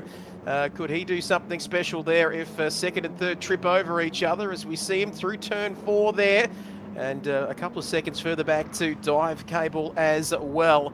And you can see there, what a race, what an event we are having here with Mega Esports, of course, on Gran Turismo 7. The cars aren't real, the racing action well and truly is, and it's great to have your company across all streams and YouTube and Twitch here. Here comes dive cable, then P5 for him. I don't want to say he's home there in P5, but that gap is 10.6 seconds now as he comes across through turn 9 here. Interesting part of the circuit, this one, of course. Easy to run wide and get pinged for track limits. We've seen that in qualifying, of course, when the drivers are on the absolute ragged edge of those cars. Nothing to worry about there coming out of the final corner. Across the line there, a 32.4, a couple of tenths down on his time. As we see now, penultimate lap of this race. It's all coming down to a grandstand finish here, George. Noodles might be in P1 there, but still P2 and P3 well and truly up for grabs. That's right, and we've had confirmation the broadcasting team will give us some telemetry for these last couple of laps, so that is getting turned on, as I understand it, right now. And now we can finally take a look. I mean, Mike's had the privilege of having some information at his hand for the last 19 laps of racing. Now we can all get a little look and see around the grid. So let's go through and have a quick look, and you can see the racing medium tyres burned out pretty much at the front. This is the nature of the TCR and George, racing. George, have a look at the fuel on Ranger Oz. Check out the fuel. Oh, well, he is very low on fuel right now. I think he's got just enough to get through, because he did have, what, 53 litres, wasn't it, when he came into the pit stop, and he didn't refuel, so he's made it pretty well through this race without having to deal with the flashing red light right up until this point, but should be just enough fuel on board to get him all the way through the remainder of this race. The question is, does he have enough, bandwidth on that fuel tank to get past Simon Bishop? He's closed up through this last sector here, and he's right on the rear of him, so he might be thinking, okay, I know I've got enough fuel on board, now it's time to push, now it's time to put some pressure on this Kiwi ahead, and he might be in for the move right now. Simon Bishop is going to have to go defensive, and into turn 1 we go side by side. Oh, this is big. This is a big effort there from Ranger Oz, and big kahunas to not put any fuel on board at all. This has been very, very in his favour. His fuel light's been on for over 3/4 of a lap. He's got one more lap to go. And Trev, I don't know about you, mate, but I'm nervous for him. I know he's a very talented driver. I know he's been calculating this one, and he's had the ability of slipstream in the back end of Sidog, but a lap and 3/4 on the red light, mate. You probably know better than I. Has he got enough gas in the tank to finish? Well, he's running on the smell of an oily rag at the moment, as they say, Mike. But let me tell you, he's gone defensive there, Ranger Oz. Is he going to have enough juice to get this thing home with roughly 3/4 of a lap to go here? Down into turn 4. Always a tricky braking zone here. Simon on the outside. Ranger Oz says, you know what, I'll go down the inside there for good measure. But he's got that move done. But look at the fuel in this car. And the last thing you want is anything red and blinking there on the last lap of this race in that Mazda there. Back to Simon Bishop now. Not that great in terms of fuel either, but we can see final lap of this race and turn 7 and 8 for the final time. Who's it going to be? Is it going to be Australia or New Zealand? I know Mike's on the edge of his seat there, but a grandstand finish coming up. Noodles is going to get it done. We know that. That's a certainty for us. But Ranger Oz now down the inside of turn 9. We've only got 1/4 to go here. Simon, all 4 wheels off. Anyway, we'll look at that a bit later. But out of the final corner they come. And Ranger Oz is going to get the job done, but only just across the line. Done. What a finish to this race, as you can see there. P4 for Matty McEwen. Dive Cable coming home in P5. But there's our race winner, and wow, the action just keeps getting better and better, gentlemen, here this afternoon. 0.123 of a second between second and third. I think Ranger Oz ran out of fuel. I think Sidog pushed him across the line just about. What a drive. Absolutely well done. Noodles the race winner. Ranger Oz in second place. Sidog in third. McEwen in fourth. Dive Cable in fifth. Clan Fever in sixth. Seventh place Rock the Rock. Eighth place Honourably Airborne. Ninth place Flying Kiwi, and Vert Wheeler, here he comes through the final corner, down the start finish straight, 54 seconds off the lead, but the Newland Caterpillar Mazda 3 will come through and take the finish as well. Guys, on the edge of my seat, and another Aussie one too. I don't know about you, Trev. What's going on here, mate? I tried everything. I tried the commentator's curse. I tried to sound friendly. I was trying to be a bit nasty, but these boys of yours, Ranger Oz and importantly Noodles, man, these guys have got it today. Like I said, everything's good in the world then, isn't it, when the Aussies keep winning there? But as we take a look at the final results then, and from the first feature race, of course, still 2 to come throughout the rest of the afternoon. But Noodles taking victory there. It's becoming a rite of passage, isn't it, for him? P1 in the end, 4.2 ahead of Ranger Oz and Simon. Nothing to split those two across the finish line, as you saw on your screens. Matty McEwen in fourth there, 7.6 further back. Dive Cable in fifth.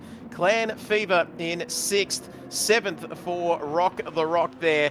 26 further back, and there's something about that Suzuki Swift going around the track that was great to see as well. P8 as we cross the page. Flying Kiwi there for Hooncorp in P9. Vert Wheeler, not a bad result for him. First time inside that top 10. GTP greatness and Ridwan experiencing disconnections, unfortunately for them. DNF for those two. But what an incredible finish. And once again, following the theme of today, we've seen incredible wheel-to-wheel racing action. We certainly that was clean. That was clean, though, wasn't it? I mean, that final pass, Psydog could have got really, really, overly defensive. Ranger Oz had the pace, and again, I just got a pat on the back of these drivers. I know there's stewards to look at various things in any given race. I don't know if they're going to be very busy after what I've seen in these first 4 races, gentlemen. And George, I don't really mind who wins, mate, at the end of the day. If we see quality driving like that, I say welcome all of these drivers, and may we see them many more times in the future. Yeah, I couldn't agree more. And when you see good racing like this, it's just, it just provides good entertainment value at the end of the day. And these guys will be going home and thinking, yeah, you know what, I had a good race. And I'm sure that any commiserations that they need to pass on to other drivers, or any bad feelings about the race, I'm sure they'll disappear rapidly, because it's been great. And of course, top 3 get a prize regardless. So, if you're in the top 3, whether you finish P1, P2, P3, yes, there's a bit of a monetary difference there, but some great racing action. And I'm sure all the drivers out there, even our favorite Vert Wheeler, will be having a great time out on track. So there you go. That's your prize structure once again. And it does mean Noodles will be in the commentary box shortly for his next interview. Still got potential chance to get back here once again after this. I've got a couple of things to do in the background, so I'm going to leave it to yourself, Mike, and Trev for the next few minutes while I get a few things sorted out in the background. Absolutely, and taking a look at that prize structure, he's going to have to go down to his local bank, I think, Mike, and sort out some vault or something, because look at that. First place for the sprint and feature races, $100, of course. Second place, $50. Third, bringing home $30 as well, and also to the qualifying pole position bonus, based, of course, on any stewards' inquiries. All those are valued in New Zealand dollars as well. But, well, like I said before, Mike, death taxes and having a chat with Noodles post-race is becoming a rather familiar thing. We're running out of things to ask him, actually, apart from just getting him to keep this sort of form that we're seeing from him this afternoon. And a general theme as well that we've heard from a lot of our drivers is that I come in today with not a lot of practice, but it doesn't seem to be worrying them out there, especially Noodles.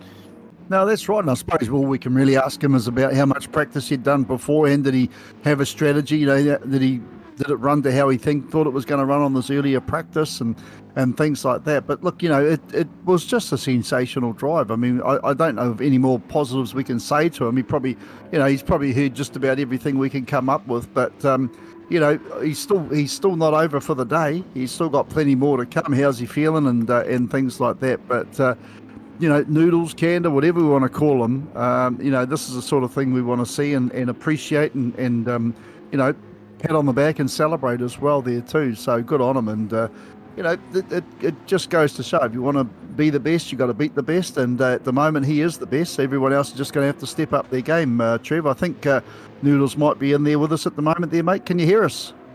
Yeah, I've got you guys.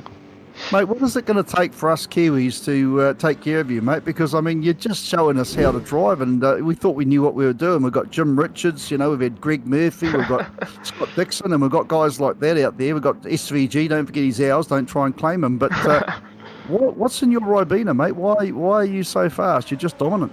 I don't know. I think just the combinations just suit me. I've got no other answer, to be honest.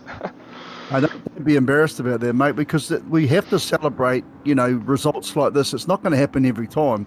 And all Aussie, New Zealand jokes aside, well done. And I hope that, I hope that it continues on for you for the day and for the future. Have you got aspirations to do, GT regional racing, Asia Pacific, stuff like that? Probably not at the moment, just because I'm pretty busy with other things. But no, when I have the chance, I just like to go out and race, really. It's about it. I'll let Trev ask you some questions now, because he'll understand what you're saying. He's an Aussie. Good. Yes, I can translate. But Noodles, thank you, Paul, for joining us once again. I'm sure if there's anything we miss actually in these interviews, I'm sure that we might hear from you again. So if we've missed anything, we might hear from you again in the future races, mate. But talk us through it once again. Same strategy. You seem to be just getting that lead, get off to a good start, get into some clear air, and obviously pit stop strategy worked out well for you, and you've managed to take home P1 again. Yeah, thanks, Trev. Yeah, like I said, these front wheel drive cars are pretty tricky to drive, and then throw in the tyre wear and the fuel, they feel completely different. So took a little bit to get used to as the laps went on, but I got a little bit more confident, as the race went on, and yeah, it's about it really. Just got to focus now on the Group 3 cars, because that's going to involve some strategy as well, so I'm looking forward to that. Yeah, from my side, how much practice or thought did go into the strategy today? Because we saw you come in with a fairly large amount of fuel. You refueled to 66 liters, pretty much on the dot.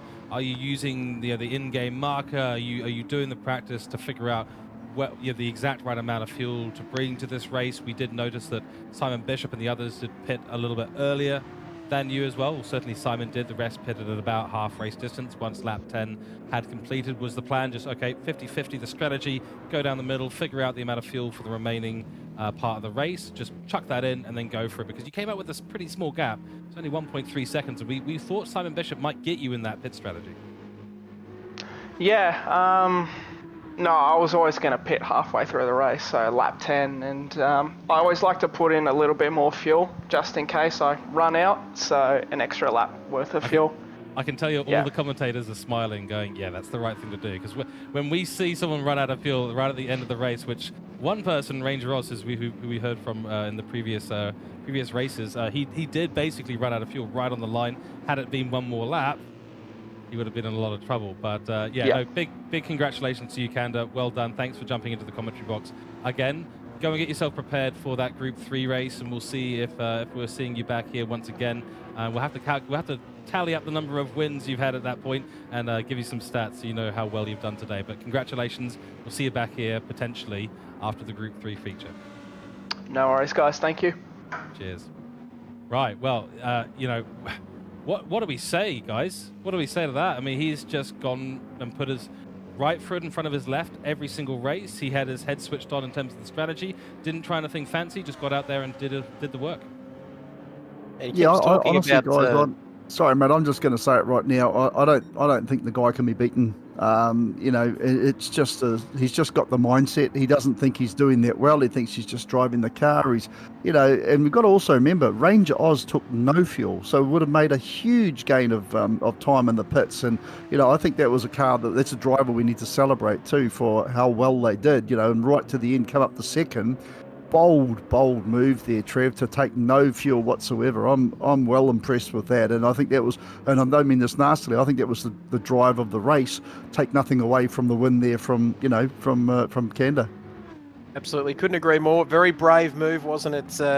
Not taking on that extra fuel. Got there in the end, like you said, George. Another lap might have been a different story there, but biggest risk of all, not to take one. And we saw him finish in P2, but you can't really. We talk about.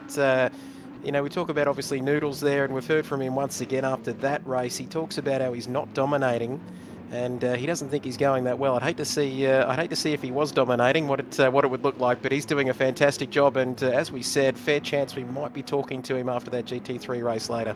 We shall see. Yeah, he's certainly very, very comfortable at the moment. He's relaxed, so that's a great sign for his upcoming races. He's certainly going to need that in a 20-lap Group 3 race. All right, next up on the event schedule, it's 20 laps of Vintage Classic. We're back with the Wicked Fabrication GT51 cars. I'm looking forward to this a lot because the sprint race was really interesting. And it wasn't quite as close as we maybe thought it was, but there was some great racing between the cars. Everyone getting really, really loose on the tires. And now this is where this comes in, because TCR pretty stable on its tires for the most part. Yes, there was a lot of tire wear. Mike, you were acutely aware of that in the TCR class. But now, with the huge amount of power and the heavy nature of these cars, we saw the rear end of the cars dipping out constantly, everyone putting down the power. Are we talking burnt out tires? Are we going to see a pop tire today in Vintage Classic? I think it's entirely possible. I think this could be a lot of fun. Yeah, I think so. I think we saw some of the guys earlier on, throwing the rear end out, doing the big smokies to try and, leaving the licorice strips on the track. And look, it'll be an interesting one to watch, no doubt. At least one pit stop, obviously, they need to. But if seven times tile wear again, yeah. So just getting the confirmation there from Nismo. So if that's what we saw those TCR cars chewing up on the fronts, I've got a feeling we're going to see the same thing on the rear of the old flying aircraft carriers. But we'll wait and see. I mean, it's going to be an interesting one, this one, and there's another $180 on the line for the three for the podium, and we'll see how it goes. Starting this race from how the sprint race finished, it's going to be certainly on for young and old. I'm getting a little bit emotional here, guys. We've only got two feature races left. The day's gone very, very quickly. It flies when you're having fun. But Captain Risky in these vintage cars too. He's going to be the one to watch there, as well as we saw in the race a little bit earlier on. And Ranger Oz, the usual names, Matty McEwen, Ridwan as well. Plenty to look forward to. But 20 laps coming up here as well. All about the management, of course, like we said on in terms of strategy. Another 20 laps though. Cannot wait. It's going to be brilliant. Yeah, we're about to go racing here in the Vintage Classic class. I remember big thanks to our broadcast platforms, NZ Sim Racing TV, Kid Buyers, of course, and Nismo Nath. Thank you for providing the Twitch streams today. Really appreciate that. Of course, big thanks to Nathan Howe in the background organising things for Mega Esports. It does bring a little bit of a tear to my eye that we're thinking this is the second to last race of the day, because it's been so exciting. Qualifyings were incredible. The sprints were incredible. Our first feature race was brilliant. Now let's go on track for the second. Cannot wait. Looking forward to it. Let's get this one underway here. Okay, here we go. There's something a little bit wrong with the stream capture. Just give me 1 second here.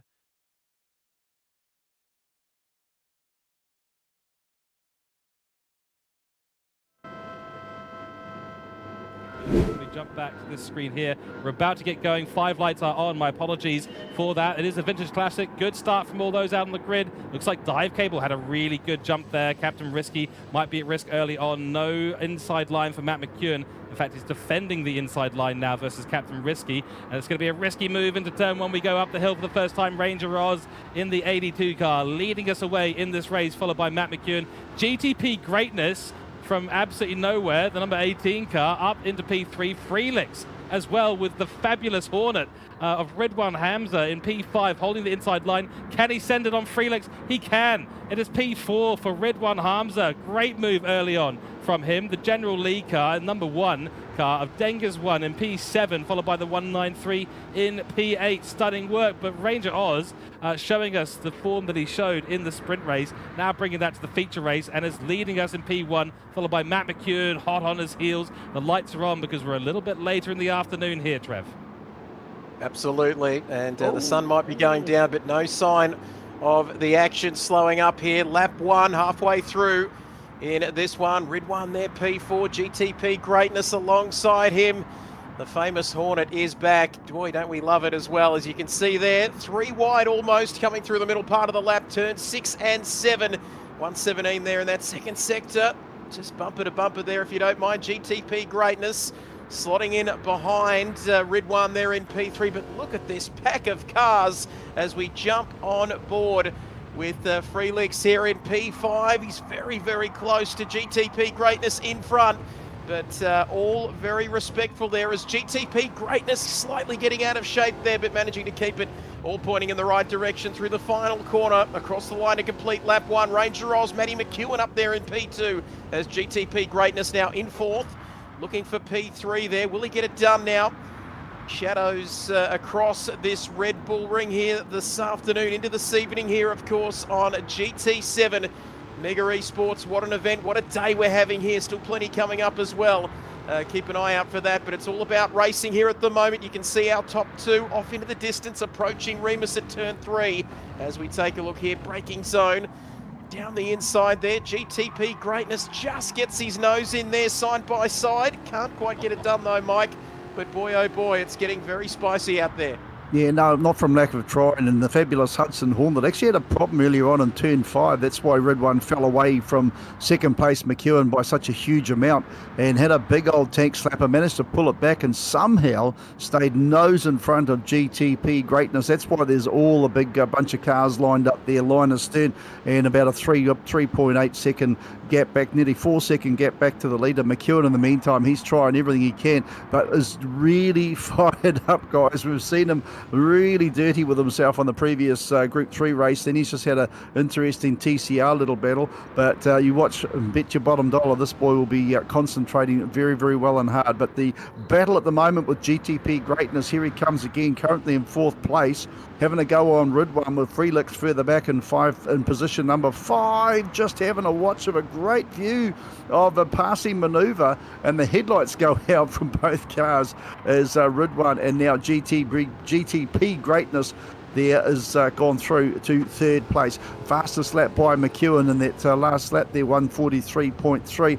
And just watching these other drivers in the 144 second bracket, so well and truly holding each other up. And you can see Freelix trying to just jump onto that little bandwagon there as well. Go back to Clan Fever, who's got a little bit of a battle going on themselves between Dive Cable and Machin, not too far behind, and so too the Flying Kiwis. So we'll wait and see if they can move themselves up through the ranks. But guys, at the front of this one, it's not academic yet. There's still plenty to come with McEwen 0.3 of a second back behind the race leader. So he really has put the bit between his teeth, and there's no way that he's going to let the Ranger Oz come. In fact, I get it wrong. McEwen's made the pass. McEwen is the new race leader, and Ranger Oz back in 2nd place now. Saw the end of that one. 2 similar black cars there. Bad eyesight for an old man, but great driving there from him. But look at Rid One there back in 3rd place, and GTP Greatness and Freelix all having a great old squabble.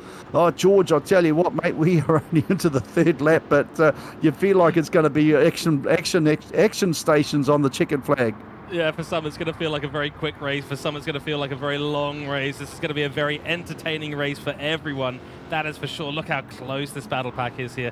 P3, 4, 5, 6, 7, all going for it. And there is money available where GTP Greatness has currently got his car. McEwen, great move there. Didn't actually end up seeing that on the broadcast, unfortunately. But what a move, and takes away. This is one of the first times in today's events that we've had a Kiwi leading for a significant portion of the race, since we are 3 laps in. I guess 1 lap is technically, or even half a lap, is technically a significant portion. Let's hope that Matt McEwen can hold on to it. The question is going to be, and this is something that I'm totally unawares of how this works with these cars, what is the tyre life going to be? What is the fuel life going to be? And how is that going to affect us in the pit strategy? Right now, so close. Oh, Red One nearly into the back of GTP Greatness, has to take the wide line, just keeps it out of the barrier. So does Clan Fever, keeps it out of the barrier on the wide line, and they're 2 by 2, side by side. By the way, I've got to call attention to this. I may be slow, but I'm in front of you on the back of Clan Fever's car. Gotta love it. Dive Cable might be looking on the inside line, doesn't have an opportunity to do so. What a battle pack this is, Trev.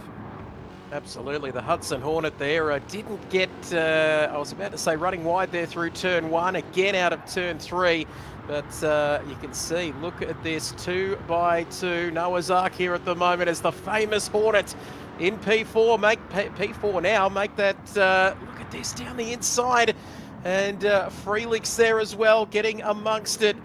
And you can see, oh, was there some contact there between Clan Fever and Dive Cable?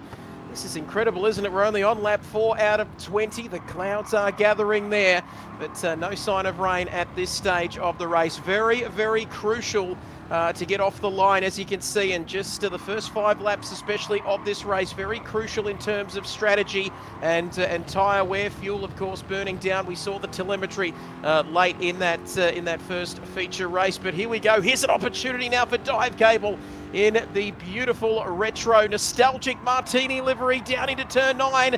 He's got it done, but guess what? Freelix there, he's not quite done with yet as he looks to have a go here through turn 10. We're right on board with Freelix now, as you can see here through the final corner, riding inside the cockpit of these vintage classic cars.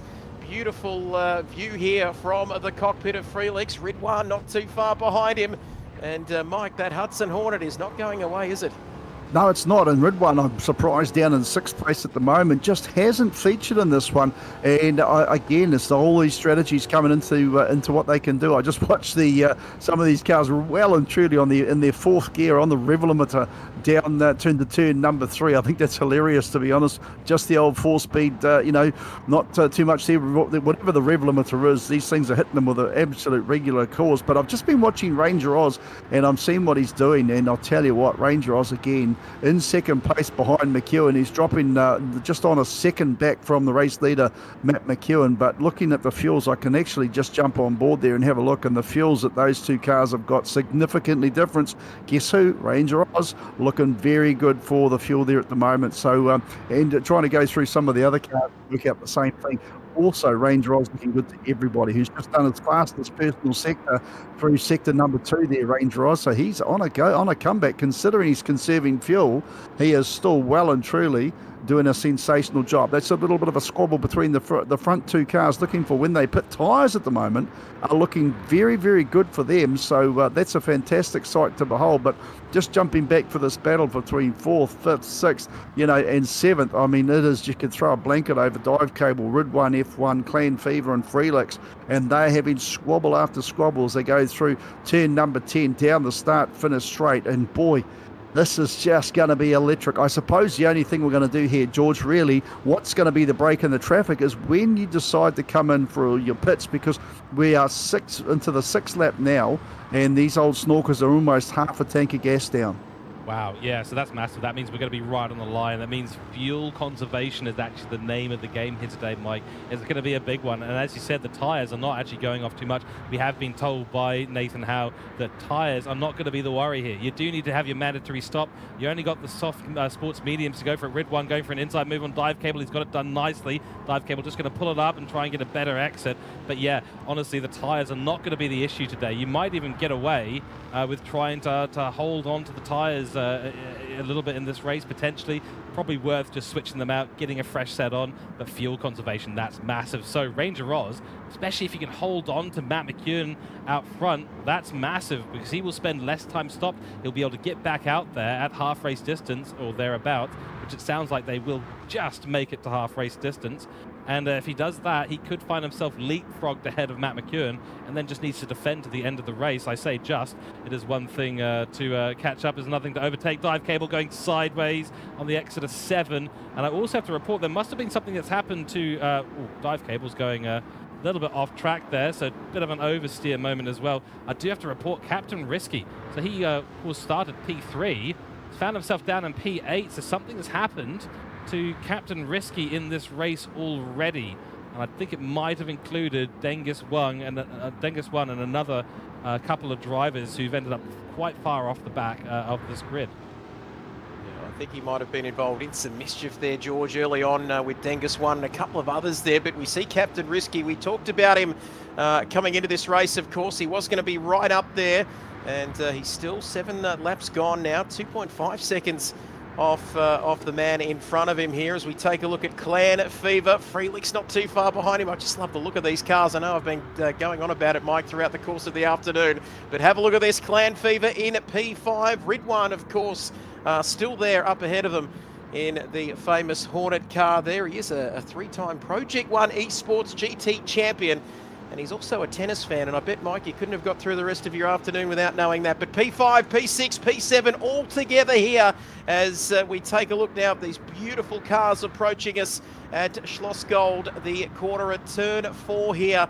Approaching half race distance here. Like we said, a great commentator once said, catching is one thing, passing is quite another. But 5, 6 and 7 all together here in this race. And there is Captain Risky in the background there. But Clan Fever looking to go defensive there, as you can see, approaching turn 6, coming towards turn 7. Very important, this middle part of the lap.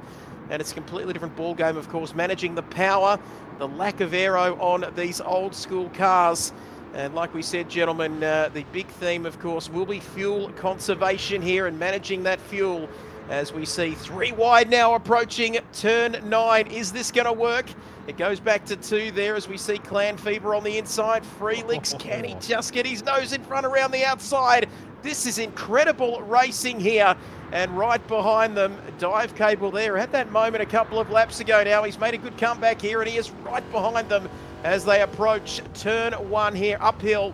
Difficult to get your braking markers right here. You can see 5, 6 and 7 all together. And look at that there, and over the bumps there, easy to go wide there, and he's done that on that occasion, Dive Cable, but that could set him up a bit of a slipstream here as Clan Fever gets those wheels into the grass now, looking to make a move on Freelix for P5. No signs of this battle letting up as we approach the midway part of this race. Cracking race, absolutely fantastic pace between them. And again, guys, I'm not talking about powder puff racing here, but this is clean. This is very, very clean racing. Beautiful lines from the drivers, a little bit of respect. They're still making each other work for it. There's a little bit of, paint swapping going on there, but there's certainly no argy-bargy, and I think that stands very, very well for the future of this event if we're going to see quality driving like this. But look at this, Freelix, Clan Fever, but a bump there as they go through turn 5 as they go through the right-hander, and now we look for, is there going to be no real need for a redress? I love, like you say, the sticker on the back, I may be slow, but I'm in front of you, and absolutely well and truly been said there for Clan Fever, who's moved himself back into 8th spot, sadly, 18 seconds off the lead, but the battle in front of him between Risky, Freelix, and the others are there, just right on, they really are, and Dive Cable there in the 5th spot. In fact, Cable is well and truly under attack there from Captain Risky, and there's no risk being asked for, and there's no reward being given, because everyone's got to fight so very, very hard. I'll tell you what, they are going through the final corner now. This gaggle of 4 old aircraft carriers managing to keep themselves in reasonable condition down the start-finish straight, and it's just a fantastic sight to behold.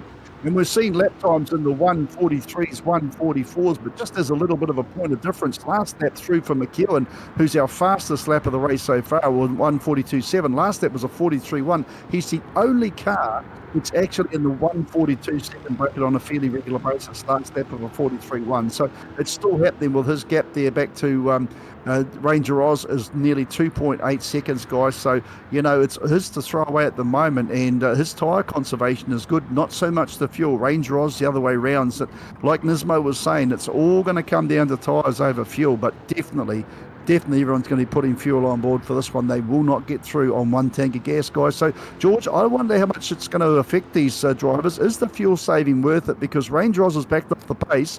There's no doubt about that.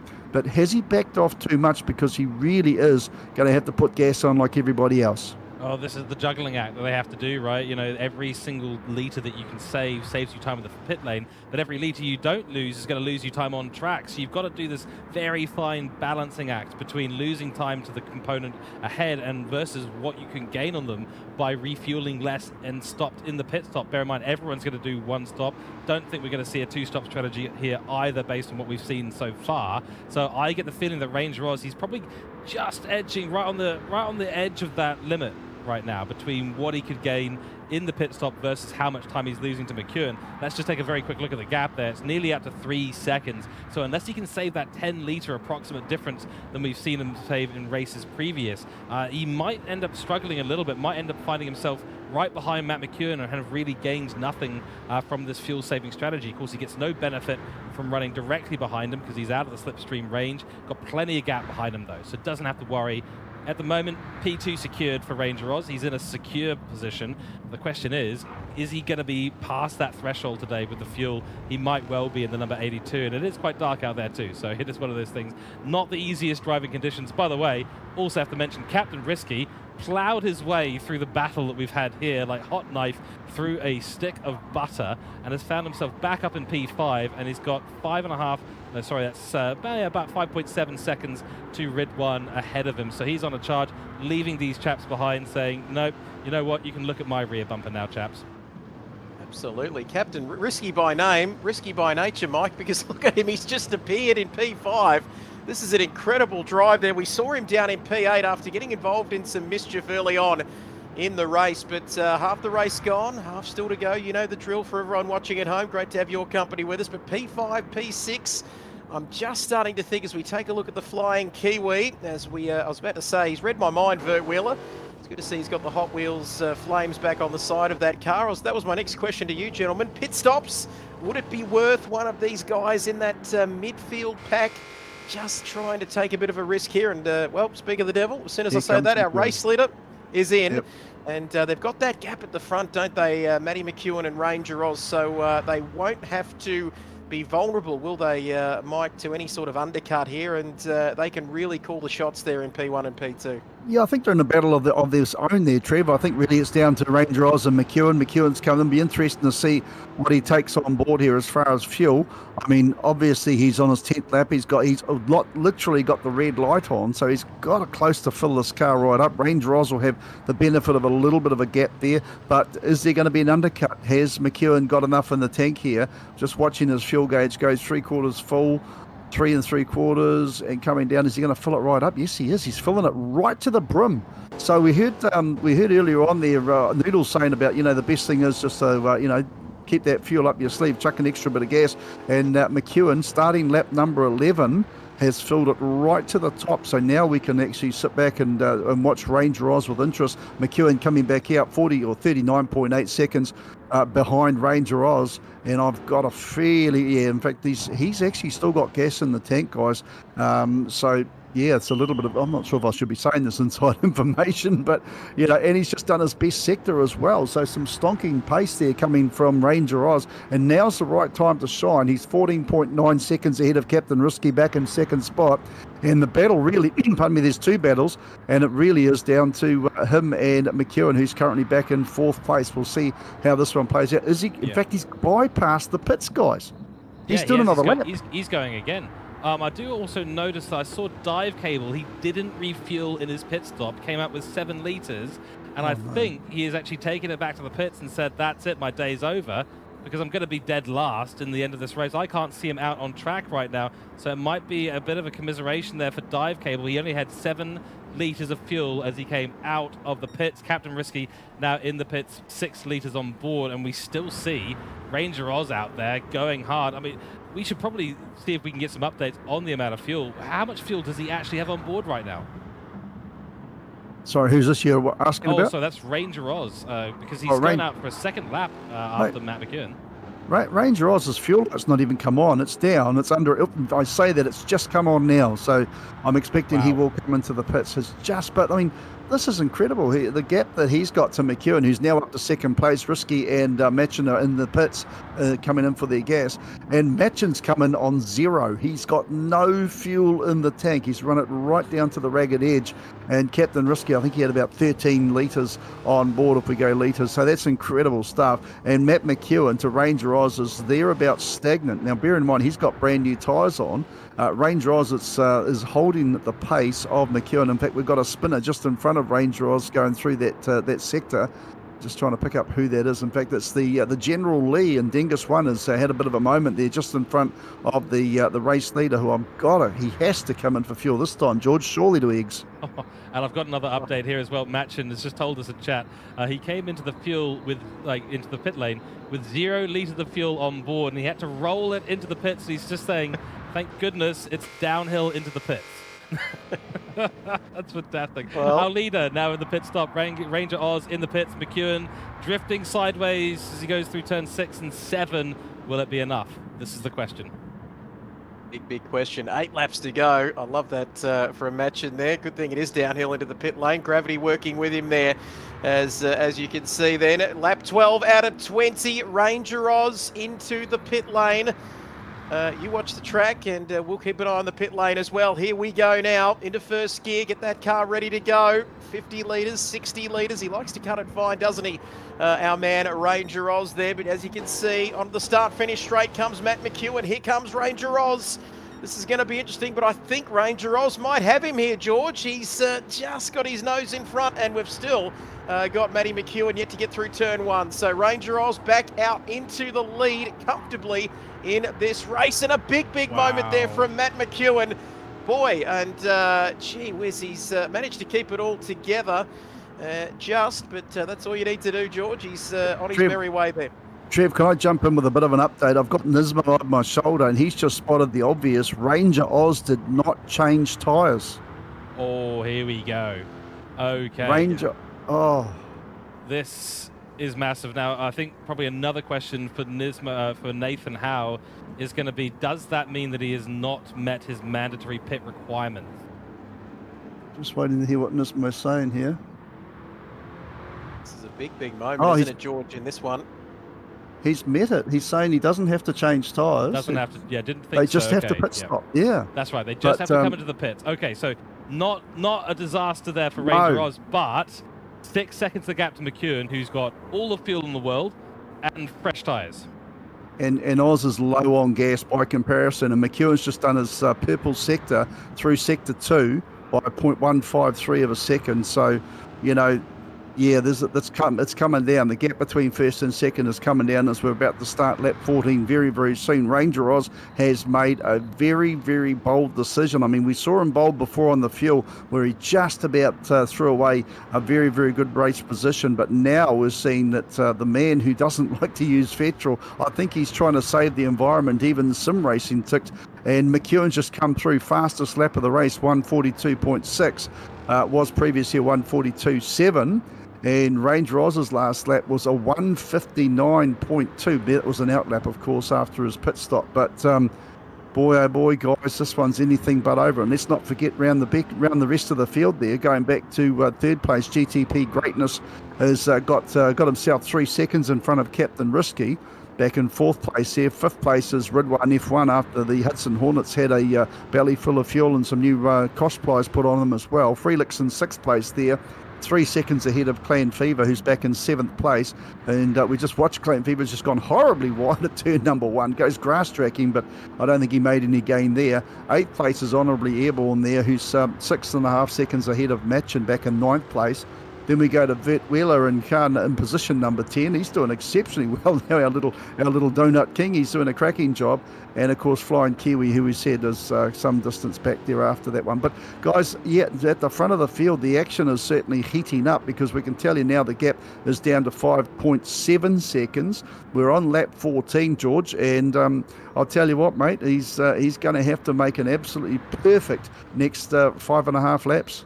Yeah, one thing I have to say for Ranger Oz is that his driving has been very smooth. To save that amount of fuel, to go for the extra couple of laps, it is really impressive. The question is, can he keep that consistency going? That's what's going to hold off Matt McEwen. If Ranger Oz starts making mistakes on those slightly worn tyres and worrying too much about his fuel, you know, going a little bit slower on the straights or shifting a little bit earlier, or even just lifting and coasting, that'll start to really chew out. I mean, you can see there, turn 10, not a good entry for Ranger Oz. He's clearly trying to save fuel on that pit straight, and Matt McEwen has just taken half a second out of him just in that area. So if Matt McEwen can cut that time by that rate per lap by 0.5 or point, you know, it needs to be about a second given the number of laps remaining. We're on lap 15, so it's this lap plus 5 more to the end of the race. So it needs to be a second a lap that Matt McEwen cuts out. Otherwise, the laurels will be going to Ranger Oz, and the strategy, as baffling as it may be to some of us, will have worked out. And I think, honestly, that'll be hats off to him. But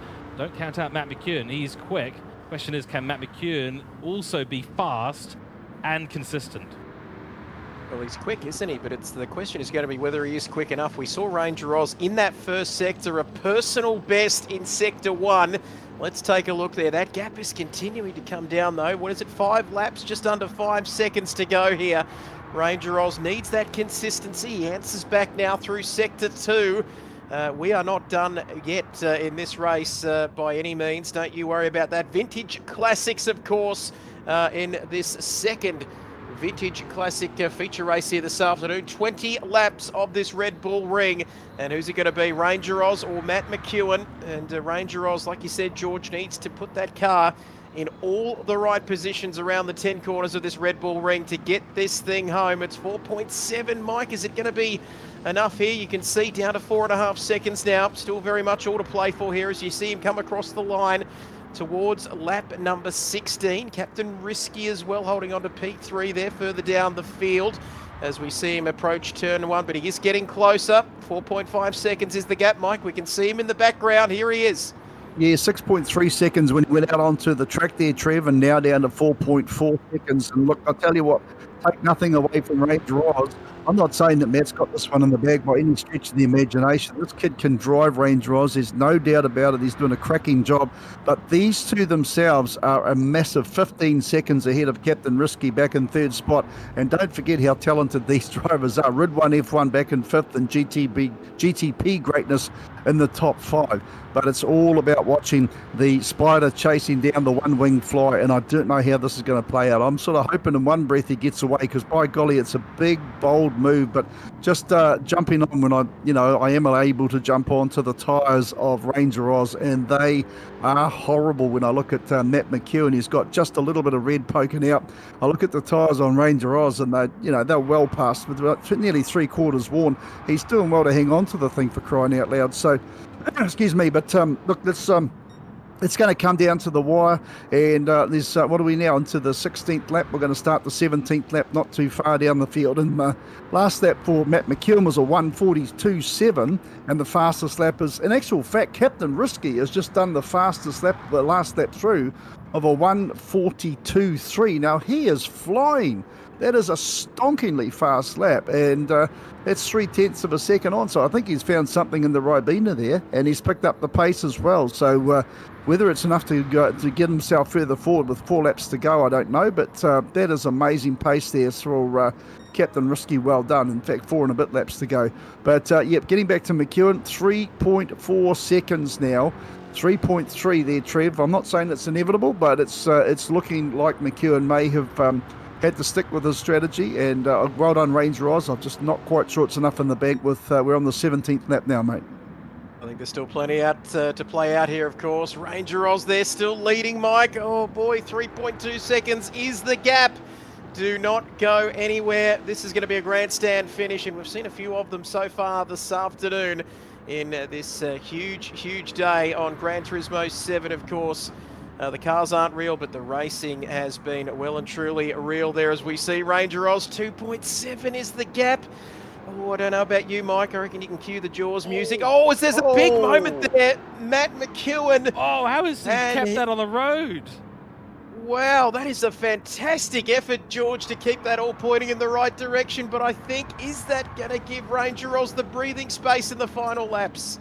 Or it might well do. I mean, we saw the gap starting to really come down quick, and this is it, as those tyres for Ranger Oz get worse and worse, and he continues to have to save fuel in this race. You just see Matt McEwen like a unleashed beast racing after him, putting everything into the steering, everything into the race car. I think Matt McEwen might have just evaporated his chances there a little bit too much. The gap's now just coming back up to 4 seconds, so that means he's got to make a second and a bit now, 1.2, 1.3 seconds per lap to catch up to Ranger Oz. I think he's got the pace, but he's got to stop making those mistakes. That was incredible car control from Matt McEwen, though, taking nothing away from him, because that was incredible car control to keep it on the tarmac.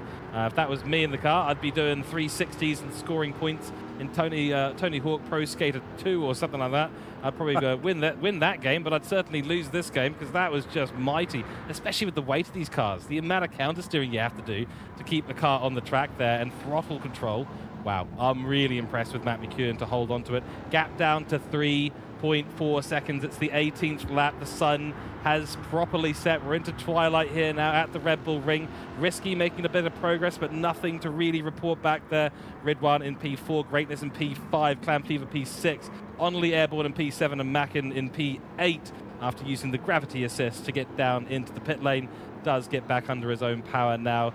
3.2 seconds of gap. So we know McEwen's got the pace, guys, but the question is, can he bring it home? Will Ranger end up with so little pace at the end of this race? I'm fascinated by what we're seeing here.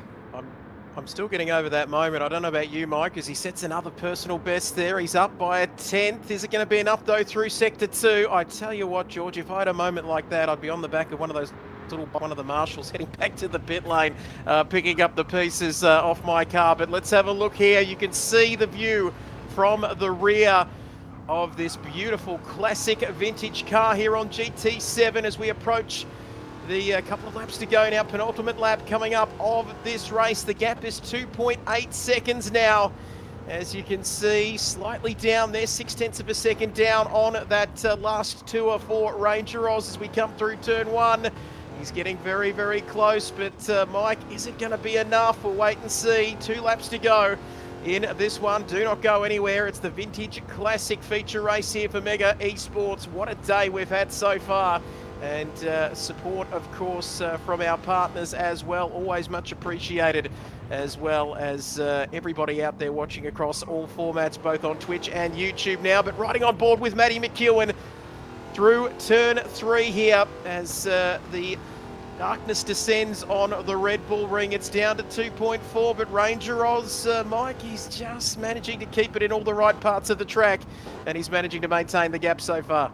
Well, like you say, mate, it's penultimate lap, and you know, we've got this and one more, and he's doing a sensational job as Ranger Oz. Let's not take away from the fact that his tyres are just about got cords coming out of them. The only thing missing is the sparks off the rear end of this thing as he goes through, goes through those sectors. I'm well impressed with him. I really, really am. But Matt McEwen, he's got the bit between his teeth. He's made his mistake. I don't know how he didn't spin at turn number 4, that earlier segment a couple of laps ago. He's picked himself up. He's dusted himself off. And guys, we've got one more and a bit lap of absolutely exciting racing to come. So don't go anywhere. We honestly, we couldn't script these races to be as good as they are at the moment. And like I say, I'm an endurance fan. The sprint format, there's something special as we're down to 1.7 seconds, and the last lap through there for Ranger Oz was a 1:43.7, and McEwen was a 1:42.6. We're 1.6. It's visual. I mean, they could just about do hand signals that are friendly and say good day to each other as Ranger Oz is driving the literal wheels, and he's got the red light on. The fuel light is on too for Ranger Oz. Go back to McEwen. He's still got plenty of gas in the tank, so it's all going to come down to the wire. George, I don't know, mate. We've got 1.5 seconds to go. It could be outdone by either driver. We've seen McEwen get a little bit loose. We know Ranger Oz has got nothing to work with. He's got no gas. He's got no tread. He should lose this one, but I'll tell you what, he's a gutsy little driver. McEwen's a talent, but I don't know, George. You call it, mate. Bring us home. Here we go. Well, the infield section is going to tell the tale. This is where Matt McEwen has been faster than Ranger Oz for the most part.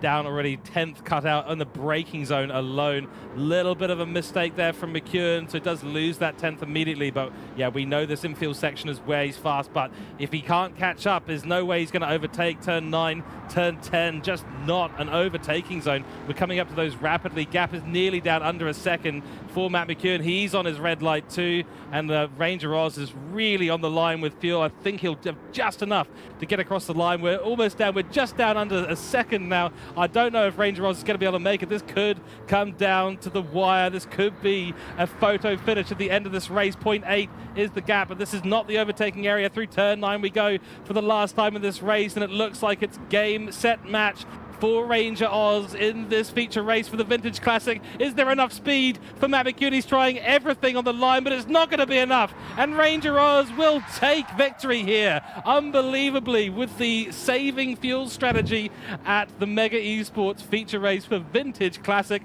by 0.5 of a second. And Matt McEwen, in a frustration, sends his car across the line, and I can imagine he is gutted. That one small mistake at Schlossgold a couple of laps ago set the story in stone, and unfortunately he wasn't able to do enough. Ranger Oz in the number 82 car, what a victory. It was a huge risk that he took, and boy oh boy did it pay off.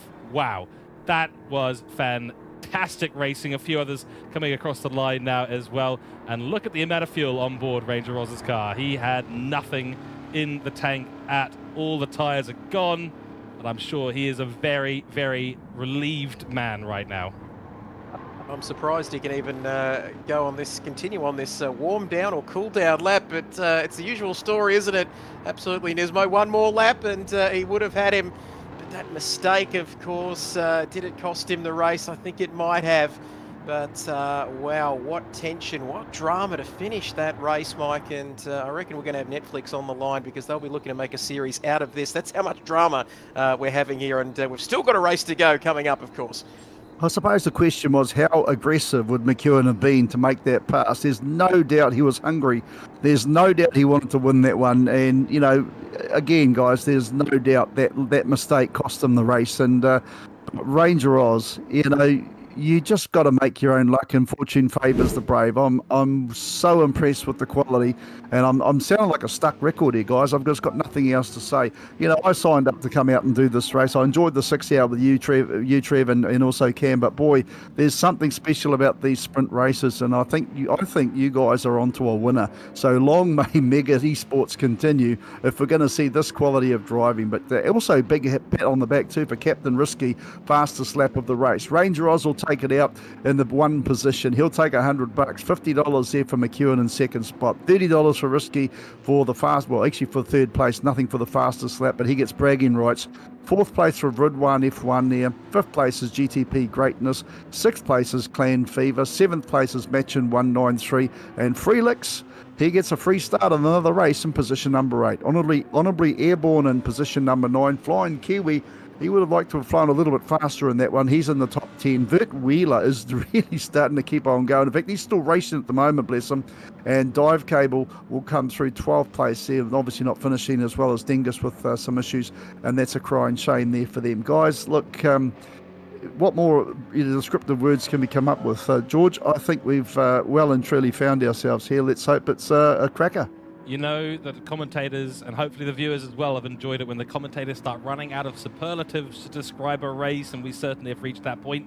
And we still have one feature race to go. And that is the Open Group 3 class coming to your screens very, very soon. Yeah, commiserations there for Dive Cable. Didn't refuel the car. Came out with no fuel on board and said, that's it, I'm not going to make it to the end of the race. I've got to put the car in the pit box and sit there for the remainder of the race. It's a real shame there. And then, of course, Dengus with the disconnect from the lobby in the middle of the race. Sad to see that happen. But yeah, we're going to have Ranger Oz in for an interview in a few moments' time. In fact, Trev, no, he's not in quite yet, so we will have him in the box very, very soon. Great racing here today, honestly. And the format, I've got to take my hat off to Nathan Howe and the admin team in the background of Mega Esports. The format for today has been super exciting. It's been a slow drip feed. We've had our appetizers in the qualifying. We had our first course, you know, in the sprint race. And now we're onto the mains here in the feature race. And I want there to be more. Can we have a 6-hour enduro for each of the categories after this? I'd be happy to stick around. Yep, I'm brave if you are, let me tell you, after the early start. But it's been fantastic, and we are at the dawn of a new sim racing journey, aren't we, with Mega Esports, and thanks to the big partners. But we have our race winner here in Ranger Oz, and not for the first time today, an Aussie has beaten a Kiwi. Ranger Oz, thanks for joining us post-race. There we go, got one back there, Mike. I'm counting them. But Ranger Oz, talk us through that one. Vintage classic cars, you got there in the end.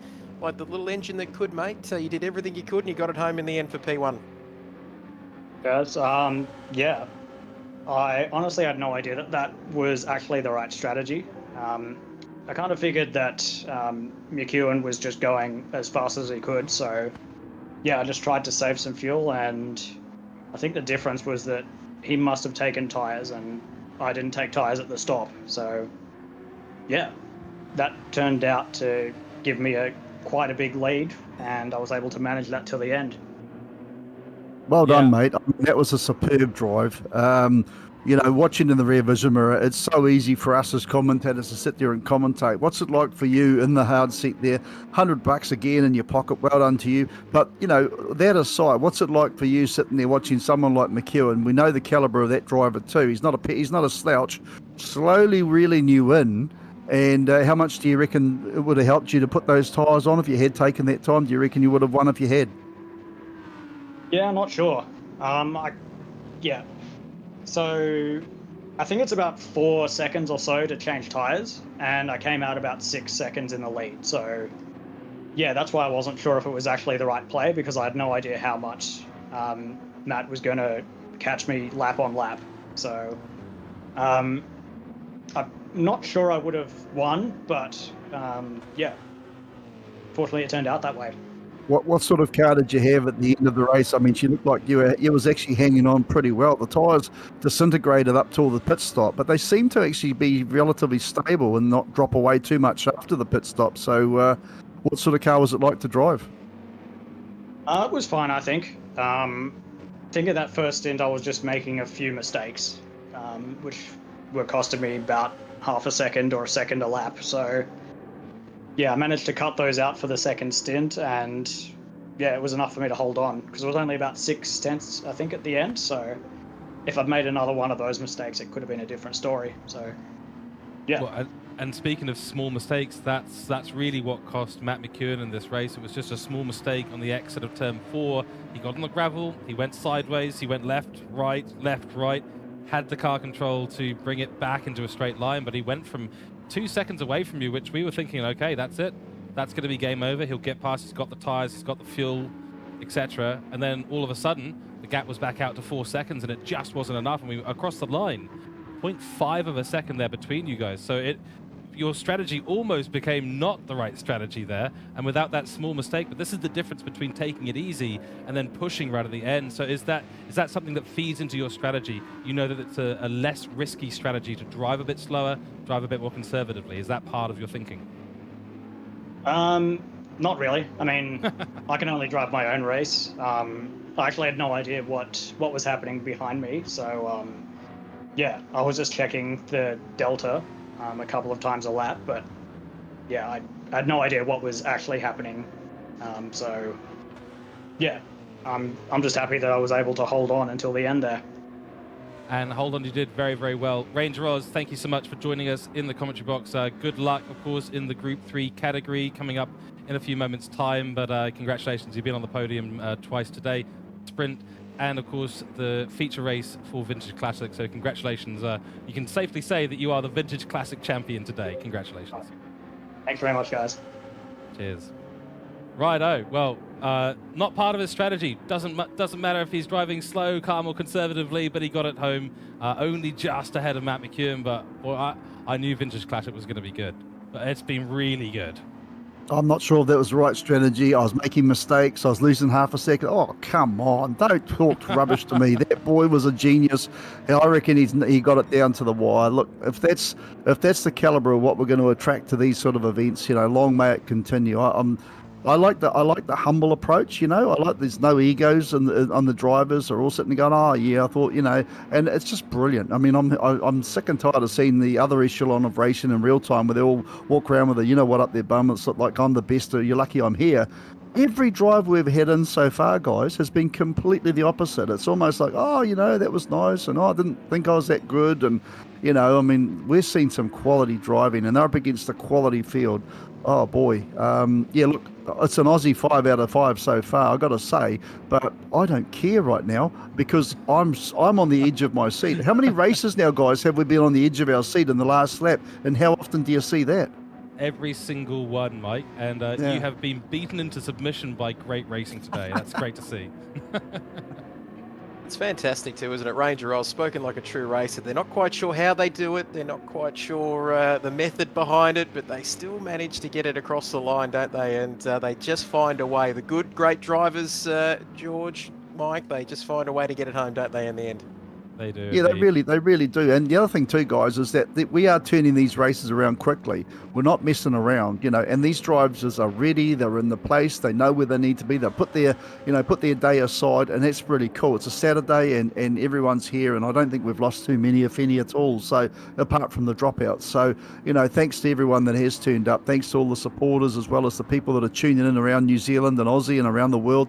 Fantastic. In fact, I don't know if you've seen in the comments. I haven't seen the comments, guys. Is there anyone actually listening from other than New Zealand and Australia? I'd love to hear if this whereabouts we are being streamed.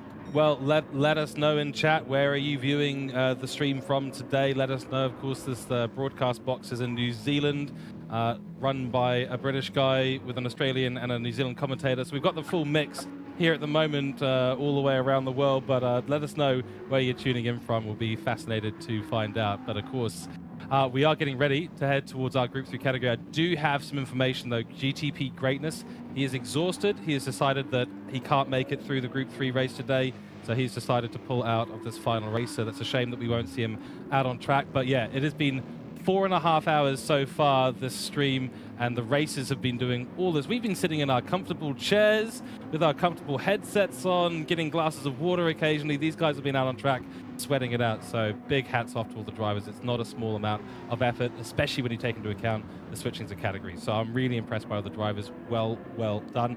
Just one more 20 lap to go, and that's the Group 3 category coming up shortly. Let's take a quick review, of course, of our prize information today. So third place obviously bags $30, $50 for a second place, and a first place will bag you $100 in prize money. Qualifying all wrapped up from earlier in the day, and now with only one category to go, the Group 3s, and it is getting dark out there, guys. Yeah, well and truly, McEwen will be upset about not taking that win. Ranger Oz a superb drive, but he can wipe his tears, McEwen, with his $10 notes that he got. He's got 5 of them to play with in that one there. And Trev, you know, it's really good to see the guys. I was a bit worried about this racing, mate. I'll be honest, in a little bit in the back of my mind, I was worried that, you know, a bit of money on the table, we're going to see argy-bargy, smashy-crashy. I'm not worried about that anymore. This has been an absolutely fantastic format, and it's neat at the end of it to reward these drivers in a practical way, isn't it? Absolutely, and it all comes down to this, doesn't it? Final race of the afternoon, the GR3 class, as you can see on your screen, 600 horsepower, 1,350 kgs. Not cheap either at 450 grand, top speed of 300 kilometres. It's going to be cracking to see, as we saw in qualifying. Very much a Toyota Supra show there, 1, 2 and 3, and you've got a feel for the 911s, the Porsche. We all know and love the great Porsche label in motor racing, but they weren't travelling too well there in qualifying. But I think we've got our man Matty McEwen right up there again, and guess who? Noodles. He's gone for a break, missing the Vintage Classic race, but he's going to be one to keep an eye on as well, and very, very important to get off to a good start. We've been going on about it all afternoon, and we're just about ready to get underway in the final race of the day here, George. Here we go once again for the last time, the last feature race of the day here at Mega Esports. The lights are going on. Noodles will lead us away from Simon Bishop, from McEwen, from Dive Cable back on the grid. Once again, it is Supras versus Mercedes. Mercedes gets a great launch, as it always does, to Simon Bishop immediately to P1 ahead of Noodles. Noodles doesn't get the launch that he wanted this time. The Alfa Romeo also getting a great launch. Ranger Oz up to P3 already in this race. Bit squiggly on the exit of turn 1 for Noodles. Not going to help his campaign at the moment. Matt McEwen right on the back of Ranger Oz. A big scuffle going on for P4 at the moment. Dive Cable in the battle, and also Red 1 F1 coming into play. Both the Supras going out wide. The Alfa Romeo trying to defend the inside line as much as possible, but it's going to be a good run for Matt McEwen. This will put a lot of pressure on the P3 position that Ranger Oz holds right now, and down towards Slosh Gold we go for the first time. Lights are on, and the sun is solidly setting at this Red Bull Ring location here in Austria. 4.8 kilometers per lap or thereabouts, 20 laps to go, strategy involved, and we do have to tell you as well, 4 times fuel, 7 times tyre wear, racing hard and racing medium tyres required. So we are going to see a difference in initial choice of tyres from around the grid. 1 pit stop required. And we've had a disaster early on. Red 1 Hamza has been disconnected from the lobby again. Oh, no. That is a disaster. Trev, over to you. It's been exciting so far, but that is just a real shame to see. Yeah, terrible for Red 1, of course, and it's the sim racing version of mechanical failures, as we see the gremlins creeping in there. Terrible for him, but continuing on through the opening lap of this final feature race of the afternoon in the Mega Esports Gran Turismo 7 racing day. The feature race, of course, GT3s. They're fast, they're furious, and you can see there Matty McEwen right on the ragged edge in the Toyota Supra coming through turn 1. It is still close though, but guess who? Simon Bishop is in P1, and that is not an unfamiliar position for Simon Bishop to be in. Of course, as we jump on board with Noodles, they're in P2. He has dominated, of course, this afternoon, taking multiple victories here on Gran Turismo 7 this afternoon, but he is getting very, very close indeed as we head down towards turn 4.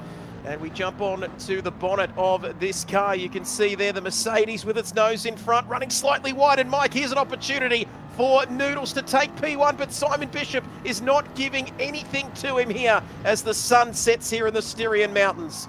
That's going to be the widest Mercedes-Benz known in history. And, of course, Noodles will know at the moment. He's got to play the strategy game in this one as well. Supra versus Mercedes. Now, great launch off the line there from Sidog, who got himself underway and slammed the door shut on Noodles and straight away showed his intent, said, son, you're not going to get past me that easily this time enough, because I know that if you do, you'll probably run away from it. Let's not forget strategy, gas and tyres, who's doing what. Let's also, big pat on the back to Ranger Oz, who's actually dropped back to 5th place. I think he must be knackered after just doing a 20 lapper. We've had virtually no break. We're behind time. We're back into the grand scheme of things here. And Ranger Oz is still in the top 5. Hats off there to him. But look at this battle at the front of the field. And like you say, Trev, it's absolutely on for Young and Old. It's a brilliant drive there from Noodles, who's 0.0 right behind Sidog. McEwen up to 0.3 of a second in 3rd place as well. And not too far back, Dive Cable a further 1 second. This Noodles,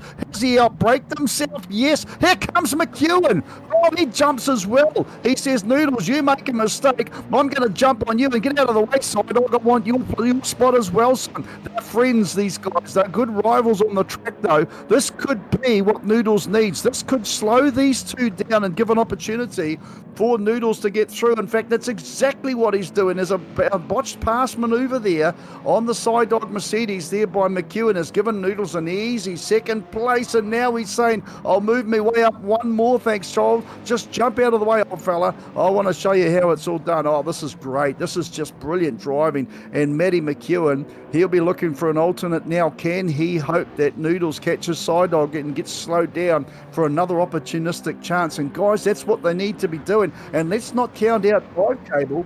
Dive Cable is driving particularly well here, back in 4th place at the moment. He's right up on the ragged edge. He's trying his absolute best here as Sidog pulls out a turn 10 down the start, finish straight. Peels off another fast lap. Still the fastest lap is McEwen from his previous 1:29.8. That was a 1:30 there for most of the field, but that'll change through the course of this one. Make no bones about it. Hold on tight. We've got a cracking 15 and a half laps to go, guys. And George, I don't know about you, mate, but we both know we're not going to be saying anything at the moment to say yay or nay, because who knows what's going to happen on the line. That's exactly it. Oh, this racing is brilliant. This is what Group 3 class racing is all about. And with the graphics as well in game, look at that sunset. Beautiful views from the rear of the BWT Mercedes-AMG GT3 car. Noodles, he's been trying desperately to get past Simon Bishop. Simon Bishop is a bastion, the Minister of Defence in the house right now, and he's holding down the P1 spot for the Kiwis, Matt McEwen in P3, and Dive Cables, and Noodles is really up against it. He's got 3 Kiwis that want to come on through as soon as possible. One mistake from him, Matt McEwen will get the advantage over him. He'll get P2 back, and then, as you said before, it'll be Simon Bishop versus Matt McEwen once again. Great to see the Mercedes actually stretching its legs a little bit early in this race. Could indicate a little bit of a tyre difference, so keep an eye on that. Remember, the racing mediums and the racing hards have to be used in this race. Maybe that we're seeing Simon Bishop on the faster compound tyres at the moment, whereas maybe the guys in the background are on the harder compound. That is a huge moment for Simon Bishop. Gets it controlled to exit at turn 10. It's so bumpy. Is it a chance for Noodles? Is he going to back out and try down the inside? He's not. He's just going to hold on to his current line. Happy to take the slipstream down the long straight, Trev. Unbelievable here as this action continues in the Group 3 race. Final feature race of the afternoon. Simon Bishop, Minister of Defence indeed there.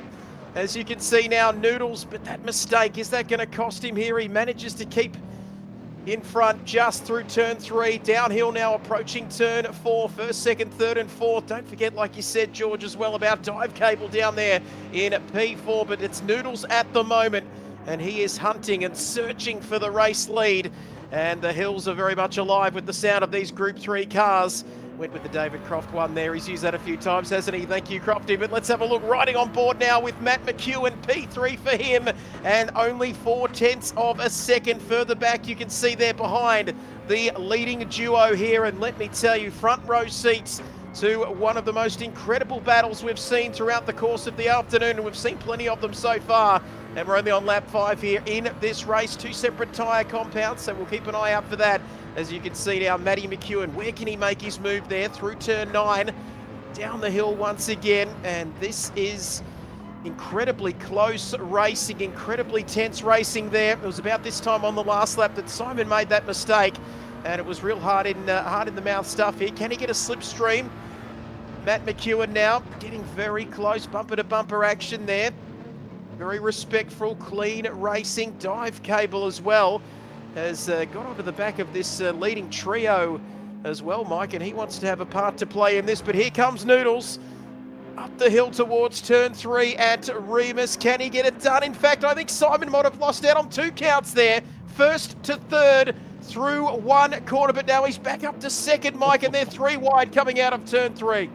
Everything changes, but nothing stays the same with this Group 3 racing at the moment there, Trev. And I'll tell you what, a great move there from Noodles, as we expected. The threesome there of the Toyota Supras well and truly attacking the Mercedes, and Sidog's just not going to be intimidated. He's already dropped 0.3 of a second there back behind Noodles. That section around 0.4 now in actual fact, and Noodles is just going to drive away. I'll tell you one thing, guys, I have snuck into the having the look to see who's on what tyres, and the top 7 cars are on the same compound of tyre, all on mediums, and I believe they have to run their hards as well. But to go back to 8th place and further down, they're on the hards. So Supra as well as Energy Tom and Vert Wheeler are on the hard tyres here. So it's going to be interesting to see how that one plays out. And these tyres are getting shredded. Noodles' tyres are not good. Sidog slightly worse in the big heavy Mercedes, and then we go back to similar tyres there for the other Toyota there of range of McEwen. In actual fact, Dive Cable has dropped back to 5th place, just trying to work out why that is a thing. With now we've got Range Rods up to 4th.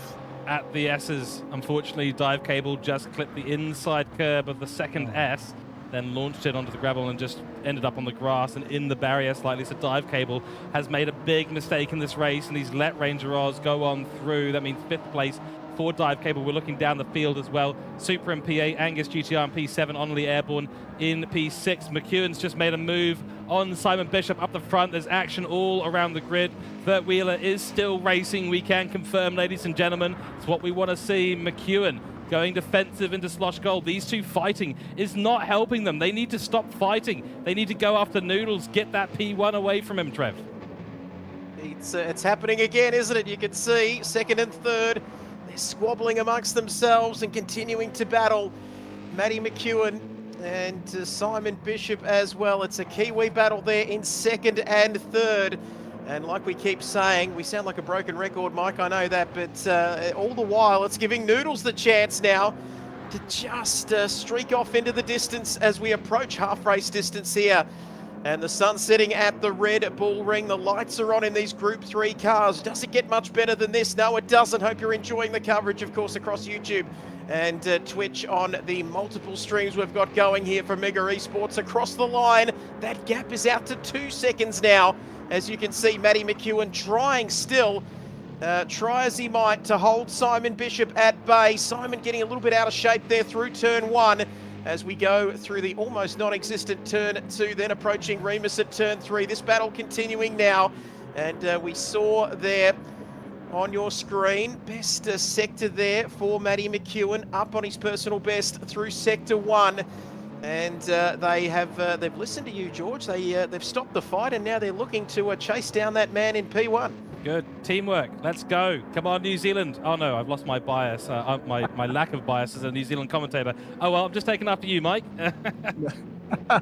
Hey, welcome to the side, mate. Unfortunately, it's not a winning side at the moment. These Aussies are doing a sensational job. They're taking Kiwi money out of us like like they're trying to claim far lap. But look, at the end of the day, away goes Noodles. And again, 4th place. I've just had a little sneak on the telemetry.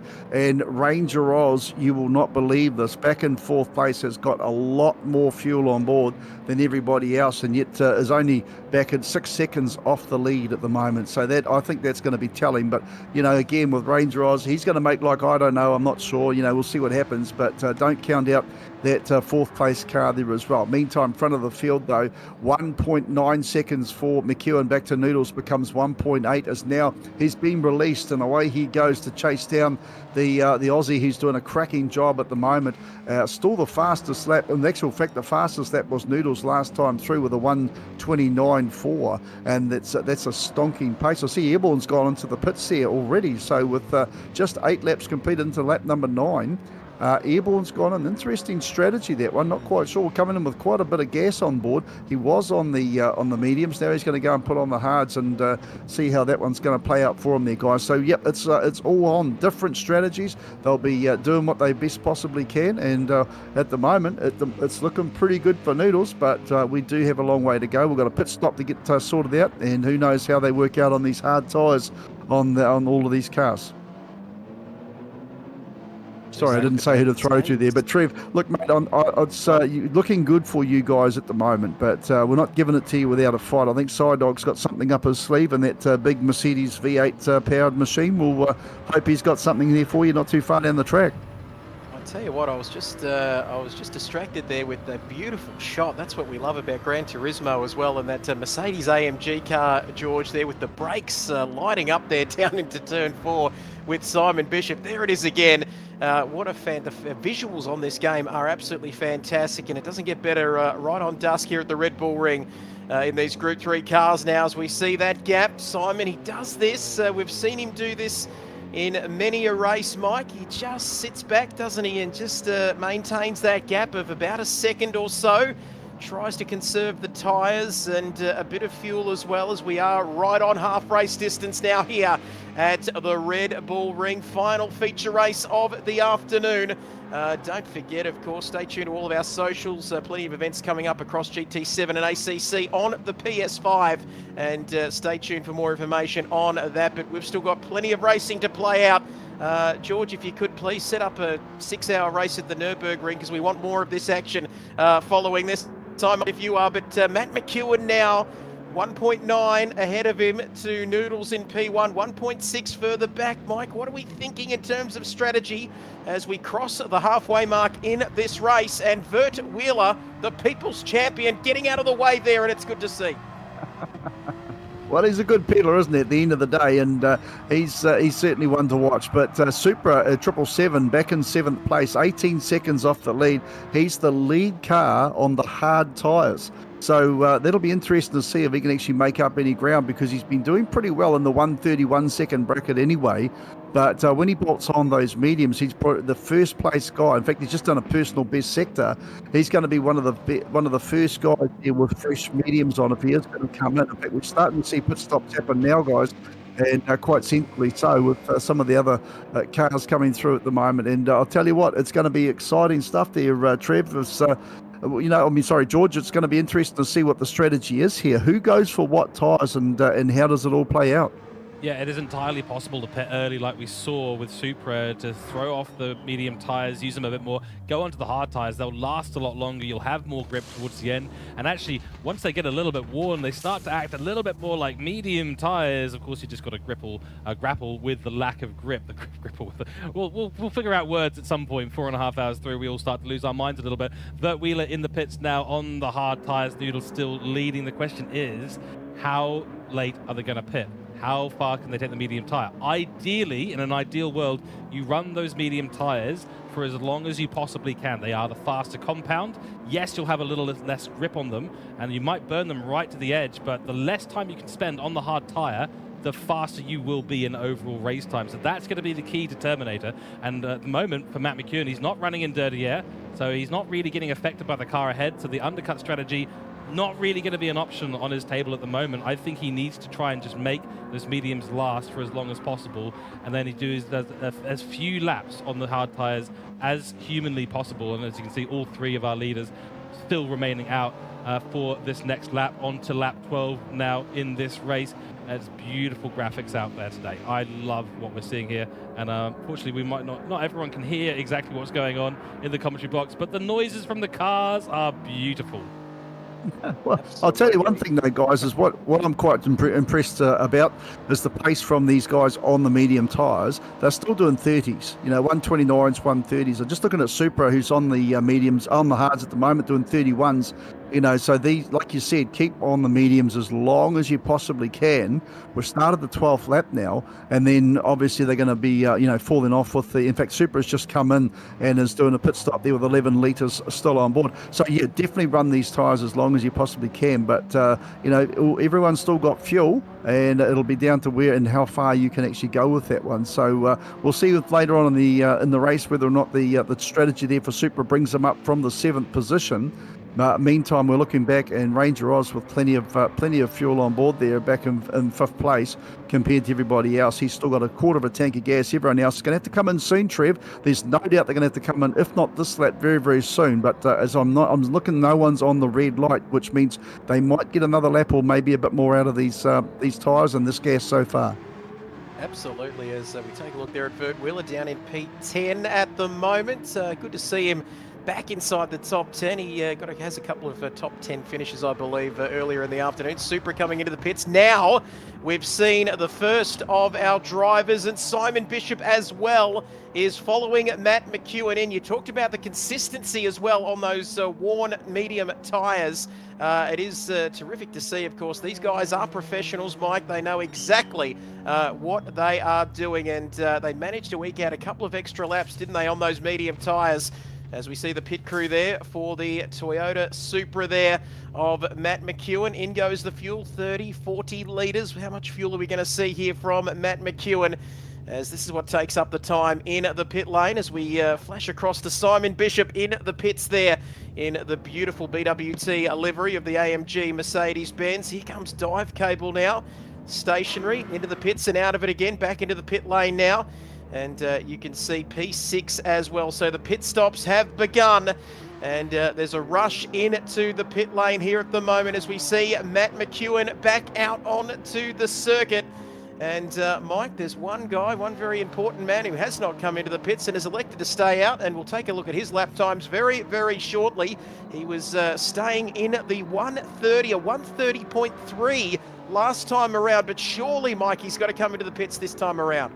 Well, he's coming to the turn number 9. His fuel lights just come on, and yes, he's coming into the pits. There we go. So Noodles will come in now. Also, Ranger Oz, I can tell you that he has still got fuel. He does not look like he's going to get a fuel light this lap around. So I've got a feeling this sneaky little character and the only one driving the little Alfa Romeo who's going to do a cracking job on this one. Keep an eye on him as well. Strategy. Ranger Oz wants more money in his pocket, and we can't be upset with that mentality between Noodles and Ranger Oz. They've dominated pretty much the whole day here at Mega Esports, and well done there to them. May they continue to do so. Meantime, the Kiwis have got to get the bit between their teeth. They've got to get these strategies sorted out. But isn't it fantastic to watch the pace on board as we see now Noodles gets himself back out onto the track there in second spot, and he is just taking a belly full of fuel, 58 litres on board to get him underway, 20 seconds behind Ranger Oz. So Ranger Oz has given himself a little bit of breathing room there, George, but he hasn't got it in the bag yet. He's going to still have to come in, take the pit, see what he can do, and he is currently currently on the right side of the ledger as far as the fuel goes here, George. So as we wrap it all up, we are in the final 5 or 6 laps now as the cars are still circulating around the track there, and boy, it's there for Ranger Oz. I don't know if it's quite enough to get him through to the finish, but Noodles 21 seconds down on the hard tyres, just over half tank of gas, George, and 5 and a bit laps to go. Here we go. Matt McEwen is now on the rear wing of the Supra ahead of him. He's in a Supra as well. So equal machinery between these two cars. Question is, was the pit stop effective enough from either Noodles or Matt McEwen to keep one or the other ahead? Right now it's advantage Noodles in this race with 6 laps remaining after they finish this lap. This is going to be great racing to the end of the race. We know McEwen's on a charge. He's hungry for that win that has eluded him all day long in all of the categories he has raced. So the man is exhausted. He's probably a little bit frustrated, I imagine, with having a few victories essentially right in front of him, but just too far for him to grasp. Now the gap heading towards just being on 1 second. This could come down even further, and then it'll be slipstream. Once Matt McEwen is in that slipstream, it is on. The game is afoot, as the famous investigator would say, and Noodles is now going to be looking in that rear vision mirror and wondering what he can do to hold off the GT World Series driver in Matt McEwen, the Kiwi, trying to get his first win of the day. This is going to be absolutely brilliant. Ranger Oz still to pit. Simon Bishop 5.5 seconds down, and look at this gap. Trev, it's under a second by quite a lot. Slipstream advantage, Matt McEwen. It's well and truly under a second here as we approach turn 4. And the interesting thing, gentlemen, is we've seen Noodles dominate, haven't we, Mike, throughout the earlier races this afternoon? But he hasn't had to really deal with someone this close, in fact, in his rearview mirrors, as we see now coming through turn 6 and 7. Oh, the pressure is on. That gap out front there to Ranger Oz is 20 seconds now. And will he come into the pits? We'll wait and see. Yes, he does. Perfect timing there. He comes into the pits there, as you can see. Will this be a masterpiece of strategy from Ranger Oz? We'll wait and see. They do call him the master of race strategy over at Race on Oz, of course. But this is the battle we are looking at here at the moment. Slightly too much curb there for Noodles. Is that going to give Matt McEwen a chance? I don't think he's close enough here, Mike, as we come across the line now, looking ahead to our race leader. And like I said, he's dominated the earlier races, Mike, but he hasn't had to deal with someone quite this close to him with 4 laps to go. No, he hasn't. He really has almost had it with ease, and now we've seen McEwen's really starting to show, what his intentions well and truly are. I was just watching the Ranger Oz pit stop. I was worried Ranger Oz was not going to take any tyres, and he didn't have much tyres left, but he did. He took tyres. He's got just over a quarter of a tank of gas, and I think he's fit and set and ready to go in 4th place at the moment, only just in front of Dive Cable. But look, this drive from McEwen, whether he come through and take the win or not, it's an outstanding drive. Noodles, we know how good this boy is. I don't think Noodles knows how good he is, but we know that he is a very, very quality driver. And McEwen, who's just about Morse coding the rear bumper, we haven't seen McEwen in a chance to really start bumping around and saying, jump, oh, just a little bit of contact there. And I was just going to say, we haven't really seen him in a chance with the getting up there and having to be a bit aggressive and show that his intentions are that I want to get past you. But now for the next 3.5 laps there, George, we're going to see just what his metal is made up of, Matt McEwen, because he is trying everything he possibly can. And why wouldn't he? He's got 6 seconds ahead of Psydog there, back in 3rd place. Here's a chance to shine. Here's a chance to get the, I would say get the elbows out, but really not trying to say bump and bash, but certainly show that he means business here on these hard tyres. And they look like they're holding up very well. George, we've got just under 3 laps to go on this one. We're on the 17th lap now, and I don't know, mate. It's going to be all on here. But Noodles has got his mirrors well and truly full of one of New Zealand's best race car drivers there, the Hooncorp Esports driver, Matt McEwen. What do you say, mate? We haven't got long to go here for the rest of our last day of the last race of the day. I have to say, Matt McEwen is in his element right now. This is Group 3. It's hard tyres. It's low grip. It's night racing. Conditions are getting colder and colder out there. He knows how to drive in the dirty air of another car. He knows how to drive in clean air. He's using all of his years of experience in the GT World Series and everything that he has put into his driving skill and capability into this race right now. He's only sitting half a second behind Noodles, and I wouldn't want to be Noodles right now, knowing that a man with such experience is chasing him down those yellow lights of the Supra. Just ever in the rear mirror of Noodles. But these small mistakes, this is what we saw in the Vintage Classic with Matt McEwen. So the small mistakes, and he is running in dirty air as well. This makes it so difficult for him, but he's just clearly got the pace. Noodles doesn't have the pace that Matt McEwen has right now. Lap time comparisons.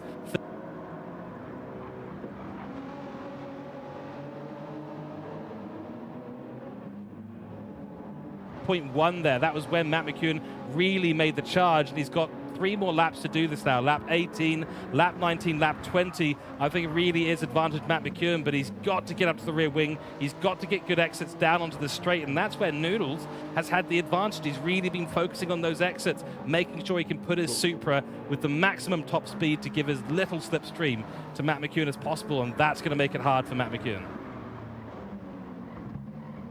Absolutely, you can see now, you can see through turn 3 there, it's getting tight, it's getting tense. We're just going to call him Noodles from now on. That's how tense things are here in the commentary box, let me tell you. Forget about the other names, because he will be, certainly he's not going to be quite al dente by the end of this one. Let me tell you, the pressure is on. Noodles in P1, still the man on your picture. is looking to take that win in the final few laps of this Group 3 feature race here on Gran Turismo 7. Of course, all for Mega Esports. What a debut, of course, off the back of the 6 hours of Silverstone a couple of months back. It's fantastic action, of course, and it's all going to come down to the final 2 laps of this race.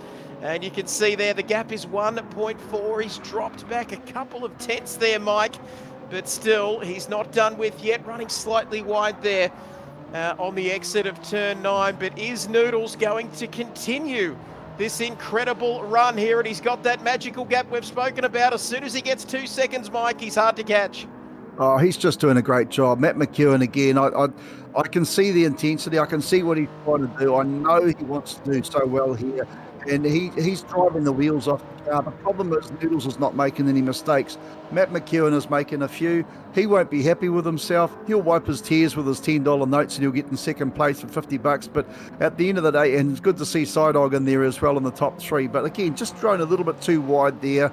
There's just tiny little things that Noodles isn't doing. We've gone from 0.1 of a second 3 laps ago to 2.8 seconds, further down the track. And as we are in the penultimate lap now, I mean, for goodness sake, if Noodles isn't doing Gran Turismo racing, he's got Simon Bishop behind Matt McEwen, who, these guys are top drivers, and Noodles doesn't rate himself. I don't know what it's just, I tell you what, someone needs to sign this kid up well and truly, and wherever he is, wherever he's come from, he deserves it. We can't do any fairer than that. It's going to be 6 race wins for Australia out of 6. I don't really care about that anymore. I'll have to be submissive because I'll wave the Kiwi flag like any Kiwi, and Aussies will do the same. But mate, it's been a sensational day of racing, fast, high horsepower sprint racing here at Red Bull Ring. And I want to just do a shout out for my final word of the day. Well done to you guys. Thanks to George, thanks to Trev, mate. You guys have really put on a quality show. I hope everyone's enjoyed it, and I hope from around New Zealand, around Australia, around the world, you guys have enjoyed it as much as I enjoyed being part of it. We're in the final lap now, George. I'll throw back to you and Trev to finish up, mate. It's been a cracker. Let's see if Noodles can do it again. Let's see if the Aussies can take out all 6. But in the meantime, I'm proud of the Kiwis. Good on them for trying. We just need to do better next time. Back to you, George.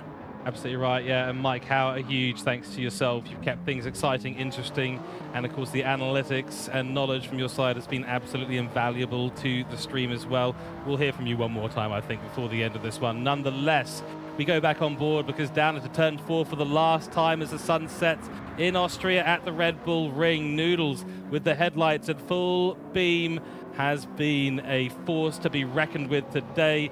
0 mistakes, 0 effort, it looks like, from his side, from his perspective at the very least. We know that's not true. I can't agree more with the fact that he should be very, very proud of his race drive today. He needs to be less modest, not something we usually find ourselves saying. It's usually the opposite. But Noodles, what a drive today. He's had victories all throughout today's racing at Mega Esports in the GT7 competition exhibition, and through the last couple of corners for the final time. Open GR3 category comes to a close with Noodle in the lead. It's Paul, it's Canberra, we don't even know what to call him, but he's a legend and he's won it. Takes the checkered flag for P1, and that concludes our racing today at Mega Esports. Matt McEwen will take home P2, Simon Bishop in P3 as the checkered flag continues to wave. Ranger Oz comes in P4, Dive Cable P5, and then we'll wait for the remainder of the field to make it round. It's been a wonderful day of racing, Trev, and honestly, I thank so much the drivers for putting on such a good show. It's easy for us in the commentary box. We get to see here, watch the racing action, watch the entertainment, and bring that to life, but you've got to have entertainment, you've got to have drama, and you've got to have racing to make that happen.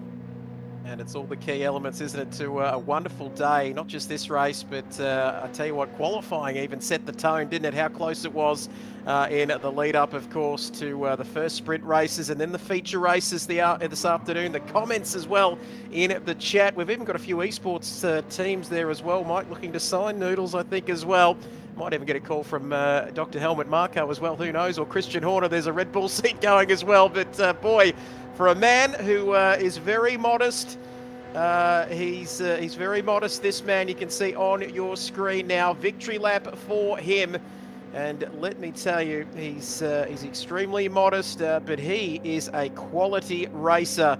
A quality bloke as well, and we're going to hear from him once again as we take a look at the final results in the final feature race here this afternoon for Mega Esports Gran Turismo 7. Noodles taking the win, Death Taxes, and guess what? That man in P1, I've been saying it all afternoon, he gets the job done again. 3.6 further back there in P2 for Matt McEwen. Simon there 6 seconds further back in P3, still picking up a podium there for Mercedes-AMG. Ranger Oz in 4th, Dive Cable as well, P5 in the end for him. Angus in the 911 Porsche in 6th. Supra in the Supra, who would have thought, in 7th there. Honourably airborne in 8th.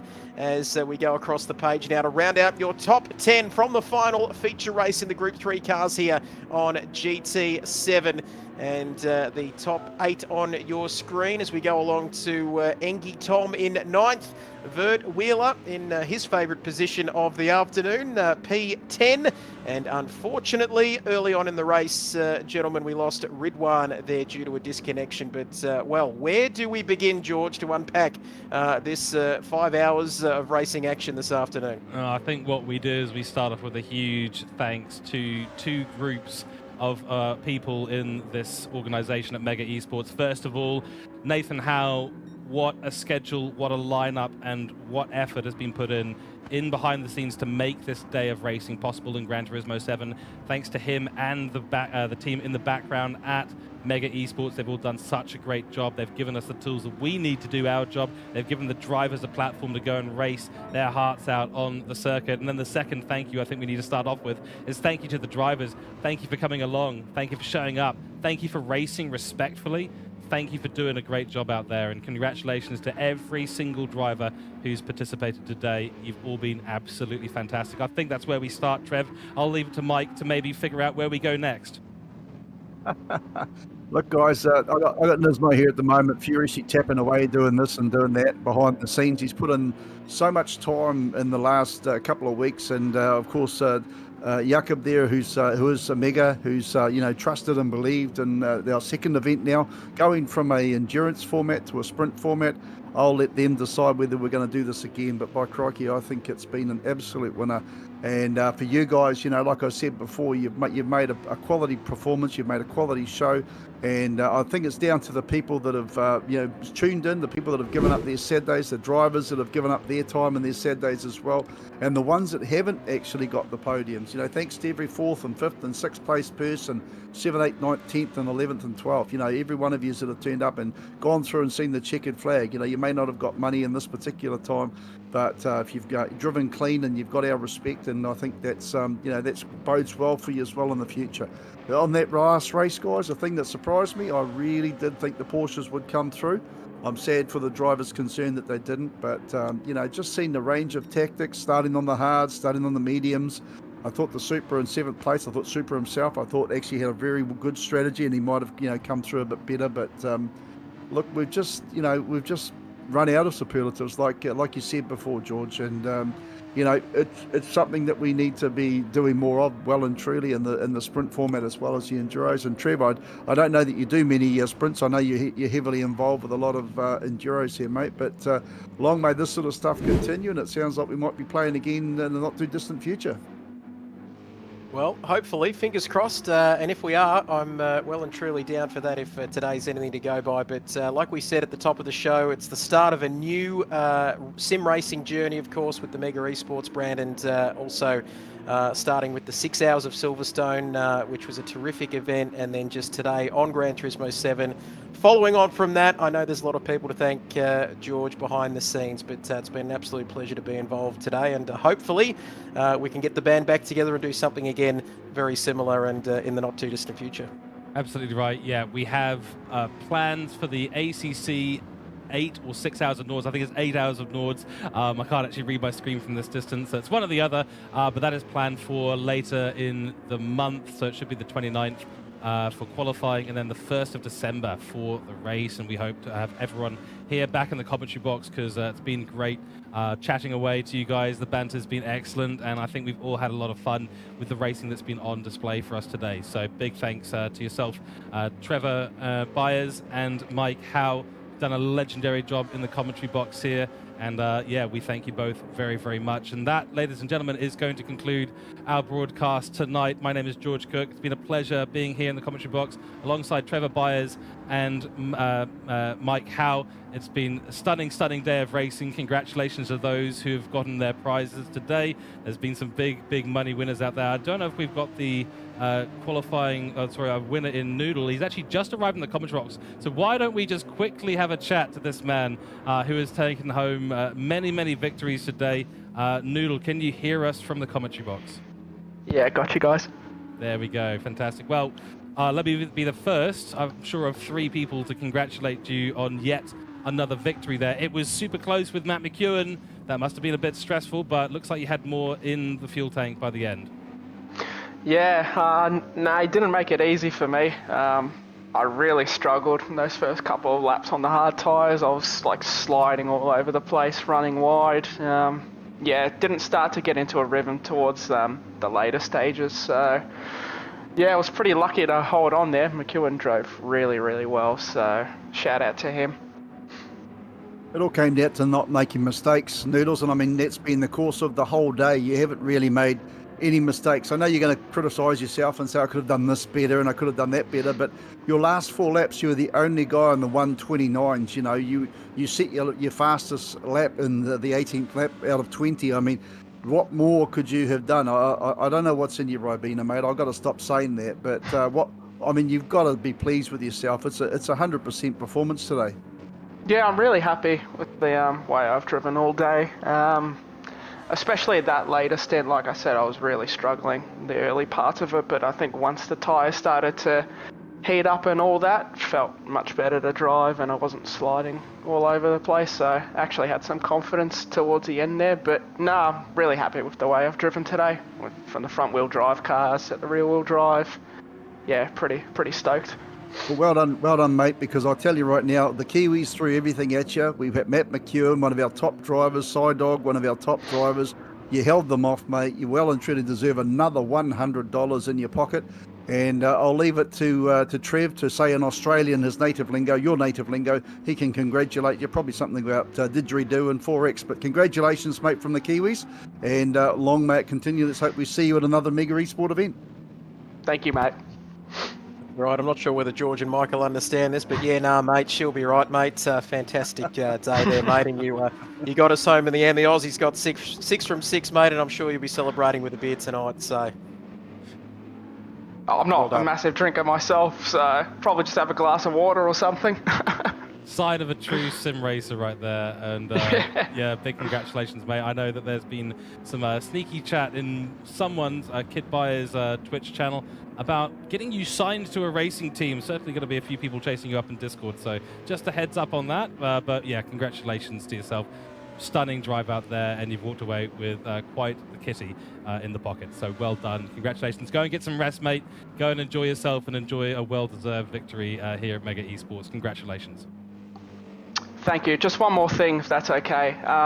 Just want to shout out the Mega admin team for putting on a pretty awesome event. I've really enjoyed it, so huge shout out to them for organising everything, and yeah, that sort of stuff. It all ran pretty smoothly. So no, I'm looking forward to doing more of these events with Mega. That was really cool. So thank you. Couldn't agree more. We all second that exact opinion here. The admin team's done a great job. Thank you very much, Noodle. Paul, go and get your well-deserved rest. Enjoy your rest of your afternoon, and thank you once again. Thank you, guys. Have a good one. Cheers. Well, there we go, ladies and gentlemen. He's a winner, and he's humble, and I think he's starting to get an idea of where his future in sim racing might be taking him. But nonetheless, congratulations to all of our victors today. Had a whole lot of results across a whole lot of classes. Let's just do a quick recap of some of it.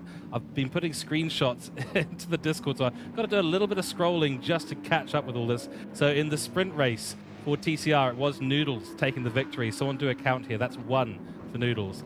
Then in the vintage sprint, it was Ranger Oz. That's 1 for Ranger Oz.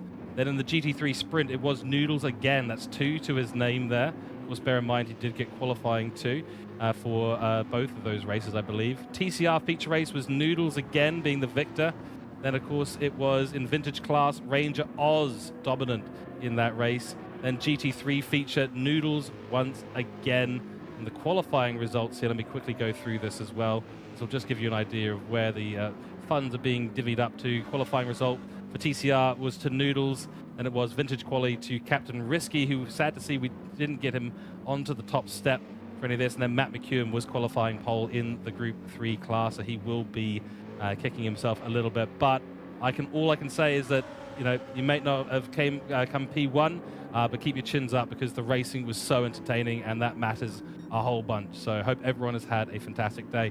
Now I think we can finally get to our final words of the broadcast here, Trev and Mike. So we'll pass around between the mic round between us once again, and then we'll go to our final comments before we finish up the stream. So Trev, let's go to you first. Absolutely. What more can you say? Incredible day of racing. Privileged, like I said earlier, to be a part of it and to share the commentary box over there. That's New Zealand and this is Australia. But yeah, we've both shared the commentary box as well with you guys. It's been a pleasure. And Mega Esports, everybody behind the scenes. It takes a lot to get these races up and going, of course, thanks to the admin team and the drivers as well, because without them we wouldn't have anywhere near the sort of entertainment we saw today. But absolute pleasure to share the commentary box with you guys, and looking forward to doing something else in the future. Thank you very much, Trev. Yeah. And Mike? Yeah, I just want to do a big pat on the back to the young fella, to Nismo, Nathan Howe.